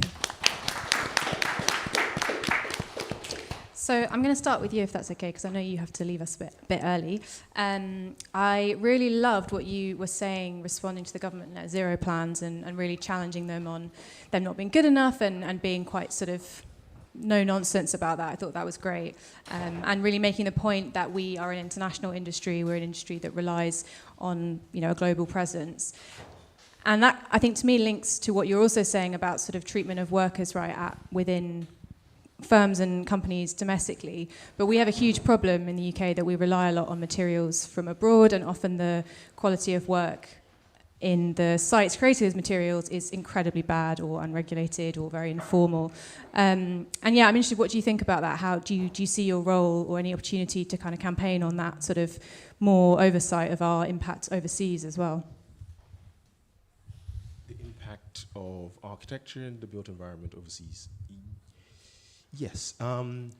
So one stat that I've come across in my young career as president is that 80% of the buildings is the fact that what the reason why we need to focus on this issue, retrofit, is 80% of the buildings that we are going to use in the year 2050 have already been built right now, and therefore we can't build our way into net zero or anything like that. And that's why we need to focus on what this 80% of buildings. And to answer your question, Martha, directly, yes, we need to advocate for how we use materials and where we get materials from. This is why at the RIBA we're trying to collaborate with other institutes to figure out how we calculate and we quantify our useful materials, embodied carbon. And this has come through with the net zero carbon building standard, because I don't know if everyone here who works in construction and built environment knows that over the past few years, the conversation about net zero is always siloed. Everyone believes that they are doing good, and with that they're calculating or measuring things in different ways, and with that an understanding of what a net zero building isn't unified. It's not a unified thing. So I think measuring is one thing, and with the net zero carbon building standard is a sort of conduit in making sure that the industry, the built environment sector, measures together so that they can really understand the impact of materials and things like that. Thank you. And I'd open up that question to the rest of the panel. If you're involved in sourcing materials and creating things, how do you make sure that the materials you're specifying aren't negatively impacting ecologies around the world, but also people. You know, how do you sort of see down your supply chain? And you know, if you have one, maybe you're using things much more close to home. I don't know who would like to start. Maybe WeCanMake. Where do you get your timber from? Yeah, sure. So a lot of our work in the last kind of year or so has been really around working kind of directly down those supply chains and trying to figure out where we can source as locally as possible. And some of that's been a really interesting process of how difficult it is to find things locally, and how in the UK there you can find some very small sawmills that maybe deal in very specialist hardwoods, and you can also find some massive sawmills that can like churn through thousands of trees, but there's very little in that kind of middle ground. So really trying to work with, I suppose, a kind of wide variety of people and with specific foresters in specific forests to actually go right from the very source of like, okay, what can we actually use from your woodland? What can be felled that we can use directly in our projects that then give them capital to invest in, I suppose, both the management of their forests, but also on the kind of sawmilling level, where they can actually kind of upgrade machinery to be able to produce more of that kind of quality of material. And we're obviously really tiny and require a very small amount, but even just those kind of small little nuggets of investment through sourcing can be really impactful. Great, thank you. Dave? Douglas? Oh, you go. You go first. Okay. And remember to keep your mic close to your mouth. Sure. So I just want to preface my statement with that I agree completely, like 100%. And I think it's incredibly, on a kind of moral level, I feel like it's incredibly important. And from a place of, well, what do those materials feel like and how do they resonate and what do they do? And in a slightly provocative, from a slightly provocative place, how important is it for us to put our energy into thinking about that when you're living in a reality where your government's licensing 26 oil fields in the North Sea? So, you know, it feels dissonant to worry about these things rather than, okay, well, how can we build as many homes quickly and cheaply? Do you know what I mean? And I'm absolutely not advocating for, I agree with exactly what you said, but I'm just kind of putting that in as another bit in it. Like how it's hard, it feels hard to embrace in the reality that we're experiencing. I guess just to add to that, because I can see where you're coming from, but in terms of the research we're doing, it's starting with those little kind of nuggets of hope and seeing how that could then be scaled up. Because I guess it's just showing there's a demand and that it works initially. But I can see where you're coming from. Oh, sorry. Thank you. Yeah, I mean, I think I would emphasise that, you know, I feel we have a moral imperative to ensure that, as far as possible, the materials we're using are locally sourced, homegrown, natural, sustainable. Like that just has to be non-negotiable. And I appreciate it's difficult, and it's, you know, there aren't any quick fixes. At best, we're really motivated by the potential that Scottish homegrown timber has for application, a whole range of different building archetypes. I mean, to put it in context, so Scotland has the majority of the UK's productive forestry, right? So we have an abundant natural resource, we have an incredible resource at our doorstep, and yet 80% of what we produce is exported for low-grade applications, so it's pallets and fence posts. And the majority of our, certainly domestic properties, are timber framed. And we actually import 80% of the timber that we require. So, you know, basic math there's an opportunity. And you know, what we've been doing at Best, and, you know, this has been a 10-year journey in partnership with, you know, with academics, with researchers, with bold industry partners and even bolder clients, is looking at how we can bring those, you know, apparently low-grade natural resources higher up the value chain.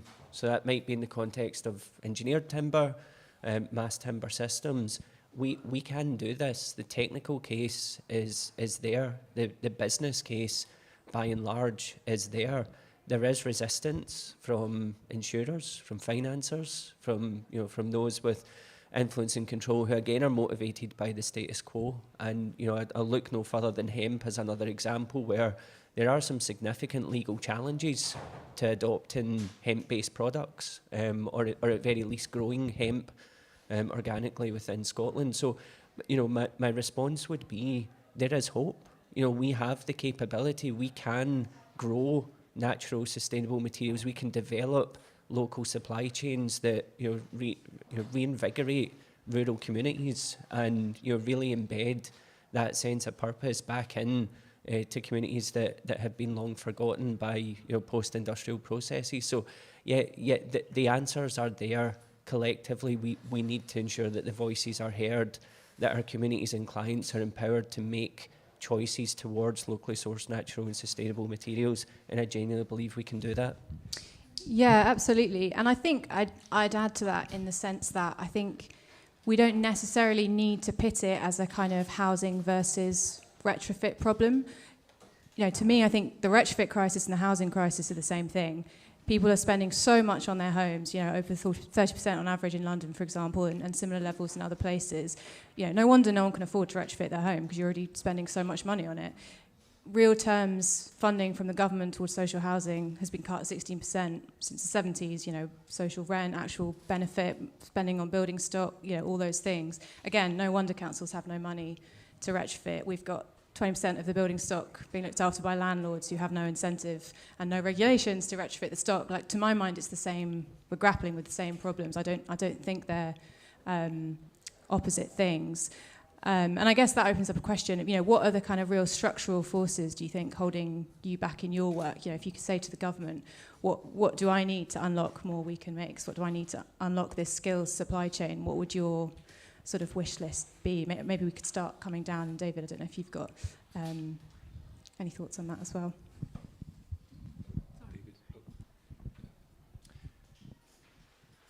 I just want to say, I think that's that response of it being about hope and demonstrating hope, I think is like a really good place to bring it from. I think like that, that feels really good. I don't really have any confidence in the government being able to make structural changes. So I'm probably not the best one to ask. Yeah, fair enough. I suppose from our point of view, we've worked, or throughout kind of WeCanMake's history, worked really closely with Bristol City Council, and they've been like, I suppose, really good at enabling a lot of the work we've done, but that kind of maybe hasn't been the case in a lot of other areas that we've been working with in trying to kind of replicate some of these methods. So I think a lot of it comes from like a willingness within local councils, but then I suppose more generally, the difficulties with community-led housing across the nation is it's really, really hard to find financing for that. And it's really hard for people to actually believe from those kind of systemic levels in community housing, community-based housing as an approach that can work. So methods of kind of greasing those wheels to actually find funding to build the homes is really the thing we come up against the most.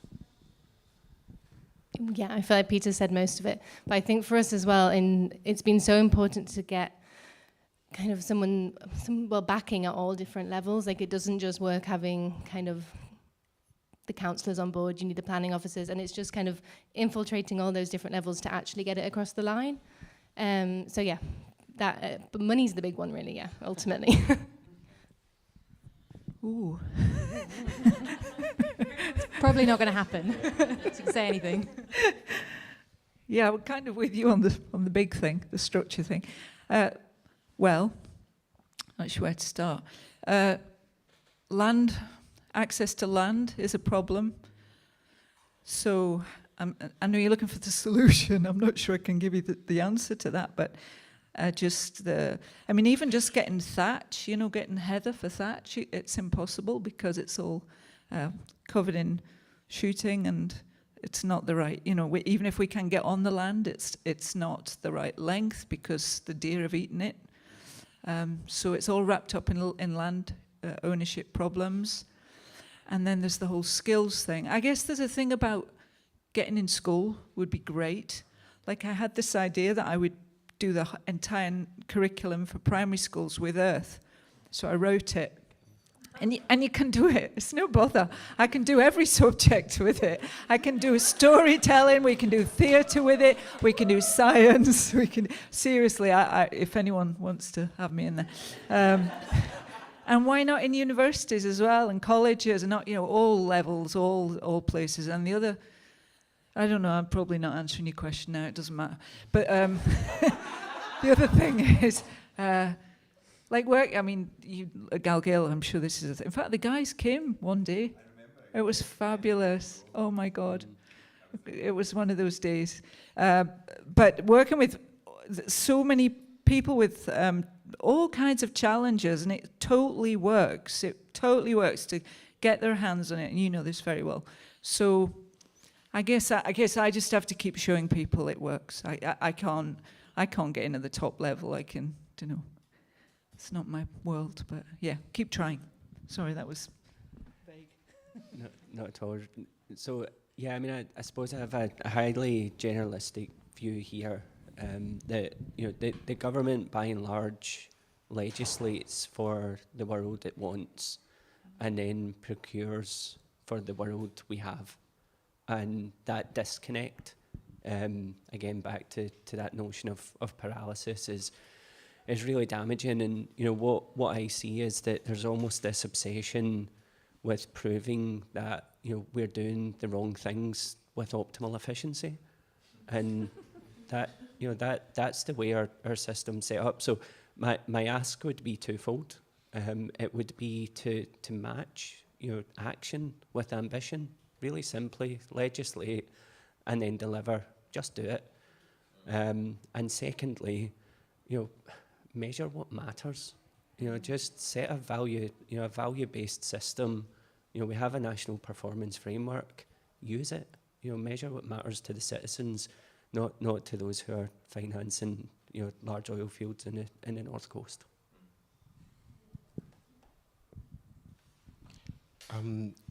So I'm gonna continue with Douglas' hopeful message, and just set a scene here where we are currently politically from a planning and architecture and built environment perspective.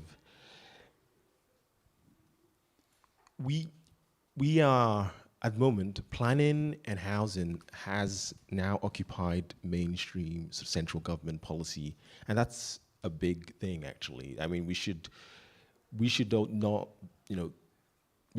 embrace that, because the housing issue and the planning issues that has been an issue for quite a while is now taking up some oxygen, and that's great, because if the people with solutions and the institutions like the RIBA and Construction Leadership Council have been talking about this stuff for quite a long time, and it hasn't really gotten the same sort of oxygen nationally. So that's where we are, and we should sort of kick on from this, really, because it's an opportunity. And what we are at RIBA and in conjunction with the Construction Leadership Council are asking for is a national retrofit strategy, which looks at the skills and the funding for delivering this work at scale. And to answer your question directly, Martha, that's what I would ask for, and I've been asking for, following the King's speech earlier this week, is to invest in and develop a national retrofit strategy that does this at scale. And can I ask if it includes earth materials in your... Good question. I'll have to check and get back to you on that. And yeah, Becky, I don't know if you want to pick up on that. Where do you see, because a lot of your projects were about new structures and forms, where do you see earth building fitting into retrofit? If it does. I still don't really know what retrofit is, if I'm honest with you. Do you mean like doing up old buildings? Yeah. Well, so here's a big one. Clay plaster is massive, or it could be. So clay plaster can be put on anything, like even metal. I was just looking around the room and thinking, what can I not put clay plaster on? But I bet I could. Might not be that sensible. But anyway, it's only go on brick, it go on cement, it can go on... Yeah, I mean, you have to prime it, you know, you can't just put... You'd have to put some sort of gritty substrate. But clay materials can transform really quite grotty spaces. I mean, obviously not if they're leaking. You know, that's important not to have them leaking, but it can really change the environment inside other buildings. So that's one thing. And I think the same goes for clay hemp to a degree. We're looking hard at using spray technology with clay hemp now inside buildings, and hopefully we might do something with Hess on that at some point. So again, a demonstration to say this is possible, and if we get a big pipe and we spray it, we can be pretty quick. What else? Oh, and then of course there's loads of products that are on the increase and have been in Germany for decades. You know, they're so ahead of us, and France is, well, everyone's ahead, really. But they're coming down the track, and H.G. Matthews, which is a brickworks near in Buckinghamshire, are one of these old-fashioned brickworks that are moving into making new products, so that's one to look out for. They're just going into production on straw clay bricks at some capacity, and these are the kind of industries that have lost a lot of their market, so they need alternatives, and brilliant if we can bring them in. And there's tons more down in the south. I think we're a little behind on that. In fact, Errol Brickworks was we just started to make eco products with Errol Brickworks, and then they went bust. So, but anyway, and farms and the agricultural industry have opportunities to make things out of. Like there's a company called Eco Cocon, which some of you know, which is panels made of straw. So I think we've just got to get a bit more entrepreneurial about that. I'm off now, you see. And then there's seaweed. I mean, God, Scotland is, you know, that's something we really should be doing, is making seaweed products, and we are slowly getting round to that, I think. So lots of opportunities. Did I answer the question? I can't even remember it. Definitely. Very well. What's that question? Okay, I think your point... Oh, David, you go for it. Yeah. Not if you have it. I just thought of something... I felt like I gave a very inadequate response to the last question. Please. I felt bad. Which is my response is the question: is planning devolved in Scotland? Yeah. So planning is a devolved power in Scotland. So the Scottish government need to use planning, and we all need to be aware that of the National Planning Framework 4 and the powers that the Scottish government has to stop things which are just directly bad for the environment and bad for the country and bad for people. And the Scottish government, I mean, I personally am pro-independent, so I don't want to bash the Scottish government unduly. However, they need to stop hiding behind Westminster and saying, "Oh well, you know, if we had more power, we could stop Rosemary." Don't give people planning permission. Do not give it. Don't let Tom Woods take away a third of St Fittick's Park in Torry. Don't give him planning permission to build factories. These are the things that can practically be done to further. Sorry. Anyway, yeah. Just occurred to me. Definitely work to be done everywhere, aligning planning policy frameworks with climate. I just want to go back, Becky, to what you were saying about this kind of idea of retrofit to revive industries, because obviously we've got a massive problem in the construction sector of these, you know, big capital projects, and people are employed for a few months on a project and then it's over and there's no work, you know, at all levels, at architecture down to contractor. And that kind of cycle is incredibly unhealthy. It means work cultures are really unhealthy. It means people lose money. It's very unstable with economic cycles as well. And it feels like retrofit is a really good opportunity to stabilize that and say, actually, we've got this really strong pipeline of small projects. There's always going to be work. It's going to be really kind of measurable and ongoing and you know, much better for people on a lot of levels. And, you know, a lot of you are working on these kind of smaller project scales. Do you see those projects having a better impact on workers and people involved in those projects? Is that something that you kind of already feel, or Douglas? Yeah, I mean, I think there's there's a tension there insofar as, that kind of mentioned at the outset, I'm a stonemason to trade, so that notion of minimal intervention is really important. I think there are retrofit applications that they are going to be minimalist, and they're going to be artisan, and they are going to be based using traditional materials, and rightly so. I think when we look more broadly at the kind of housing retrofit challenge, kind of very keen that we explore the industrialization of retrofit solutions. So we're developing, certainly at best, we're developing platforms, we're developing common kits of parts.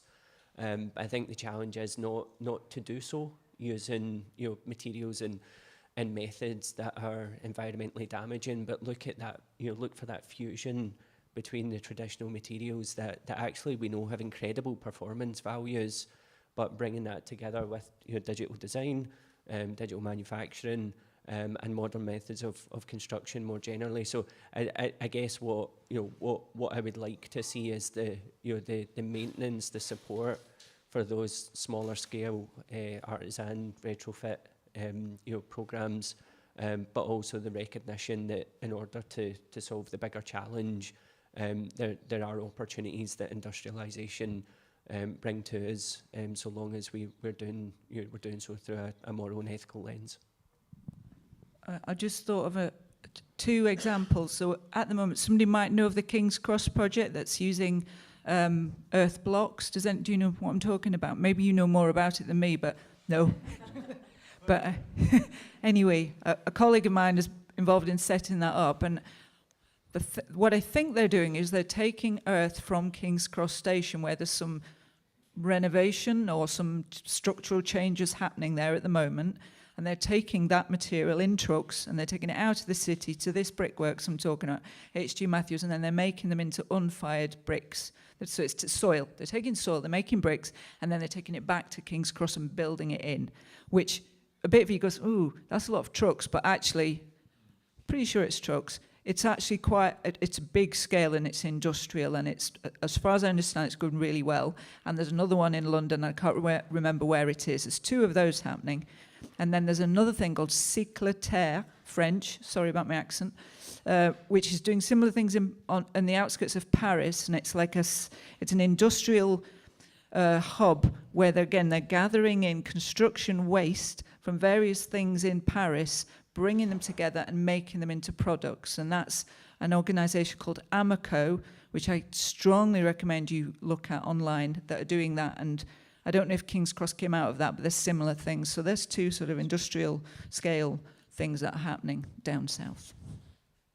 Do you want to? No. David Meyer? No? Cool. So let me just see what else I've got on my questions. Yeah. Cool. So I'm going to ask two more questions, and then we're going to do Q&A on the floor. Well, actually, I had one question which I thought might be useful from WeCanMake. Is I wonder if you could explain what a community land trust is, because I feel like we've talked about it a little bit, and it's quite an important concept that isn't necessarily one everyone knows about. Yeah. So we are a relatively small community land trust at the moment, and the idea being that the land is transferred from council or privately into community ownership. Ultimately, WeCanMake hold that on behalf of the community and the community involved with the decision-making process. And at the moment, it's for about a 100-year lease with the council currently. So yeah. And I suppose one other thing is, like, as we act as a landlord and take rent, that rent goes into the community land trust, which goes to paying for the maintenance of the buildings and then any kind of further use within the community. So I guess all of that kind of profit is cashed back into the community itself. Yeah, it's basically going against that whole kind of profit-making system of someone building something in their back garden and it becoming like an Airbnb. It's protecting from that happening ultimately and making sure the community benefit. And how do you... Go, David. Just to...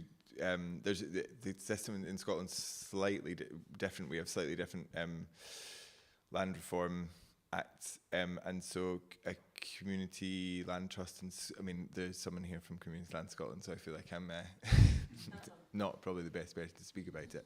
If you want to know it in detail, ask Carey. But there's provision within the Scottish the yearly budget of the Scottish Government for community land trusts to buy land from councils and private individuals into community ownership, and the sort of trust of those entities it needs to be made up. I think it's something like over 75% of people who live in the identified region or postcode or area. So I guess it's a similar-ish thing, but just for the specific Scottish context. So how does the CLT get the funding or money to buy the land in the first place? So there's something called the Scottish Land Fund. I'm looking at Carey desperately. Oh!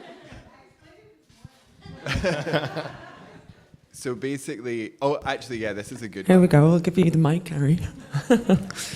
Practice in action, practice in action. Questions to the audience. What was the question? Like, where does the community land trust get the money or funds to buy the land in the first place? Yeah, it's from the Scottish Government. 95% from the Scottish Government, but there's lots of other crowdfunding and there's different sources for funding as well. And then for us in Bristol, it's been a bit different. It's been like land disposal. Well, for some bigger sites we're working on, it's a land disposal, so the council have ultimately given us the land, and it's the same for the small sites. Perfect. Well, that sets me up very well for my next question, which was going to be, because community land trusts and alternative community provision is really important for kind of getting out this deadlock between can the state do things, can the private sector do things, let's do it ourselves. So I guess my question was, we talk a lot about materials, that's quite a technical, relatively easy problem in some ways, but how do we make sure we're asking people in the process of material selection, in the process of what are we building where, who owns it, all of these kind of bigger layers of questions. I'd love to hear how people are sort of making sure they're speaking to people during their work and their projects. I don't know who wants to kick us off. I think, Peter touched on it earlier, and so we've got a few smaller sites kind of in the pipeline, and it's even before we've put any pen to paper, it's getting out there into the space and doing like one-to-one pop-ups and just doing it in such a way that it makes people not be able to just walk past and to really come in, engage, and like ask those questions. And then I guess on that kind of, maybe from the material side of things, it's been really interesting working and talking directly with foresters, because actually a lot of people who are producing materials are really keen to know where they go and actually know that they're actually going towards something that they care about themselves. And I think for a very, very long time, people producing materials have been totally, split from the locations of, if they are even going into construction, where those homes are being built. And actually, they can gain a huge amount from being attached to that, and I suppose, that connection back to the land from both sides is really key.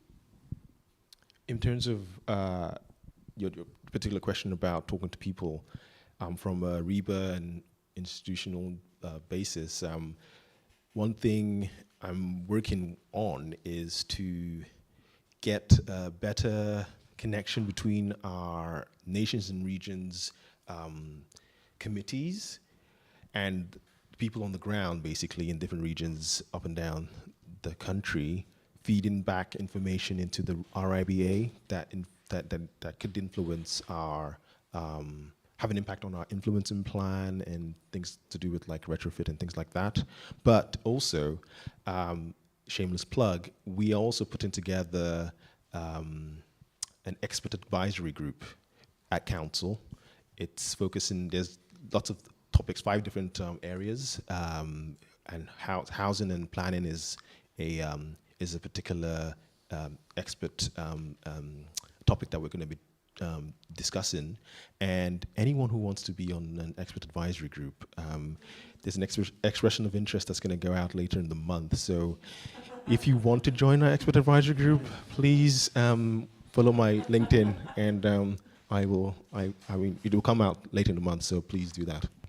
I suspect you might get quite a lot of this audience.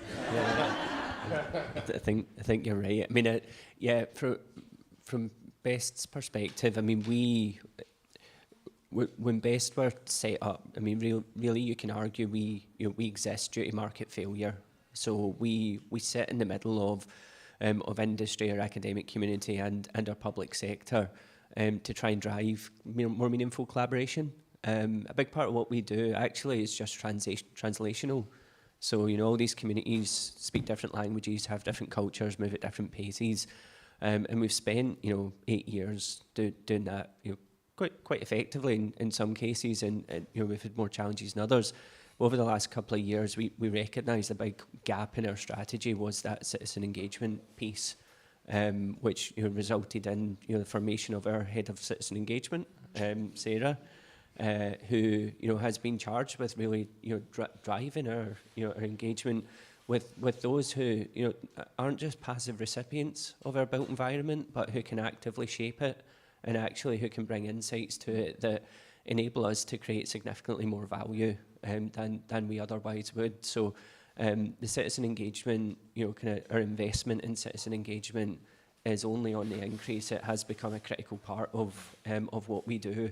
And again, events like this, you know, today I said it at the end of my presentation, but I have been incredibly inspired by what I've heard today. You know, I've had my eyes open to some of the challenges out there that I haven't been aware of, and, you know, just feel really motivated to understand how we can support. Becky or David? Sorry. Yeah, just to follow on from what you're saying, I think I wonder how we can sort of shift the sort of power dynamic in planning away from we own this thing and this is what we're going to do to what do you need? Because I think that I don't think that question gets asked, and I think that like having recently had a very traumatic experience of working with planning in Glasgow City Council, traumatic. The dynamic is we have the power, and you know, here's the little bits that we'll give you, and here's the little concessions you can have, rather than, yeah, sure, what do you need? What can we make? What can we use legislation to make possible? And there's a really good wee story from. So like one of the reasons that probably loads of people, this is like architecture saying, so loads of people know this story, but one of the reasons that Govan doesn't look like the Gorbals is because in the 1970s, late 1960s, 1970s, the Tenement Improvement Programme was put together, where young architects asked people who lived in Govan, what do you need? Do you want to move out to Drumchapel and Castlemilk, or do you want something else? And people said, actually, do you know what? It'd be really nice if we could keep living here next to the factories that we work in and next to our neighbours and like just in the houses that we live in. How can we make that possible? Indoor toilets. And so they came up with the Tenement Improvement Programme came up with a scheme for putting toilets into tenements. And so Govan looks the way it does because of the Tenement Improvement Programme. And there's a really, really good little book called Annie's Loo. So Annie Gibbons was the first person who came forward and said, yep, okay, I'll go for it. Put an indoor toilet in my flat. I'll pay the 125 quid and I'll get the 80% grant from the council. And then lots of other people came forward and got that. But if folk are interested in that as a sort of story and a model, the book is called Annie's Loo, and you can get it in Ibrox Library and other places. I think that is so critical and spans across everything we've talked about all day and in the conversation we've all been having. This idea of, you know, consent of what you're doing. You know, I'm sure a lot of people here, for me, my experience, I used to be an engineer working in practice, and I'd be doing my nice little timber whatever, and next to me someone would be designing a ski slope in a desert, and you just think, what, like, nothing I do here is going to make a difference compared to that. And how can, as, you know, workers and people designing these projects, how can we band together, you know, organisations like FAF and talk about Future Architects Front, and sort of actually say, this is what we want to work on, and as a community receiving that work, have they actually chosen for it to be there? And then is it in line with planetary boundaries? And that whole set of layers of decision making being democratic could completely turn upside down this process whereby someone has decided we're going to have a huge luxury development here, and everyone else has to deal with it and work on it and deal with the effects and the consequences of it. And it's complete, just that flipping that on its head, I think, is like the only real chance we have, isn't it? Okay, Becky, did you want to come in? No, but I'm wondering if they do. Yes. So now we're going to have some audience questions, and yeah, Moya has to go. So thank you very much. Thank you, Muyiwa.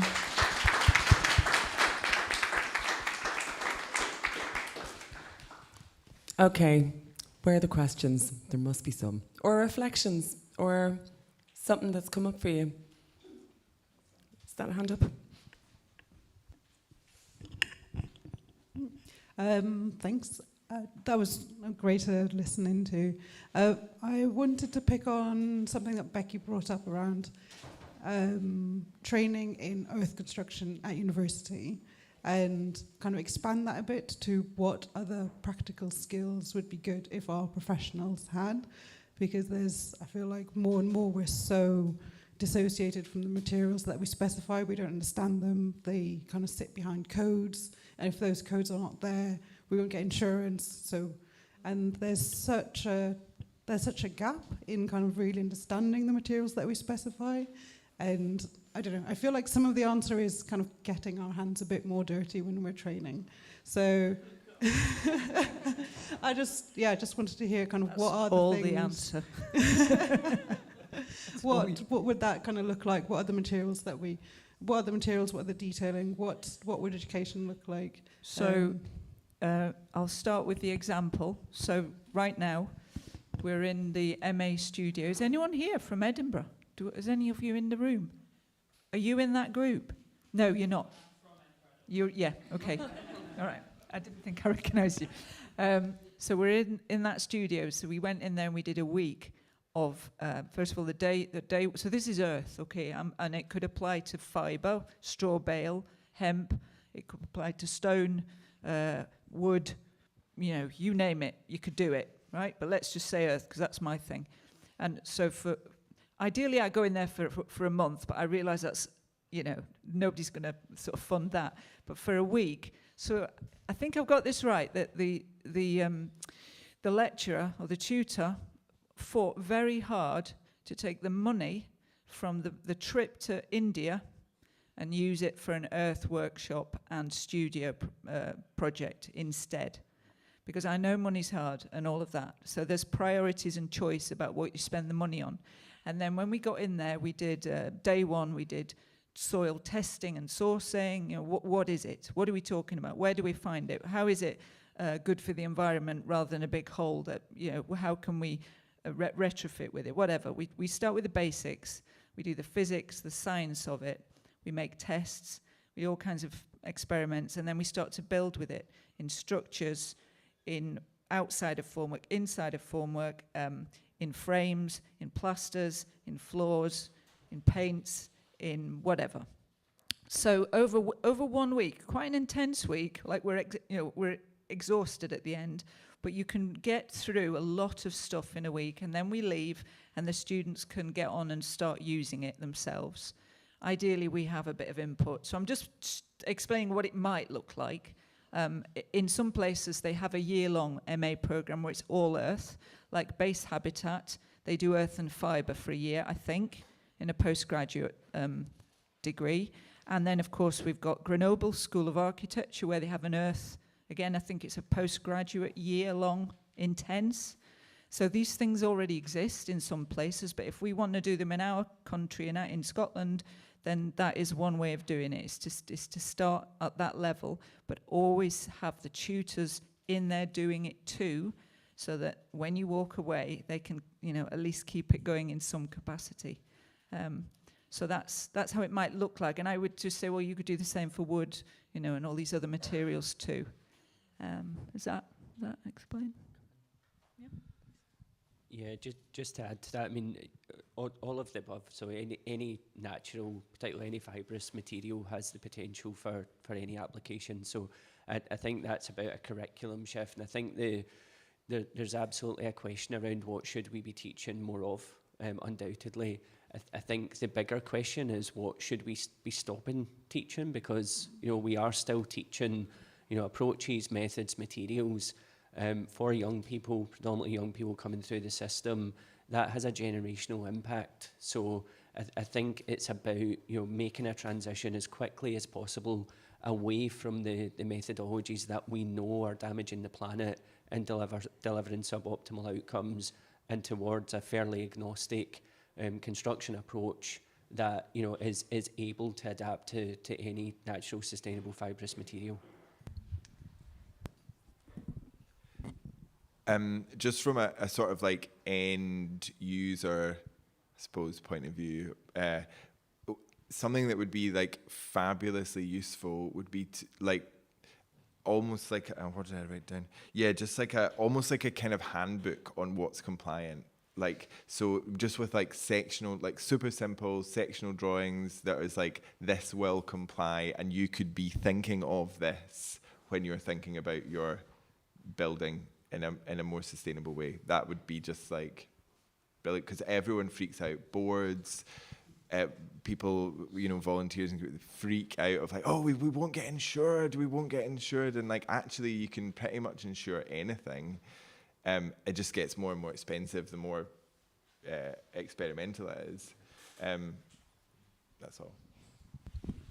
Yeah, absolutely. The straw bale house I showed earlier, they were telling me that they can't get insurance for it. Well, they really struggle, and it's like a globally recognised piece of architecture, which has been there for 20 years. It was also just because at Birmingham there was a woman talking, and it was about, I can't remember, Amy, you might be able to say, but it was about a new school they're setting up basically, and they want to work through all these different kind of traditional constructions and how these can be retrofitted, and have examples to show everybody about what the best thing is to do in a variety of circumstances. So yeah. Hello. Thanks for all the contributions so far. One thing that has kind of simmered up under the surface a couple of times that I'd be interested in hearing more about is the either the acceptance or the rejection of the existing political economy and the existing political landscape. So one sort of point of reference from last year's Retrofit Reimagined and previous sessions that we've had this year is a sort of quote from Indy Johar, which says something to the effect of our existing democratic institutions are not equipped to respond to the scale of the crises that we face. And I think through varying contexts, we've kind of responded to this, be that through a sort of hope for increased devolution being a way of responding to things more effectively, devolution either nationally or devolution to a community planning level. So what I'm really curious about is, I suppose, beyond the space of like the optimization of practice and the optimization of design and the optimization of existing systems, how do you see the necessity to actually sort of push radically towards new systems? How does that exist within your work comfortably, and where does that also maybe not exist comfortably within the work, and where does that require us to try and move beyond the typical bounds of either design or any other kind of practice that we're engaged with? Nice, easy one. Okay, wow, Charlie, that's a good question. So, you know, as a national innovation centre, at best, our role is to, you know, write mission statement alert, decarbonise or accelerate what is our mission? Accelerate the just transition to a net zero built environment. Accelerate to zero, that's the short version. But it's about accelerating change, it's about just transition, and it's focused on the built environment. So, you know, we spend a lot of time in rooms with with people from industry, from government, and from academic communities who, you know, their power is underpinned by the status quo, by the structures that are in place. So we are very much, very often actually, the people who are tolerated in the room and not necessarily welcomed in the room.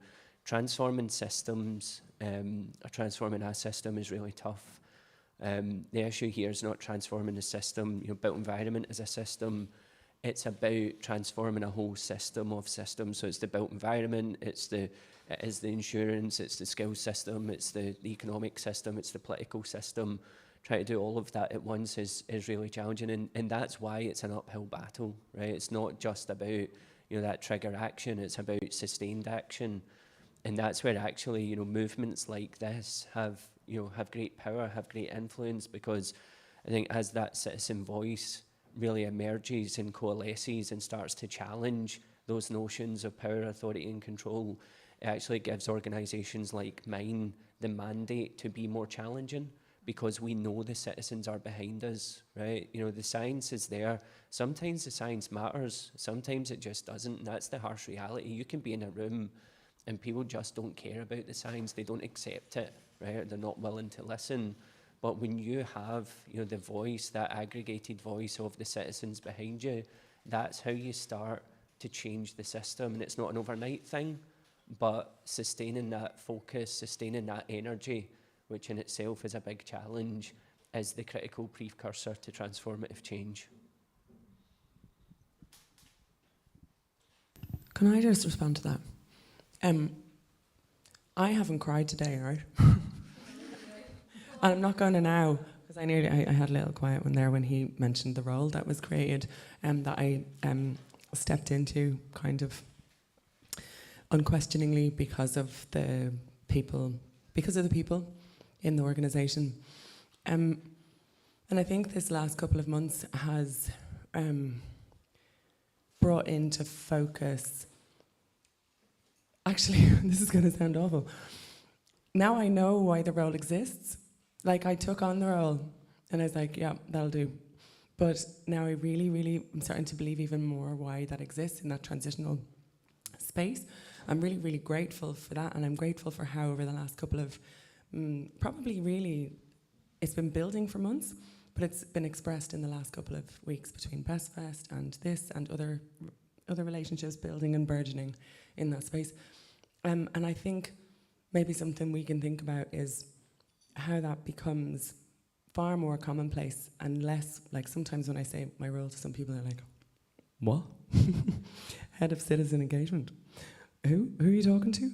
And even so that sort of is there, and I think the acceptance though that's come with that just today and the rest of that time just makes me feel like everybody needs to have that in this transition, and translational was a phrase you used, which I think was really great actually, to translate that out more and more.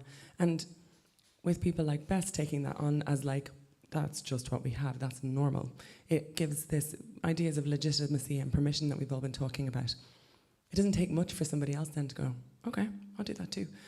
So I think just reflecting on the need for that not to be the odd one in the room, but the commonplace practice, and I think we can all probably borrow some of that behaviour. And I think also the role of like helping people see through systems. Charlie, you're talking about that we need to challenge. So I've been doing quite a lot recently about venture capitalists, and they love construction because they've seen a huge industry that's really dysfunctional, and so they've seen a money-making opportunity. And during the pandemic, venture capital funding went down a huge amount. They've had the, FTX collapse, they've had all these kind of tech world problems, but investment in construction engineering has rocketed because they can see that everyone's interested in green things and they can see a quick win. And it's a horrendous funding structure. The idea is that they can, as quickly as they can, make money off a new technology emerging from university and being taken to market. So precisely at the point where people start making money, they just want that bit. They have no interest in long-term change and slow change in communities. And WeWork being a fabulous example of that. They just wanted a quick buck in a space that is incredibly messy and slow, as we all know really well. And I think the importance of us learning about venture capital, which is something that I imagine a lot of people here just don't really want to know about. We need to know about it because they're coming for our sector, and we need to know how to talk about that and stop it happening. And there's a huge role, I think, for that community engagement to not be infantilizing and to be talking about, this is a really big system that we're up against and it involves this, this and this. What are you seeing? What do you feel? And sort of really being ambitious with what we ask for and what we help ourselves and our communities to do, I think is really, really important part of that. Question down here. Oh gosh, that was way too close. Thank you for all your kind of discussions, really interesting. Just one thing you said earlier, Peter, was you said that the local councillors were actually quite receptive to what you guys were doing and actually helped things. Was that through personalities of councillors or through a difference in how things are being led there, or something more structural or legal? Is there something, or your powers of persuasion that we could maybe learn from? I'm just wondering what it is, because we've all had issues with like councillors or planners or whatever. It just, if there's a lesson there that others can learn, or if there's a difference between kind of what's happening Bristol to Scotland, I don't know. Just if you could maybe expand on how they were helpful. Yeah, sure. I think that's a challenging question in that, like, it's probably a kind of mixture of a lot of those things. I think some of it is persuasion, and I think probably a fair few have heard Melissa talk, and she's a very, very persuasive person. So that's definitely helpful.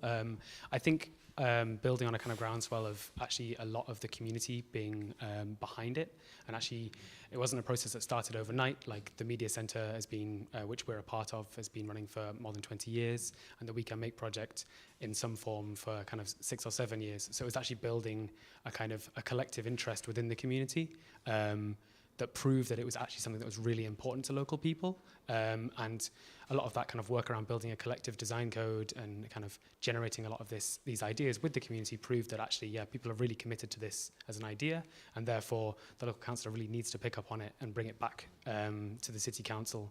So I think that's a kind of probably a large element of it. I don't know if you have. Yeah, I think because recently we've got some that are stuck in planning at the moment, and we had a meeting with the planning officers, and I think something that's been really important is that whole conversation about this isn't us just trying to do like a quick fix. It's showing all the steps and all the thought that's gone into this. It's not just trying to put a band-aid on. It's seeing that actually, okay, this is really considered. They're not trying to open a door so everybody can do this in their back gardens. It's just that it's also kind of showing them the pros and that other side of the coin, really, and like trying to get them to see the bigger picture, which isn't the easiest thing, but that's been a big part of the process. And maybe some part of that is actually really speaking, I think particularly with planners, like very much in the language that they understand, and like picking on like keywords like additionality of homes was like a kind of really key thing. Like, oh wow, land that we can't get hold of in any other way. This is exciting. And little things like that actually won over quite a lot of planners, who that actually then ended up kind of fighting our corner from within the council. And actually, well, sadly, a lot of them have then been made redundant due to massive cuts. So we now have like a kind of little army of planners that have been made redundant or retired, who are kind of now helping us from the outside, who then kind of come along to council meetings with us because they're so passionate about the idea. So yeah, I think a lot of it is persuasion and personality and particular characters. Just to add quickly, and what's quite good with having those kind of planners on our side now is they've also begun in quite a skeptical place, and it's them coming from the same place to be able to say to them, okay, look, these are all the merits of this project, and to get them kind of across that line. But yeah, there's lots. It's been hard work. I'd really recommend Brett Christopher's new enclosure about the sell-off of public land in Britain. It's a really good insight into how Whitehall gets councils to think about land. It's great. Any more questions? I just wanted to make a quick comment on that from working in a council and trying to get land sold off to community groups, that you should be aware of election cycles, and if something's coming up, get a paper signed, get your lease agreement signed, because a new mayor or a new councillor can just cancel a project. So yeah, being aware when those cycles are, and not just relying on kind of yeah. Any final questions? So it's just in response to the venture capitalist thing. The way to sort of combat that is to potentially us investing in green sectors and green technologies, if you have the money, and just putting it there and leaving it there.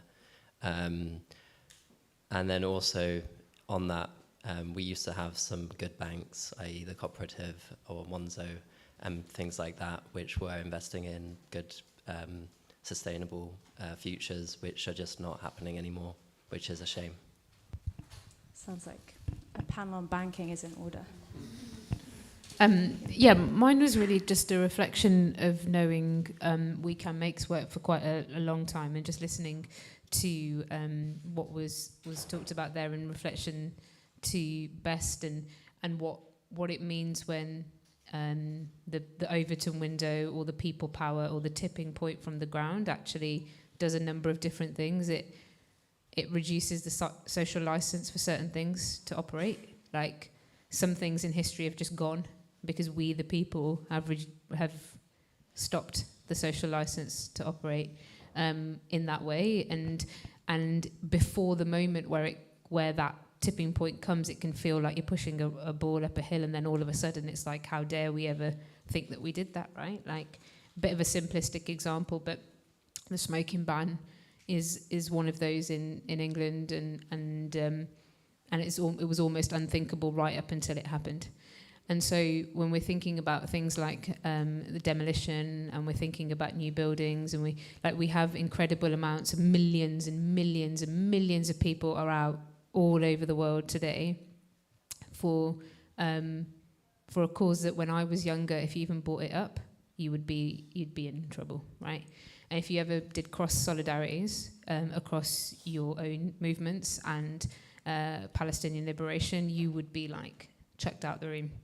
And so the critical thing is, for me as well, around this story of like how much power people have and how critical that is, like you said, in order to enable institutions who are like allies, because some of them just need to be dismantled now, but there are lots that are allies to a more regenerative and just future, is not to forget how much organising power that we have. We, unfortunately, in the last 10 to 12 years, have seen that Overton window. And when I heard about that when I was young, I was like, what is this random weird concept, right? That's just an intangible window of possibility, until I completely understood now over the last 12 years how things that would have been unthinkable that MPs would have resigned for and been sacked for on the spot are just now common practice.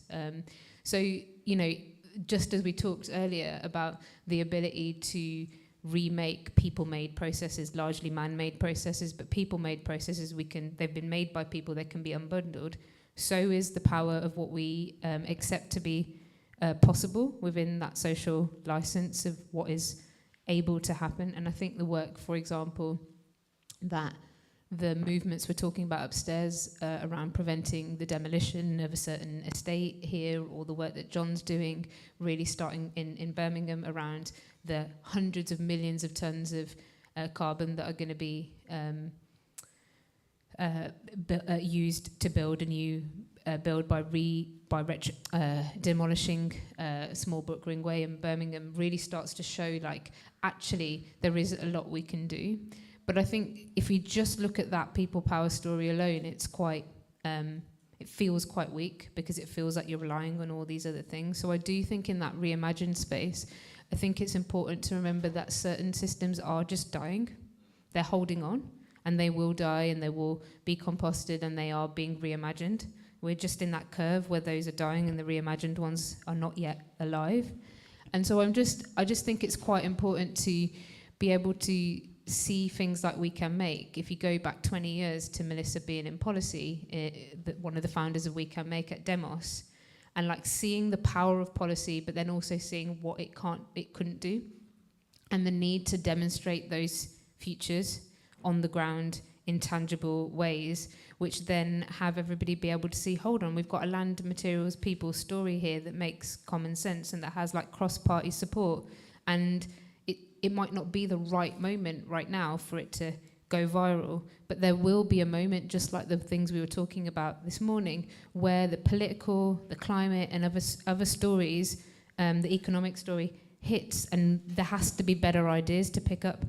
So I do think it's important to be able to like see the power of demonstrating new systems at all layers in full tangibility, without always being like, hey, how many other things have to change before any of this will become real? Because otherwise you can get stuck in that, like, well, 45 other sectors and legislations and systems need to all move before anything will happen here, except there can be a story of building the new system and reducing the social license to operate for lots of things.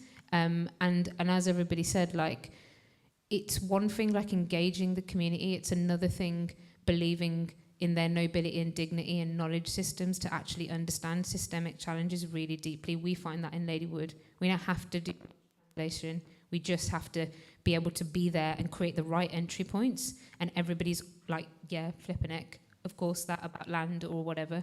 So I just think, like, I think an important thing for me in a lot of this is that many of those things can be true simultaneously, but I always feel challenged by this idea that we just have to wait for the right leverage points in the system to change or the right ally inside, as opposed to the fact that it is actually the people, the demonstrations, the new institutions, all of that actually give power the mandate to move.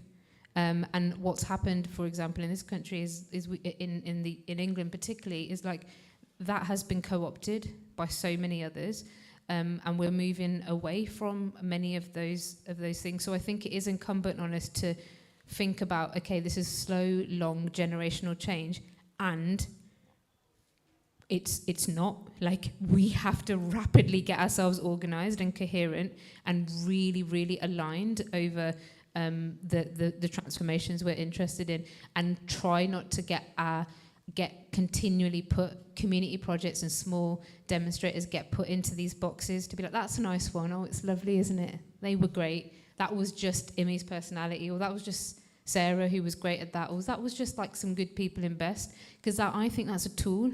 It's to say, oh yeah, these are all nice, but actually we're developing the future systems and the new public goods of the future, and we have to be more than just these nice stories of a little project here, a little project there, because that is actually a tool of, that's not real, that's not the beginning of a new economic system that is being practiced first and will be theorised later, or that's not a shifting of possibility. And so I think we've got to be really careful of that, both when it happens to us and when we're also describing ourselves, because otherwise it gets put with the serious people building systems and the nice people in the community doing like little bits, which I don't think it is. And going back to the example this morning, the Tredegar Medical Aid Society would have been a nice cooperative, but actually it was the foundations of the NHS. And I think, the foundations of new systems are in all of these rooms. We have to have the courage to be able to speak that that's what we are, because if we don't, we will be really quickly divided into like, oh, there's all the lovely stuff and there's the serious people. There's like Best and there's Retrofit Reimagined, or there's the government and there's like everyone else, and it isn't that. Like, we build those mandates, we build what's possible, we build the window, and we have to pull it back from capturing. And when you look on social media and people talk about, we're not freeing Palestine, Palestine is freeing us. And that is because in this generation, they've showed us what it means to take something from like a fringe conversation that you can't speak about to fucking everybody's out there, like absolutely in their millions around the world pushing.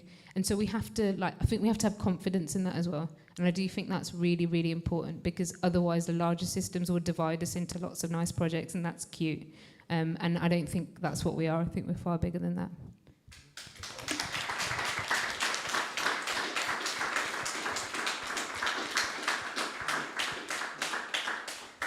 Absolutely, and we talked about housing being up the agenda in politics, and let's be very clear that that's come from housing activists and an ecology of grassroots groups. That has not come off the back of politicians. Does anyone else have any reflections or final questions? Okay, one more at the back, and then I think that's all we have time for.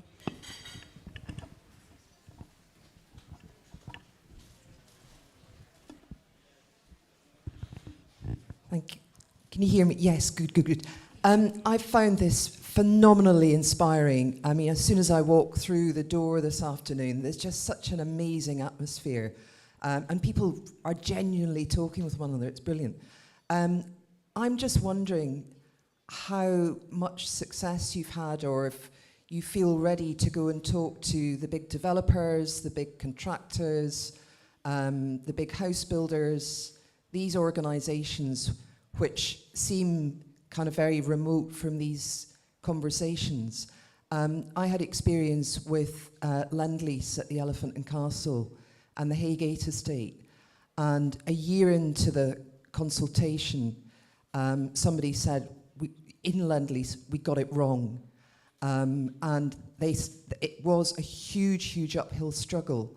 But actually, we did manage to influence a lot of the master plan. But I'm just wondering, do you feel ready to take these narratives and stories to the people where the money is at the present time? I mean, Imi, it sounds like that might be a question for you. Or Civic Square, or for everyone? For everyone, really. Anyone here want to answer that? Yeah, so I mean, again, at best, we do work with the large contractors. We work with the house building community. I think two programs emerging that give me hope that things are changing. We are working with 6 large tier 1 partners and their supply chain to train 10,000 individuals over the next 3 years in the principles of Passive House in anticipation of the regulatory changes coming in next year. And we are chairing the development of the Passive House and equivalent standard that Scottish Government have committed to adopt. I have to say it came from a private member's bill, so not from government themselves, from the opposition. But Scotland will adopt Passive House or equivalent standards in the very near future. So we are working with those communities. It would be disingenuous for me to say it was frictionless. I think if we balance up the business, legal and moral case, I think the business case is becoming more accepted. The legal case is becoming more absolute. The moral case, we still have some way to go, but we won't lose enthusiasm. But certainly they are coming to the table to talk to us from a legislative stick perspective, and it's predominantly small and micros who are coming to us from a more aspirational carrot perspective, for want of a better description. All right, thank you. I think we'll leave it there if that's all right. Thank you so much, everyone on the panel, and thank you all for coming. Sarah, Charlie, do you have anything to add? Yeah, thanks to Martha for hosting, which was a really great. I just really appreciate the time we've been able to make to dig under the surface of a lot of amazing work that has been brought up. So I know it was a lot, and maybe more hard work on our brains on a Saturday than we might usually put them under. But thanks a million for that. We've got about a 10-minute break where replenish your drinks, have a chat, and then we'll have our final session with the inimitable Kwajo Tweneboa. He's right down there. It was nice that we were talking about social housing campaign being one of the big levers that has seen that policy come into light, and that's in no small part due to the work of Kwajo as well. So we'll have a chat with Kwajo from about 5:15 till for about half an hour before we replenish said drinks again, clear the room, and have a dance and some dinner. And don't miss Kwajo. Amy said that she'll get really cross with you. She won't let you dance. Thank you, everybody. Thanks to our panel.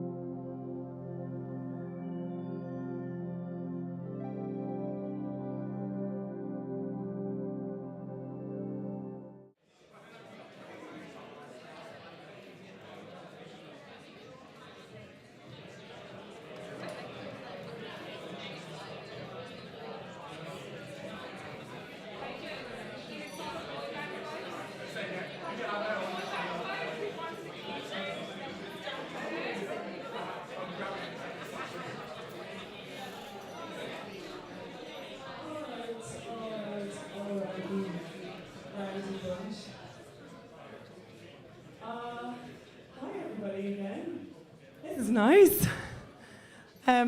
Got our last session. Come on in, get comfortable. You can relax now. All the hard work is done. It's only just starting. No, seriously. We are really honoured again. We both live in London, right? We do, yeah. Yeah, but we hadn't seen each other in London. And more, we've been like, let's go to Wales. Exactly, it's true, yeah. Should we go to Glasgow?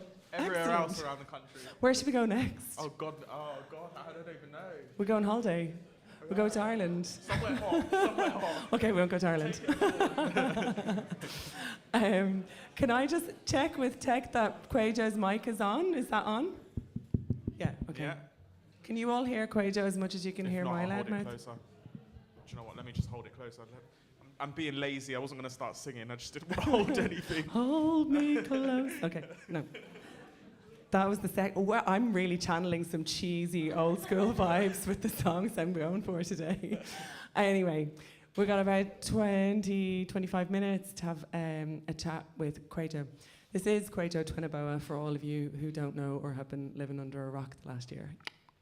I know Duncan. And Kwajo is a campaigner for social housing and just generally better quality housing for everybody, and largely driven by being completely fed up that why are we still in this day and age putting up with really poor quality housing. And then also, as I think we've watched your work progress, we've seen how you're pulling at a string that suddenly is unraveling this huge big system piece, and surely now nobody can stand up and go anything but, yeah, totally agree with that. So what are we going to do about it? So Kwajo Tweneboa, would you like to just take the floor, take it away in the song? No. Thank you. I'm just going to start by, because you know by now I've got a memory of a goldfish. So later on, if I forget, hopefully I don't, but if I do, I'm going to turn around and say, what have I forgotten? And it's a special shout out to someone, and it's Sweater Braverman. So if I forget, just remind me. Okay. It's not a good shout out, by the way, just in case. I don't want you to start throwing anything at me. There will be a special wait for it. I feel like it's going to be special really freeing. mention for her. So my name's Kwajo Tweneboa. I may have seen some of you at some of the other events, Wales, London, maybe even last year, potentially. Yeah. Did you go to Birmingham as well? Were you in Birmingham? Not this year, no. Last year. The year last before. year, yeah. And yes, I'm a housing campaigner, and I've been doing it for the last 3 years. It started off predominantly social housing, and that's because I've lived in social housing the majority of my life, and it was very poor quality social housing, for anyone that's seen my story. And it started off with me and my sisters and my dad living in temporary accommodation, and he had applied to get into social housing. It was an absolute nightmare. But anyway, we were placed into temporary accommodation. It happened to be a converted car garage, so it still had the garage door on. We had issues like damp, mould. We had an ant infestation. We had a bathroom that, I can't even call it a bathroom, it was a cupboard that you could squeeze a shower into, and a toilet, and a very small sink. And I was studying for my A-levels. My sister was studying for her GCSEs at the time. And it was horrific. Like, we wouldn't have no one round. The stigma of shame and everything that came along with you're not going to invite anyone to come round to your home, and then in fact it's actually a garage, because it is just, and for young kids too, very, very embarrassing to even admit that that's the circumstances you are in. And I was studying for my A-levels, my sister for her GCSEs. And I remember when we were there, and it was 2017, because I remember waking up one morning and seeing Grenfell on the TV, on BBC News. My dad had left the TV on, and it was an aerial shot of Grenfell Tower in the early hours of the morning, still burning. And at the time, I didn't immediately understand what I was looking at. I thought it was a building on fire. I didn't put two and two together for a few seconds, I'd say, and realised that there were actually people that were trapped in Grenfell. And it wasn't until I did that I then realised, like, people in social housing really aren't cared about enough. And I mean, they're seen as subhuman. And And that was the first instance that really shocked me, and I realised that it was outside just mine and my family situation where people were being affected. And then we moved into the home that I'm currently in now on the Eastfields estate in South London, and my dad was very grateful because it took many, many years to get, so he wasn't going to turn it down, because if you do turn down a social housing property, it doesn't matter what condition it is, you are then choosing to be intentionally homeless, and the local authority have no responsibility then to cater to your needs. So he accepted it, and it was in poor conditions. We had cockroaches, mice, damp, mold. We had lights filled with water. We had a kitchen that was nearly 100 years old, filled with damp. We had poor security to the house. We had a bathroom which wasn't fit for use. The lights were filled with rainwater, and things were... It can only be described as slum conditions. And my dad in 2018 became ill. He was diagnosed with stage 1 esophageal cancer in those conditions. And for those of you that don't know, it's a tumor in your esophagus. And he, after a while, could no longer eat. He could no longer drink. He could no longer swallow his saliva. And he became increasingly weaker and weaker to the point he could no longer walk. So he was in a hospital bed in our living room in those conditions, being fed through his stomach 3 times a day by district nurses that were coming in. And they were absolutely horrified with the conditions that he was in, and as well as dealing with our dad having cancer and things were getting worse, we also were having to explain as to why he was in the conditions that we had found ourselves in, and nothing was being done. And it was very, very embarrassing. Me and my sisters had up until that point never dealt with grief. We had never lost anyone near us. No one had ever become ill. So it was very, very difficult. And then he passed away in January 2020. And things went from bad to worse. On the day of his funeral, a month later, the 28th of February 2020, a ceiling above his hospital bed caved in because of a leak. And that was in February, and no one came out until October that year to look at it. And then when they did pull it down, it contained asbestos, and they didn't tell us, and left dust everywhere. And we thought maybe it would be a week or 2 before our ceiling was put back up, bearing in mind we still had the cockroaches and everything else that they hadn't dealt with, but they didn't put it up in October. They didn't put it up until January the following year. So we went through Christmas with no ceiling, no front. It was literally a building site. And whilst we were chasing the other work, I was getting increasingly more and more frustrated. I was struggling with mental health, as it is, losing my dad. I was suicidal at the time. I was suffering with depression and anxiety and was given medication for that. And my patience was wearing very thin with my housing provider, to the point where one day I was at work in a secondary school and I was phoning them. I was spending more time, I did spend more time at work on the phone chasing up my housing provider than I did actually doing my job. And I did admit that to my boss afterwards, and she completely understood, and she was sad about that. But one day I tried to ring them. They were extremely dismissive on the phone after promising they would come out. The person on the other side of the phone said, "We're not coming out, we don't have anyone currently, and we're not sure when we're coming out. No one can come out today," and hung the phone up on me. And it was at that moment that I decided that was it, I've had enough. I wasn't going to go back to them. I said the next person that was going to go back to them would be journalists, and that's exactly what happened, because I went into my home and took pictures and videos and I uploaded it to social media. It went viral. And then my housing provider, Clarion, that happens to be the biggest social housing provider in Europe, or it was at least then, turned around and said, "We're sorry that Kwajo feels as though him and his family didn't receive the service that they deserved." And I didn't really have a response to that. Actually, I did. My response was to go around every single home in my estate and knock on every single door and go into every single home and ask them to send me pictures of videos of the conditions that they're living in, and they absolutely did. And I uploaded it to social media, and in a lot of instances, it was worse than what I was even in. And it went absolutely viral. There was one woman, she was in her 60s, having to go to B&Q and buy cement and mix it in her kitchen to fill holes that mice were coming through. And she had been suffering with that for 27 years, and nothing had been done. And there was others. There was kids that I was teaching who during lockdown, they were having online learning, and ceilings were caving in next to them. I've in the past taken people to A&E because the ceilings caved in on them, and ITV News came down, done a 2-week undercover investigation with myself and the people in my estate, and disgraced our landlord into having to spend almost, I think it was over £20 million, not just on my estate, replacing all the ceilings and roofs because of how bad leaks were, but to go around the other estates in my local borough, because they were also run by that provider in the same condition, and do the exact same there. And from that, because it was quite high profile in the news and in Parliament, people are reaching out to me from across London and then across the UK wanting me to help them. Some instances, people dying with terminal illnesses, terminal cancer. There was one lady living in a home filled with damp and mold and she had stage 4 lung cancer. There was another mum who had stage 4 breast cancer and all she wanted was my help in order to get her flat sorted. So that, because she had a son at the time, so that he would be fine after she had passed away. That was all she was that's all she had cared about. And there was instances where I'd gone into homes where they were living with cockroaches for 10 years and gone in, taken pictures, videos, uploaded to social media, and then moved within 24 hours.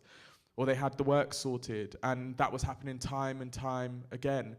And I still do that even now.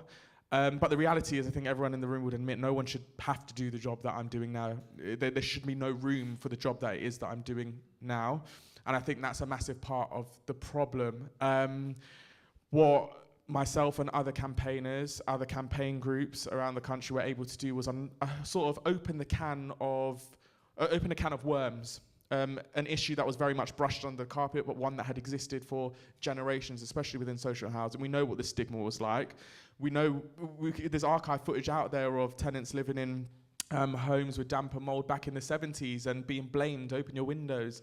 It's condensation, it's lifestyle, it's this, it's that. And even now, even today, the same things are happening. It wasn't until young Abdi in 2020 passed away, the 2-year-old boy living in Rochdale, which a lot of you will be aware of. He died as a result of living in a home with damp and mold.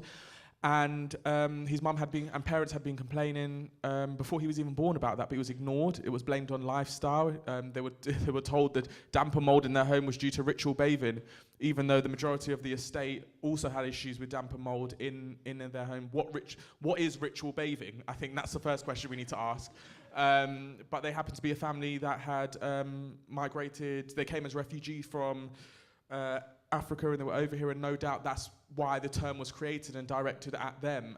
So there's a lot of issues within housing, and it's down to classism, racism, but ultimately people's lives. People are ultimately paying the ultimate price, and that is with their lives, whether it be Grenfell, whether it be Our Bishak, whether it be the people's homes that I go into where they're dying of terminal cancer, whether it be young kids developing asthma as a result of living in homes and being born into homes with damp and mold, whether it be cramped conditions, whether it be people suffering with their mental health. Only last week, a man that was under the same housing provider as myself, so Clarion, and this is bearing in mind 3 years on after I gave them absolute hell for the conditions they had us in. It was revealed in The Guardian. You may have seen it was quite high profile. He had been complaining about antisocial behaviour and noise for 9 months. He had struggled with mental health. His GP, he had complained over 20 times to Clarion about it. His GP complained to them twice about the fact that it had been disturbing him so much that he attempted to take his own life twice. And they described him as whining.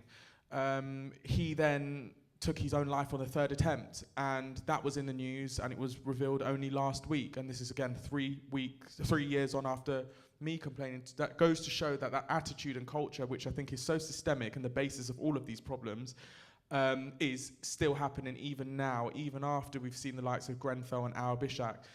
And it's an issue that's not going to be fixed overnight, and housing is something that definitely needs to be prioritised, especially the quality of housing. But fundamentally, the first thing that needs to change is attitude and culture.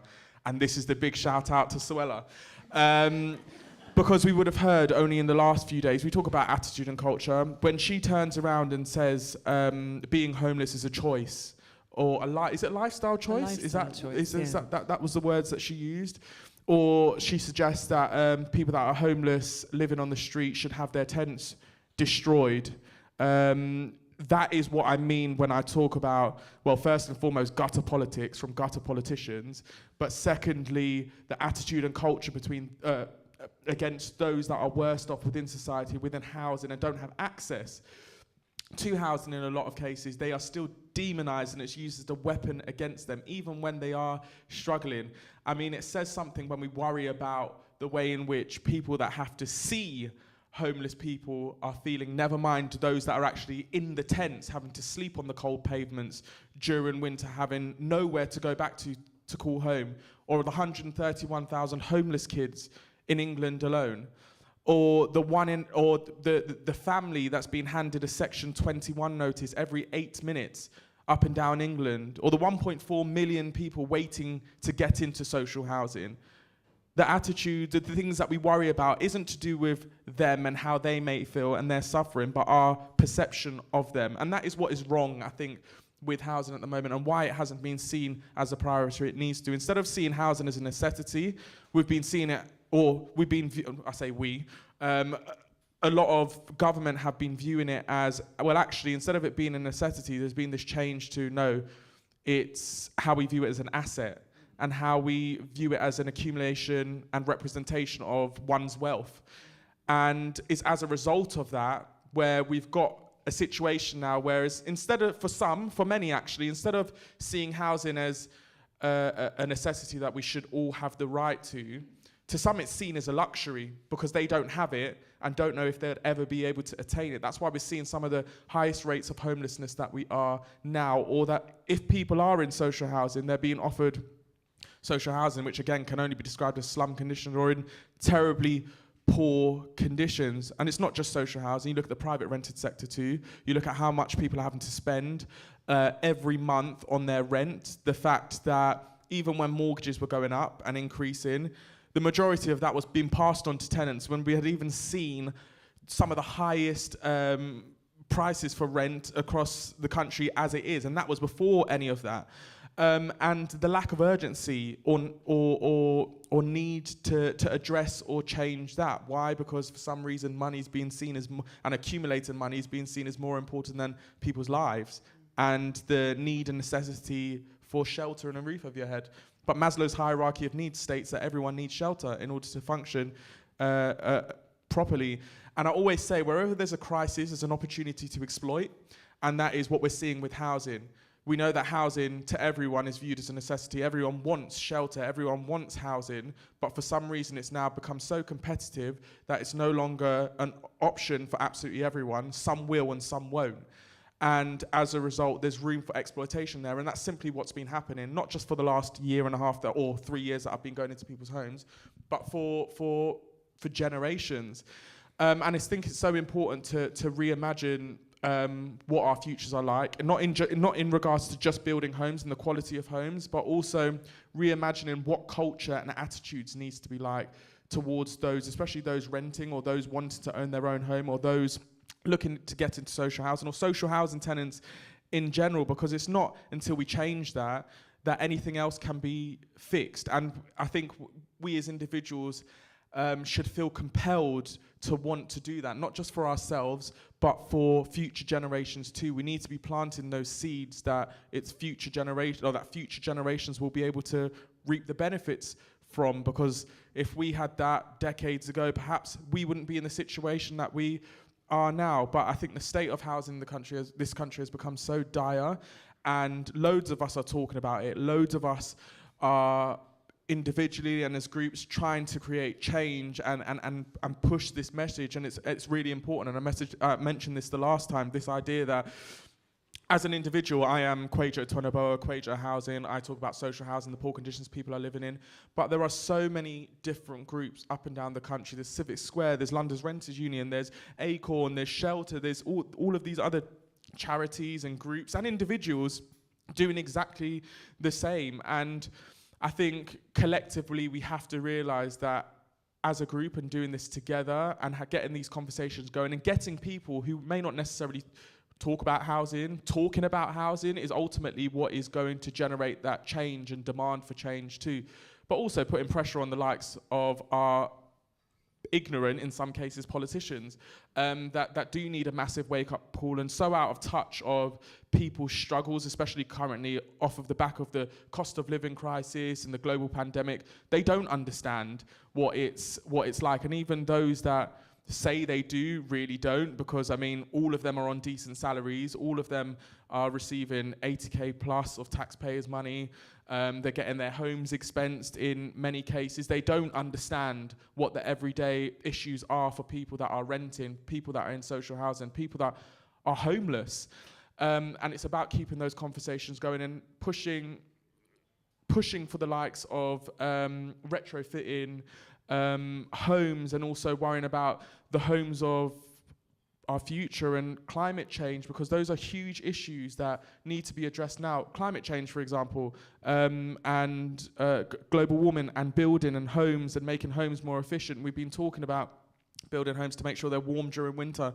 But during summer last year, I got one of the biggest shocks I've had campaigning so far, and that was when we had 40 degrees temperatures, the highest temperatures on record for this country, and I was receiving messages from tenants no longer about cockroaches, mice, damp, mold, but the fact that they were absolutely boiling in their homes, and they were living in tower blocks built in the 60s, 70s, 80s, even only 20 years ago, and are really, really, really struggling. But again, that's something that's not taken into consideration. And if we are knocking up these homes like the government says they want to do, or Labour say they want to build 1.5 million homes, but we're not taking this into consideration, then we think we've got a housing crisis now.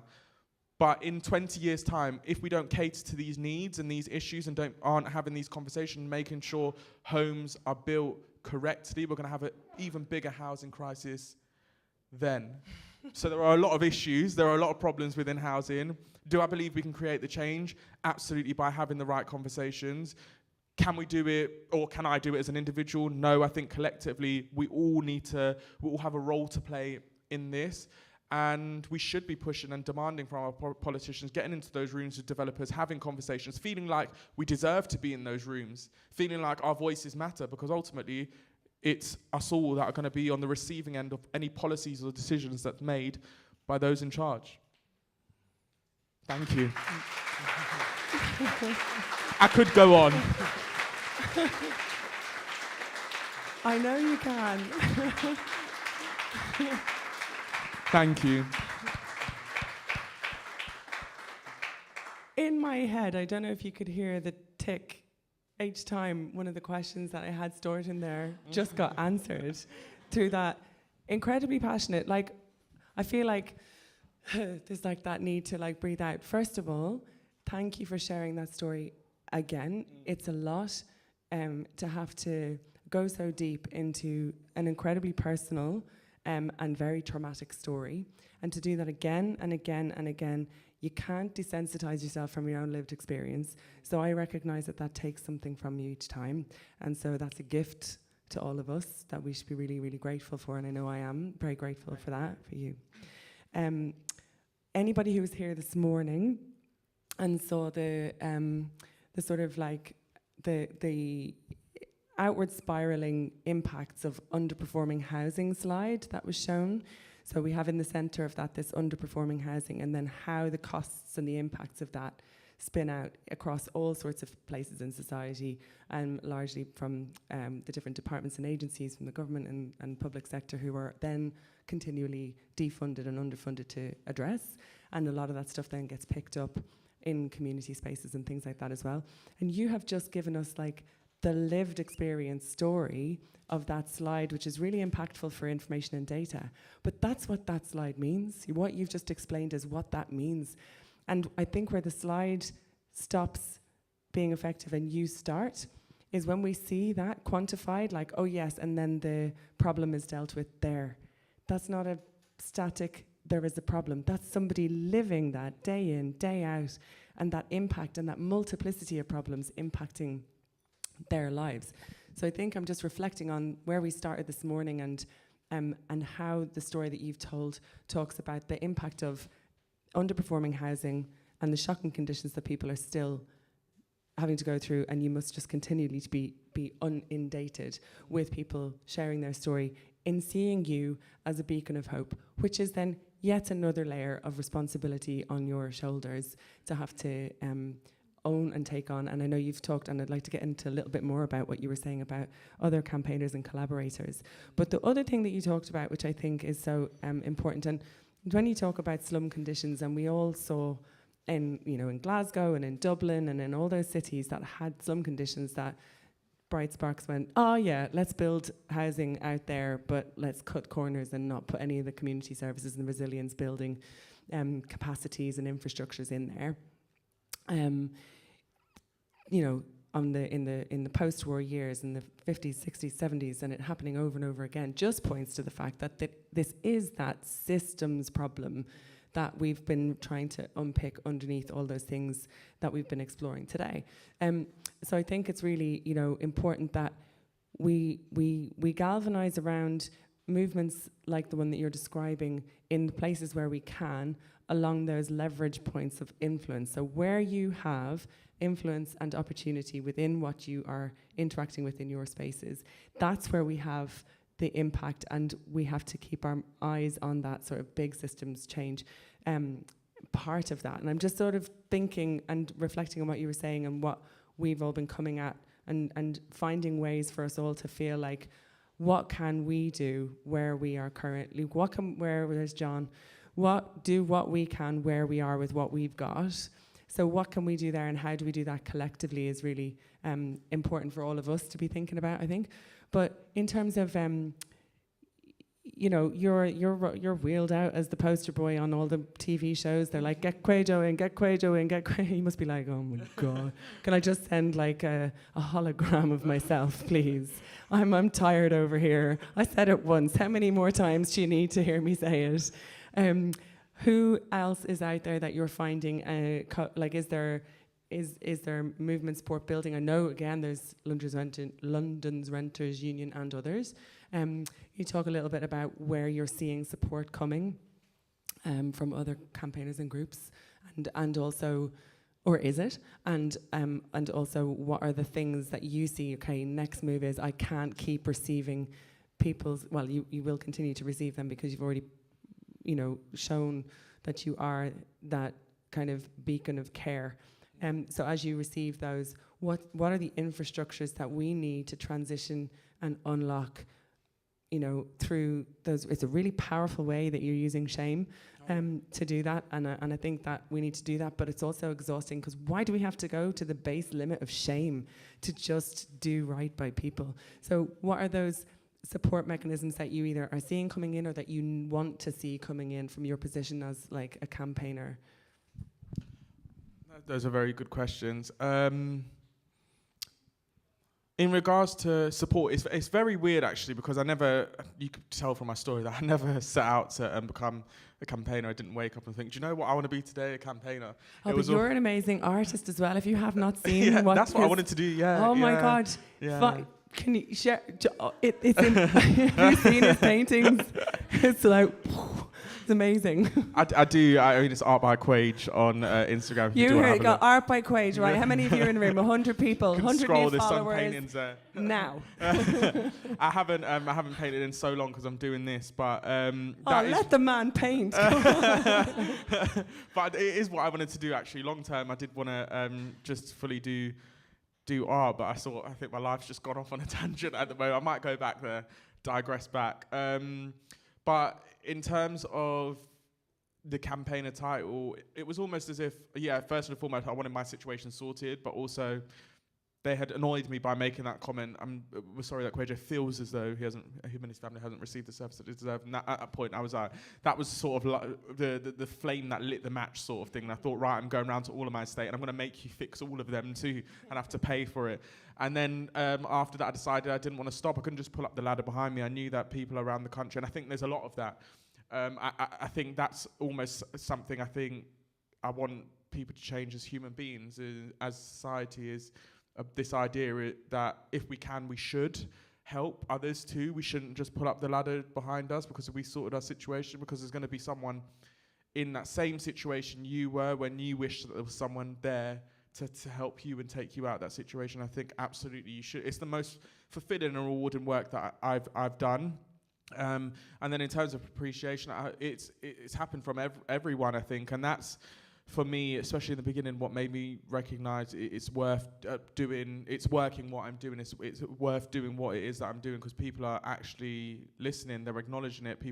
When you've got people that are living in those conditions coming up to me and saying, thanks so much for talking about it, because we were so ashamed and we didn't want to speak about it, but now you've allowed for that conversation to happen and remove that stigma in doing so. So there's been a lot of appreciation in that sense, but also from other groups to from Shelter, London's Renters Union, Acorn, Coffee Afrique, Abdi earlier on, who I think is absolutely amazing. He's had a similar situation to me. He's actually with the same housing provider as me too, and knows them very well, just as well as I do. There's nearly a pattern there. Yeah, exactly. Get rid of Clarion. Yeah, so there's loads of groups out there that have shown real support. But I think what people liked about it most, especially in the beginning, was seeing someone, an ordinary individual from the state, who was perhaps, and this is why I really like the concept of the underdog, and I'd always support the oppressed and the underdogs, was that idea that, oh, he's come off of an estate, he's known nothing about housing, he's got no degree in it, nothing, but he's still been able to take on Europe's biggest social housing provider. And I think for loads of people that... Imagine having a degree in housing. Yeah, exactly. I mean, I know. You're the oracle right here. Like. They should start it for some of these housing providers.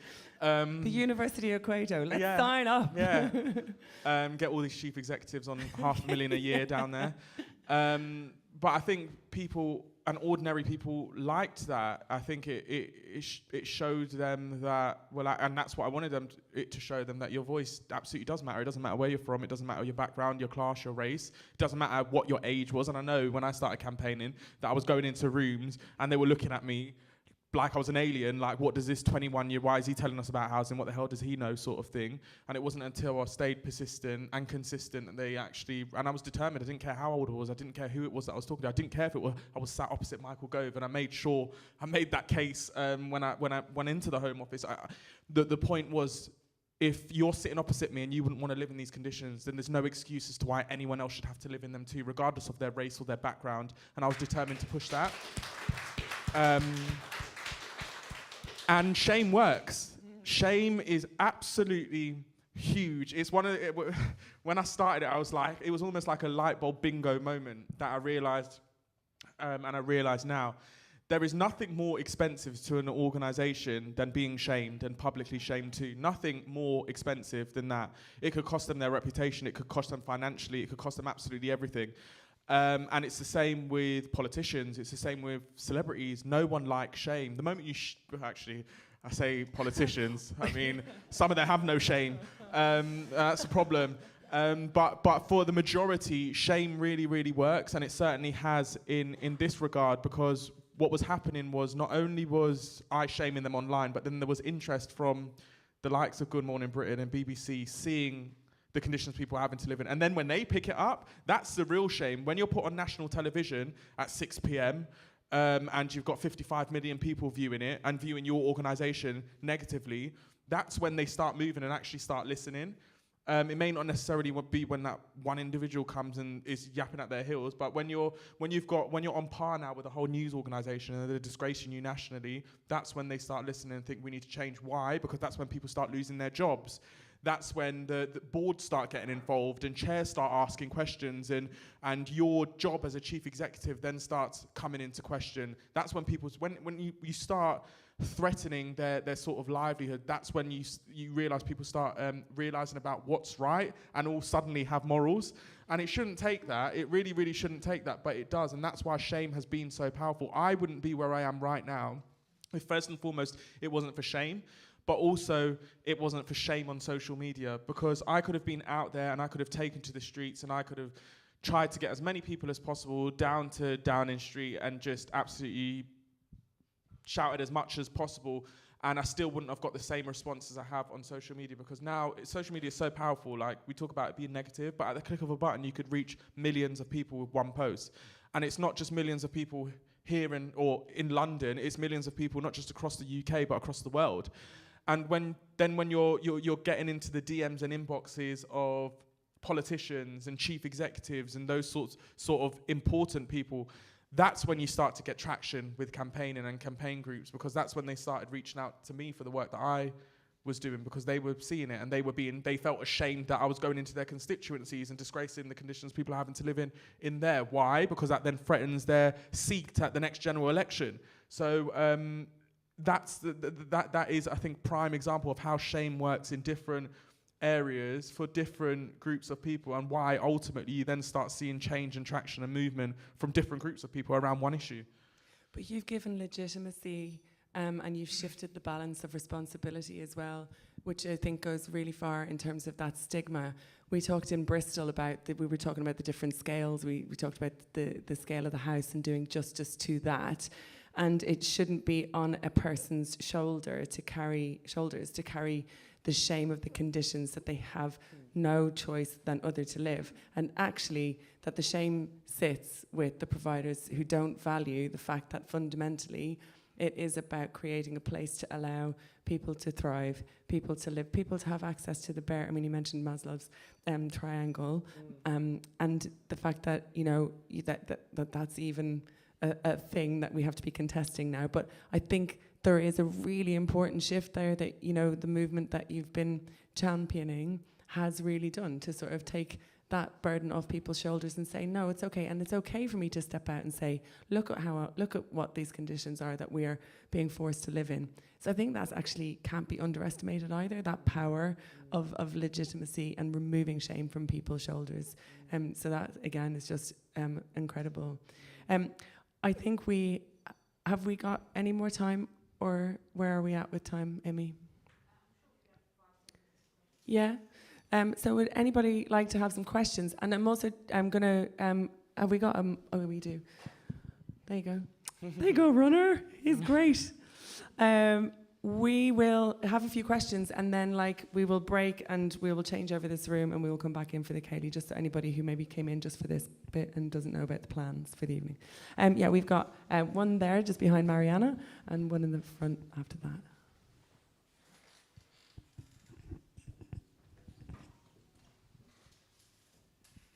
Sorry, 1 second. Yeah, it's on. Hang on. I made a note. So one of the things that I made a note about was potentially this needs to go further, i.e. people's healths are being affected by these bad conditions, and potentially these people who are being affected need to start class actions against the providers who are basically impacting on their health. Yeah, I'll leave it at that for now. No, you're absolutely right, and I can actually give you the statistics and figures for it. I mean, last year, £1.4 billion, I nearly said million, it's £1 billion was spent looking after people living in poor conditions as a result of their health being impacted. £34 million was spent last year looking after people's health as a result of living in homes with damp and mould, so that's asthma and all other sort of conditions that developed as a result of that. So you're absolutely right when you're saying people's health is being affected. In terms of class action, I think that would be great too if there were situations where, because it's a human right. It's a human right, and it's a human right that's being violated. And it's not like it's being violated on one occasion. I mean, it's hundreds of thousands, if not millions of people living in disrepair and having their health put at risk. And that's 6.5 years on after Grenfell. So you're absolutely right. I think there needs to be more sort of legal action against providers. I also think that laws need to change and be a lot stricter. Criminal law needs to change because at the moment, even you just look at Grenfell and the fact that no one as of yet has been prosecuted for that, or no one's been held to account. What incentive is there to be? I mean, you flip this. If it was the NHS, for example, and a doctor or nurse was found to have been neglecting tenants, like in the case of Al Bishak, and as a result, a child died as a result of their negligence, not only would there be struck off, there would be an investigation and potentially criminal prosecution as a result of that. Why is it any different in housing? Why is it any different when people die as a result of what should be corporate, by any definition, corporate manslaughter? Because it's down to their neglect that they have deteriorated, they've become unwell, a ceiling has collapsed on them because they've been complaining for weeks, if not months, about cracks, and then the ceiling's come down and injured them. Or I had one lady, for example, I was actually helping the lady below, it was a block of flats, and I was helping the lady below her who had sewage running down her wall. And I had gone into the house above to speak to her, and she was in a sling, she was in a cast, and I asked her what happened. She had told me what had happened. They'd come to see what was causing the leak below. They had unscrewed her kitchen cupboards. They had hooked it back up. They hadn't screwed it back. And she was there cooking. She had the cooker on. She was boiling water. And the cupboards were filled with plates and all sorts and came down on top of her. It hit her on the head, knocked her unconscious, and broke her collarbone. And her kids were outside, and the cook had been left on, and she was knocked out for a long while. That could have killed her, or had it been her child, could have easily killed them. And that's what I mean when I say there's so many close calls within housing, even after Grenfell, where I'm surprised. I wouldn't even be shocked if people have died, but it just hasn't made headlines. And that won't change until there is a sort of incentive for... We can change laws in terms of, we need to be treating tenants better, blah, blah, blah. But if we're not actually putting real regulations there and really setting a bar saying, if someone dies as a result of your negligence or corporate manslaughter, you will go to jail for it. If you're found guilty, you will go to jail for it. Because it's not until that happens that people actually start thinking, no, we need to take this seriously. Because there are actual repercussions to our action. Yeah. That should be enough. Yeah. But it's not. And that's normally situations like that I've seen time and time again where doctors, nurses, head teachers are writing in regards to that guy that I mentioned that took his own life because of noise complaints. His GP had written to Clarion twice. And often what happens is they don't even get a response. They don't even respond back to them. They are those that like self-assured in getting away with absolutely everything, that they don't even feel the need to respond to these professionals when they have concerns. And that's why we need change. You're true. The government sort of feeds into this in terms of that, like, you don't have any refusal places, you just have to take it, which means that basically the government is working hand in hand with these people. Yeah. It's true. We'll go to Gia.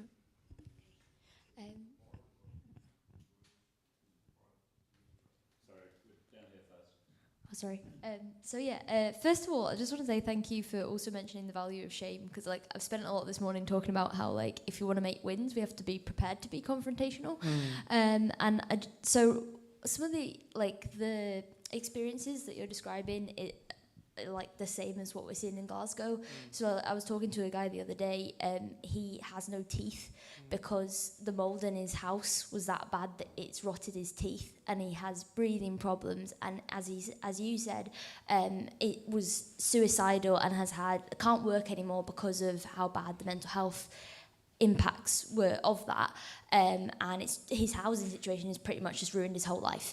And it's really good that he is now engaged in living rent, so like very similar to Acorn down south, and we're doing like member defence against him. But what the biggest target in Scotland is this company called Wheatley Homes. It's just terrible. Like, there's so many people in that situation, and it's not just living rent that are going after them, it's the Wynford Residents Union who spoke earlier this morning as well, and I'm hoping that like the organisation I'm a part of can support that fight. But like how we actually do this effectively, because it's like these people are so high up and have so much power, and like even when people are going to lawyers to try and support these people, like it's almost like gangsterism, like they're just dropping it, like no one wants to touch Wheatley. It's like it's really scary how much power this company actually has. So if you were to suggest step-by-step advice on like how to effectively take these people down, do you have any like top tips? Yeah. Right. A challenge. Somebody take out, I want marker pens, big sheets of paper, take notes, everybody. I would actually start by, I don't know if it may have already been your first sort of step, but in these situations, take pictures, take videos, and don't edit them or anything. Put them up just how they are, because ultimately we need to understand how people's lives are genuinely being affected, and upload it to social media and tag them. And enjoy that, because often what you'll find is they will be very, very quicker than they are to respond to that individual, that tenant. They'll be even quicker to be in the comment section saying, we're so horrified by seeing these pictures, we're going to do everything we can to sort of fix it. But if that doesn't work, why social media is great, because there's a lot of journalists on there. And I'm telling you, if they don't mind sort of tenant groups, tenant organisations, and support in that sense. They're absolutely going to hate journalists, and they will not want, as an organisation, they do not want journalists basically up their backsides. And that's what's helped me with my campaign. And I've got loads of friends now, like I can call them friends now, but I didn't know one journalist before I started campaigning. I didn't even know where to go to find them. They were so I thought they were so far removed, living I don't know where, but I didn't think they were actually amongst us. And there will be loads of journalists in around Glasgow, Scotland, Edinburgh, you name it, across Scotland, who will be willing and wanting to pick up these stories, because it is absolutely horrific. And the benefit for that is people across Scotland are going to hear about this organisation, going to be able to relate, and they will start coming forward complaining about them too. So it won't just be a situation where it's that tenant complaining about them that you're trying to help. It's going to be loads of their other tenants too, because I can guarantee it's not just that one individual that's struggling. I can guarantee that.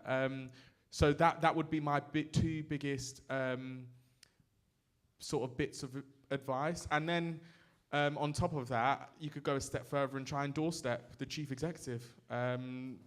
Go out with your phone, with your camera, and doorstep them, show them pictures, and ask them what their thoughts are. Find out how much they earn too, because often it's in the hundreds of thousands, and I think it's quite frankly disgusting when you've got people that are living in slum conditions, and you're heading that organisation. So, yeah, shame. Public shame. Last question, because I think we could have. Are you Kalian? Are you dancing? Are you dancing? No, I'm not. You training? Yeah, tonight. Yeah. No, Are you basically? I'm asking, can people corner you for more chats? Because I feel like everybody wants to talk more. Oh, okay. I mean, yeah. I mean, I'm going off afterwards, but like as I'm going, feel free to stop me. Last question. I was just going to make a statement because I've been through similar situations, and I noticed that, like for example, from my own research, you know, you said human rights. Like we used to be part of the human rights law system, and actually it was Lord Bingham, one of like our chief lawyers, who actually was instrumental in putting that together. However, with the Grenfell situation, with all of these situations, actually getting lawyers, like the concept is called like the implementation of the object of law or something like that. So like there's actually a recognition that one, there isn't enough what do you call it when you get like paid for the lawyering service? I know exactly what you're talking about. Yes. Legal aid. Yeah. The legal aid system doesn't actually cover housing situations, and lawyers themselves are not taking any accountability to say, let's actually be concerned in the implementation of law. In fact, they're concerned in the implementation of like finance. Do you know what I mean? So that's a real like Achilles heel to the whole getting long-lasting justice and change for Grenfell and other places. It's very true. I mean, the state of legal aid in this country is an absolute joke, and it's only got worse as the years have gone by. And what we find is there's situations where residents and tenants that are struggling find it impossible to find any legal representation. And I've seen that time and time again. I've helped people time and time again where they find themselves in that sort of situation. And as well as that, even on top of that, is we do have no win, no fee sort of solicitors, barristers, lawyers, whatever you want to call them. But there are a lot of them out there too that, like you mentioned, just care about finances rather than the real problem at hand. And what they see is these cases are opportunities to make money. And I mean, the situation is so bad, especially down in London, where now, since I've started campaigning, I've been going on TikTok. I could probably go on TikTok now, and I'm actually bombarded by videos on my For You page of solicitor firms that have taken clips that I've spoken about online and on the likes of Good Morning Britain and whatnot, and stuck it on their TikTok For You page, then saying and telling residents that they'll be able to help them, come to them, basically trying to claw in customers and people that are struggling for financial benefit, and using my videos in order to do that. I don't know who they are. They haven't asked to do that. They haven't done anything to, I would not recommend half of them to my worst enemy, because I know what some of them can be like. But it makes already hard situations for tenants that struggle to get legal aid and are looking for no win, no fee solicitors, but don't know which no win, no fee solicitors to go with, because which ones genuinely care and which ones are trying to get a few thousand or see you as a money sort of figure at the end of it.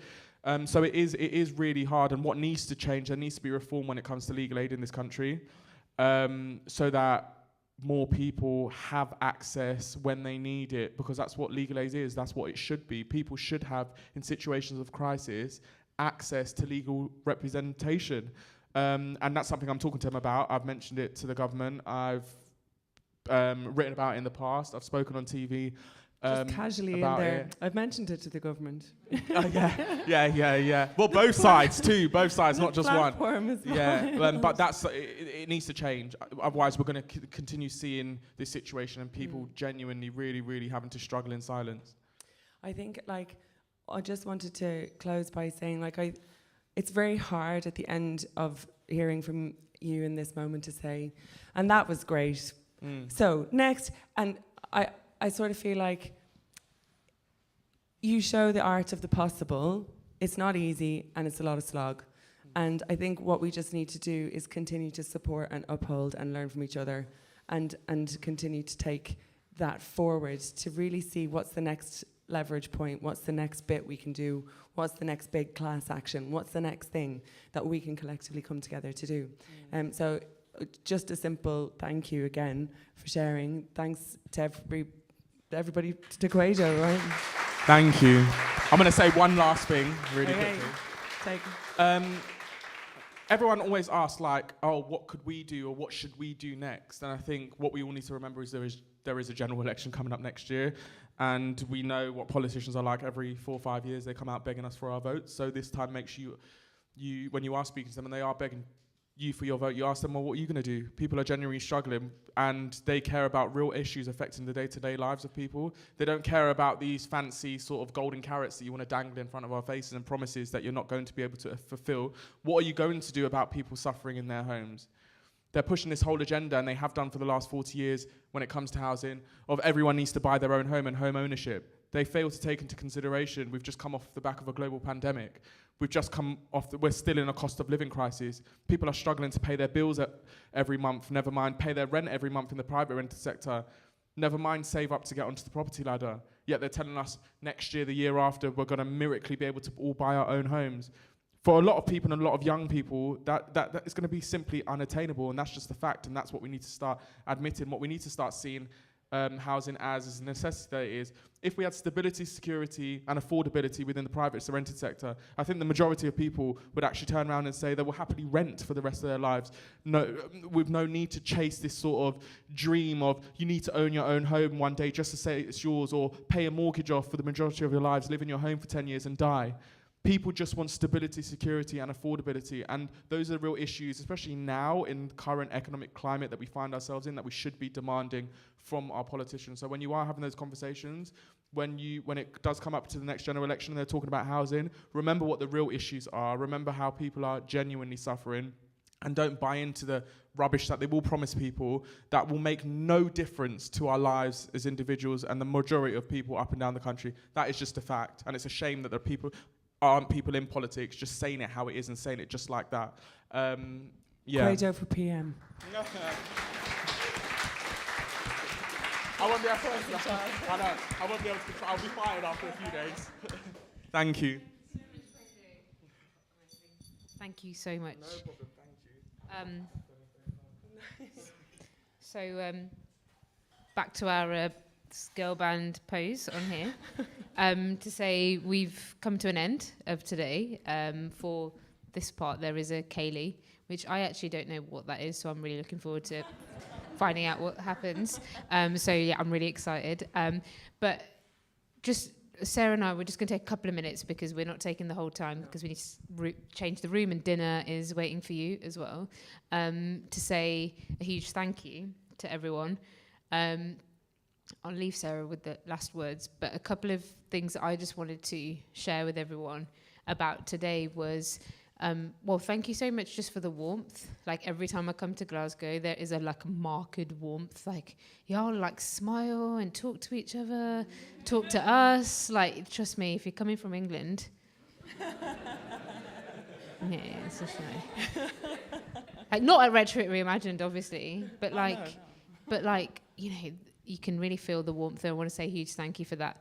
But particularly, I think today and across the whole of the Retrofit Reimagined series this year and last has been themes across many different layers, from systemic to practice to like really confronting picture painting of the scales of the challenges we face, combined with incredible, inspiring demonstrations of possibility. And it's been a real mix from the ecological emergencies to the climate emergencies to reimagining our economic possibility to housing, land, materials, people, workshops, getting your hands dirty, building, making, talking. It has been a real breadth of things, which we will unpack more and send more things to you in the coming weeks. But critically for me, I think what has been so important is this really, really healthy dynamic between what it means to be radicalized and politicized and like able to be oppositional and understand like our responsibility within this generation, whilst also this beautiful mix of the propositional, the hope, the futures, the possibilities that we all know are not just dreams but are actually being manifested all over the place.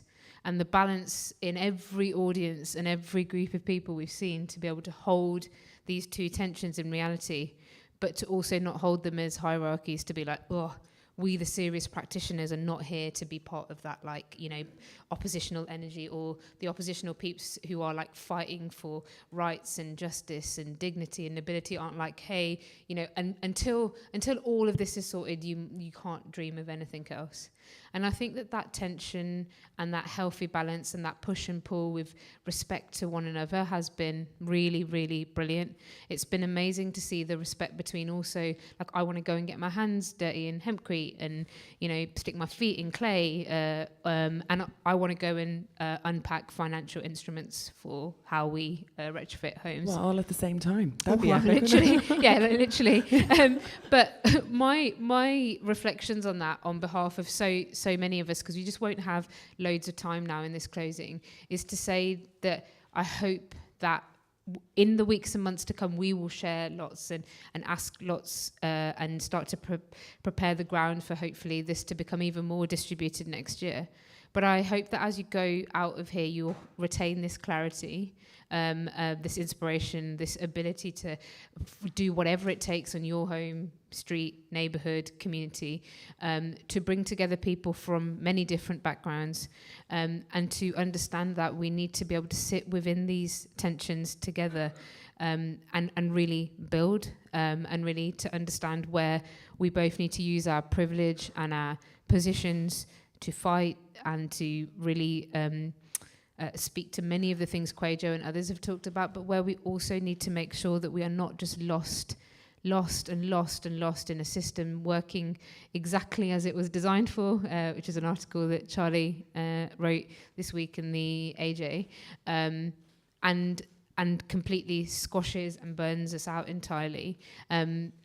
And actually, we're also making sure that in the most amount of clarity and form, whether it's literally in the knitting group you go to, or the institution you work at, or a mixture of both, or everything in between, or your kid's school playground, or your front garden, or wherever you can gather like a group, that you are absolutely believing in the dignity and hope and nobility and possibility with those around you, to start bringing these ideas and stories to the table and organising around them. And I really, really hope that as you go out of here today, that is not only something you see around you, because you'll know there'll be hundreds of people you'll wish that were in the room today, but actually this is not a small and marginal group of nice community people all over the country. I mean, we are.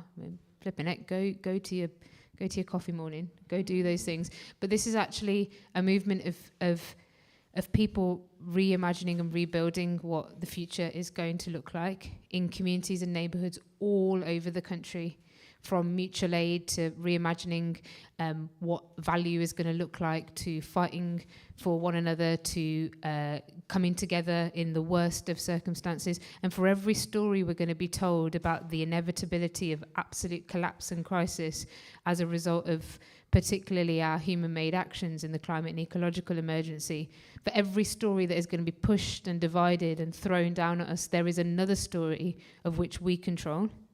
We make what is the social license to operate for the government. We are able to say what we're going to put up with or what we aren't. Right up until the smoking ban, it seemed impossible that that would ever happen. And there's hundreds and hundreds of even more important examples than that. And so I do think it's important to hold this kind of love and rage and opposition and proposition in really strong balance. And it's really, really important that we stand up, put our shoulders back and use our privilege to lead, because this generation is really going to need the leaderfulness, not the same powers, not the same story that we've seen that is a complete exploitation of power, but one that actually stands up and claims our responsibilities in making sure that we actually shape and fight for the futures that we want to.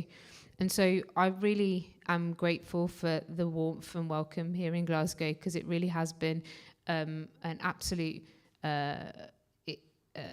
sort of beautiful end to what has been quite a profound few months.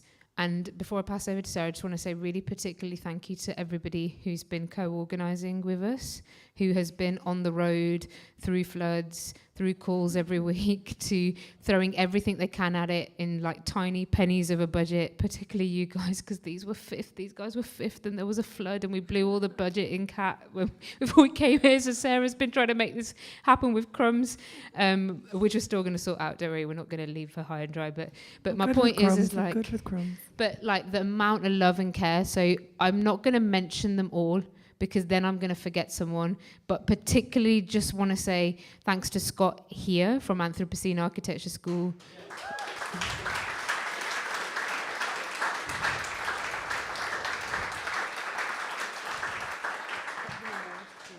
Oh, yeah. WeCanMake in Bristol, who some of the team are here as well.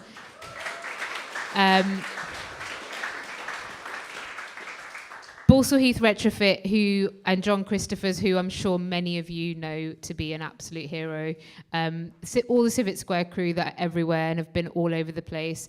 ACAN, Heel, the 50 hats that Sarah wears, the National Retrofit Hub, Bobby Jewell for doing PR, all the people, because I can't. You said you weren't going to mention. Oh no! What? This is a slippery slope, isn't it? Right, we better stop, because the food's going to also. The caterers apparently have to leave, and we need to. Yeah. And we anyway. We do. So I want to say, just hold the clarity.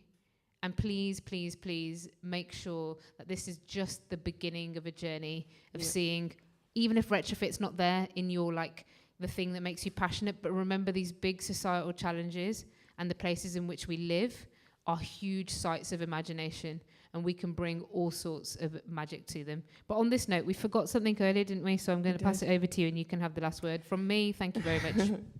Thanks, Amy.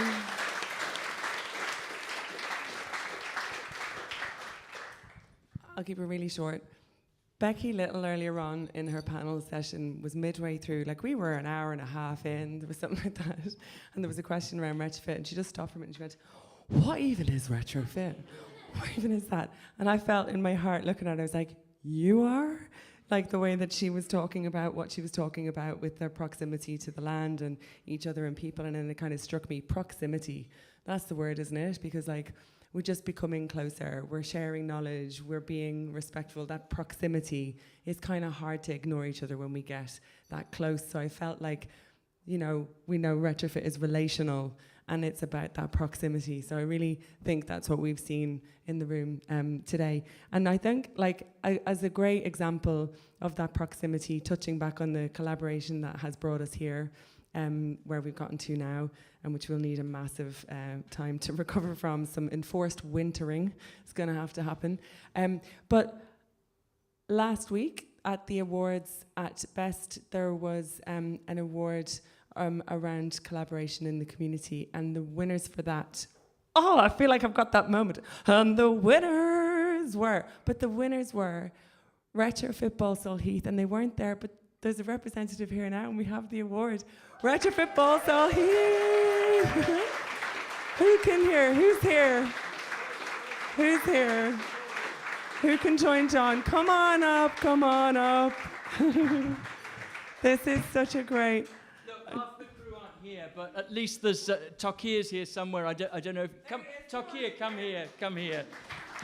Half the crew is still in Birmingham, but you know, this is a collaborative award, and when I sat down to write out, I think I got to more than 30 organisations that are part of this, and part of them are, you know, where's Imi gone? Yeah, she sidled off there. Get back here. As well. This is for Heal. This is for everyone, because this is a huge collaboration. This is, I guess, for everyone in the room. So, cheers for you all. Congratulations.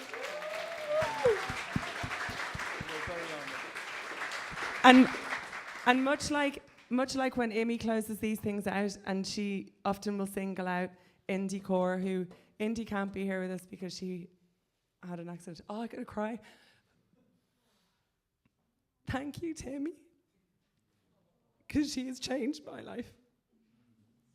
Oh God, I had to mention Indy, didn't I? Thank you so much, because you are a driving force and you do keep us together. And it is a really valuable thing that you bring to us. So thank you. Dammy made me cry. Go on. So enjoy yourselves. If we could have a little bit of help for like folding chairs and bits like that. But first of all, go out, get a drink and get some food and that. But like help us co-create the Ceilidh and enjoy it.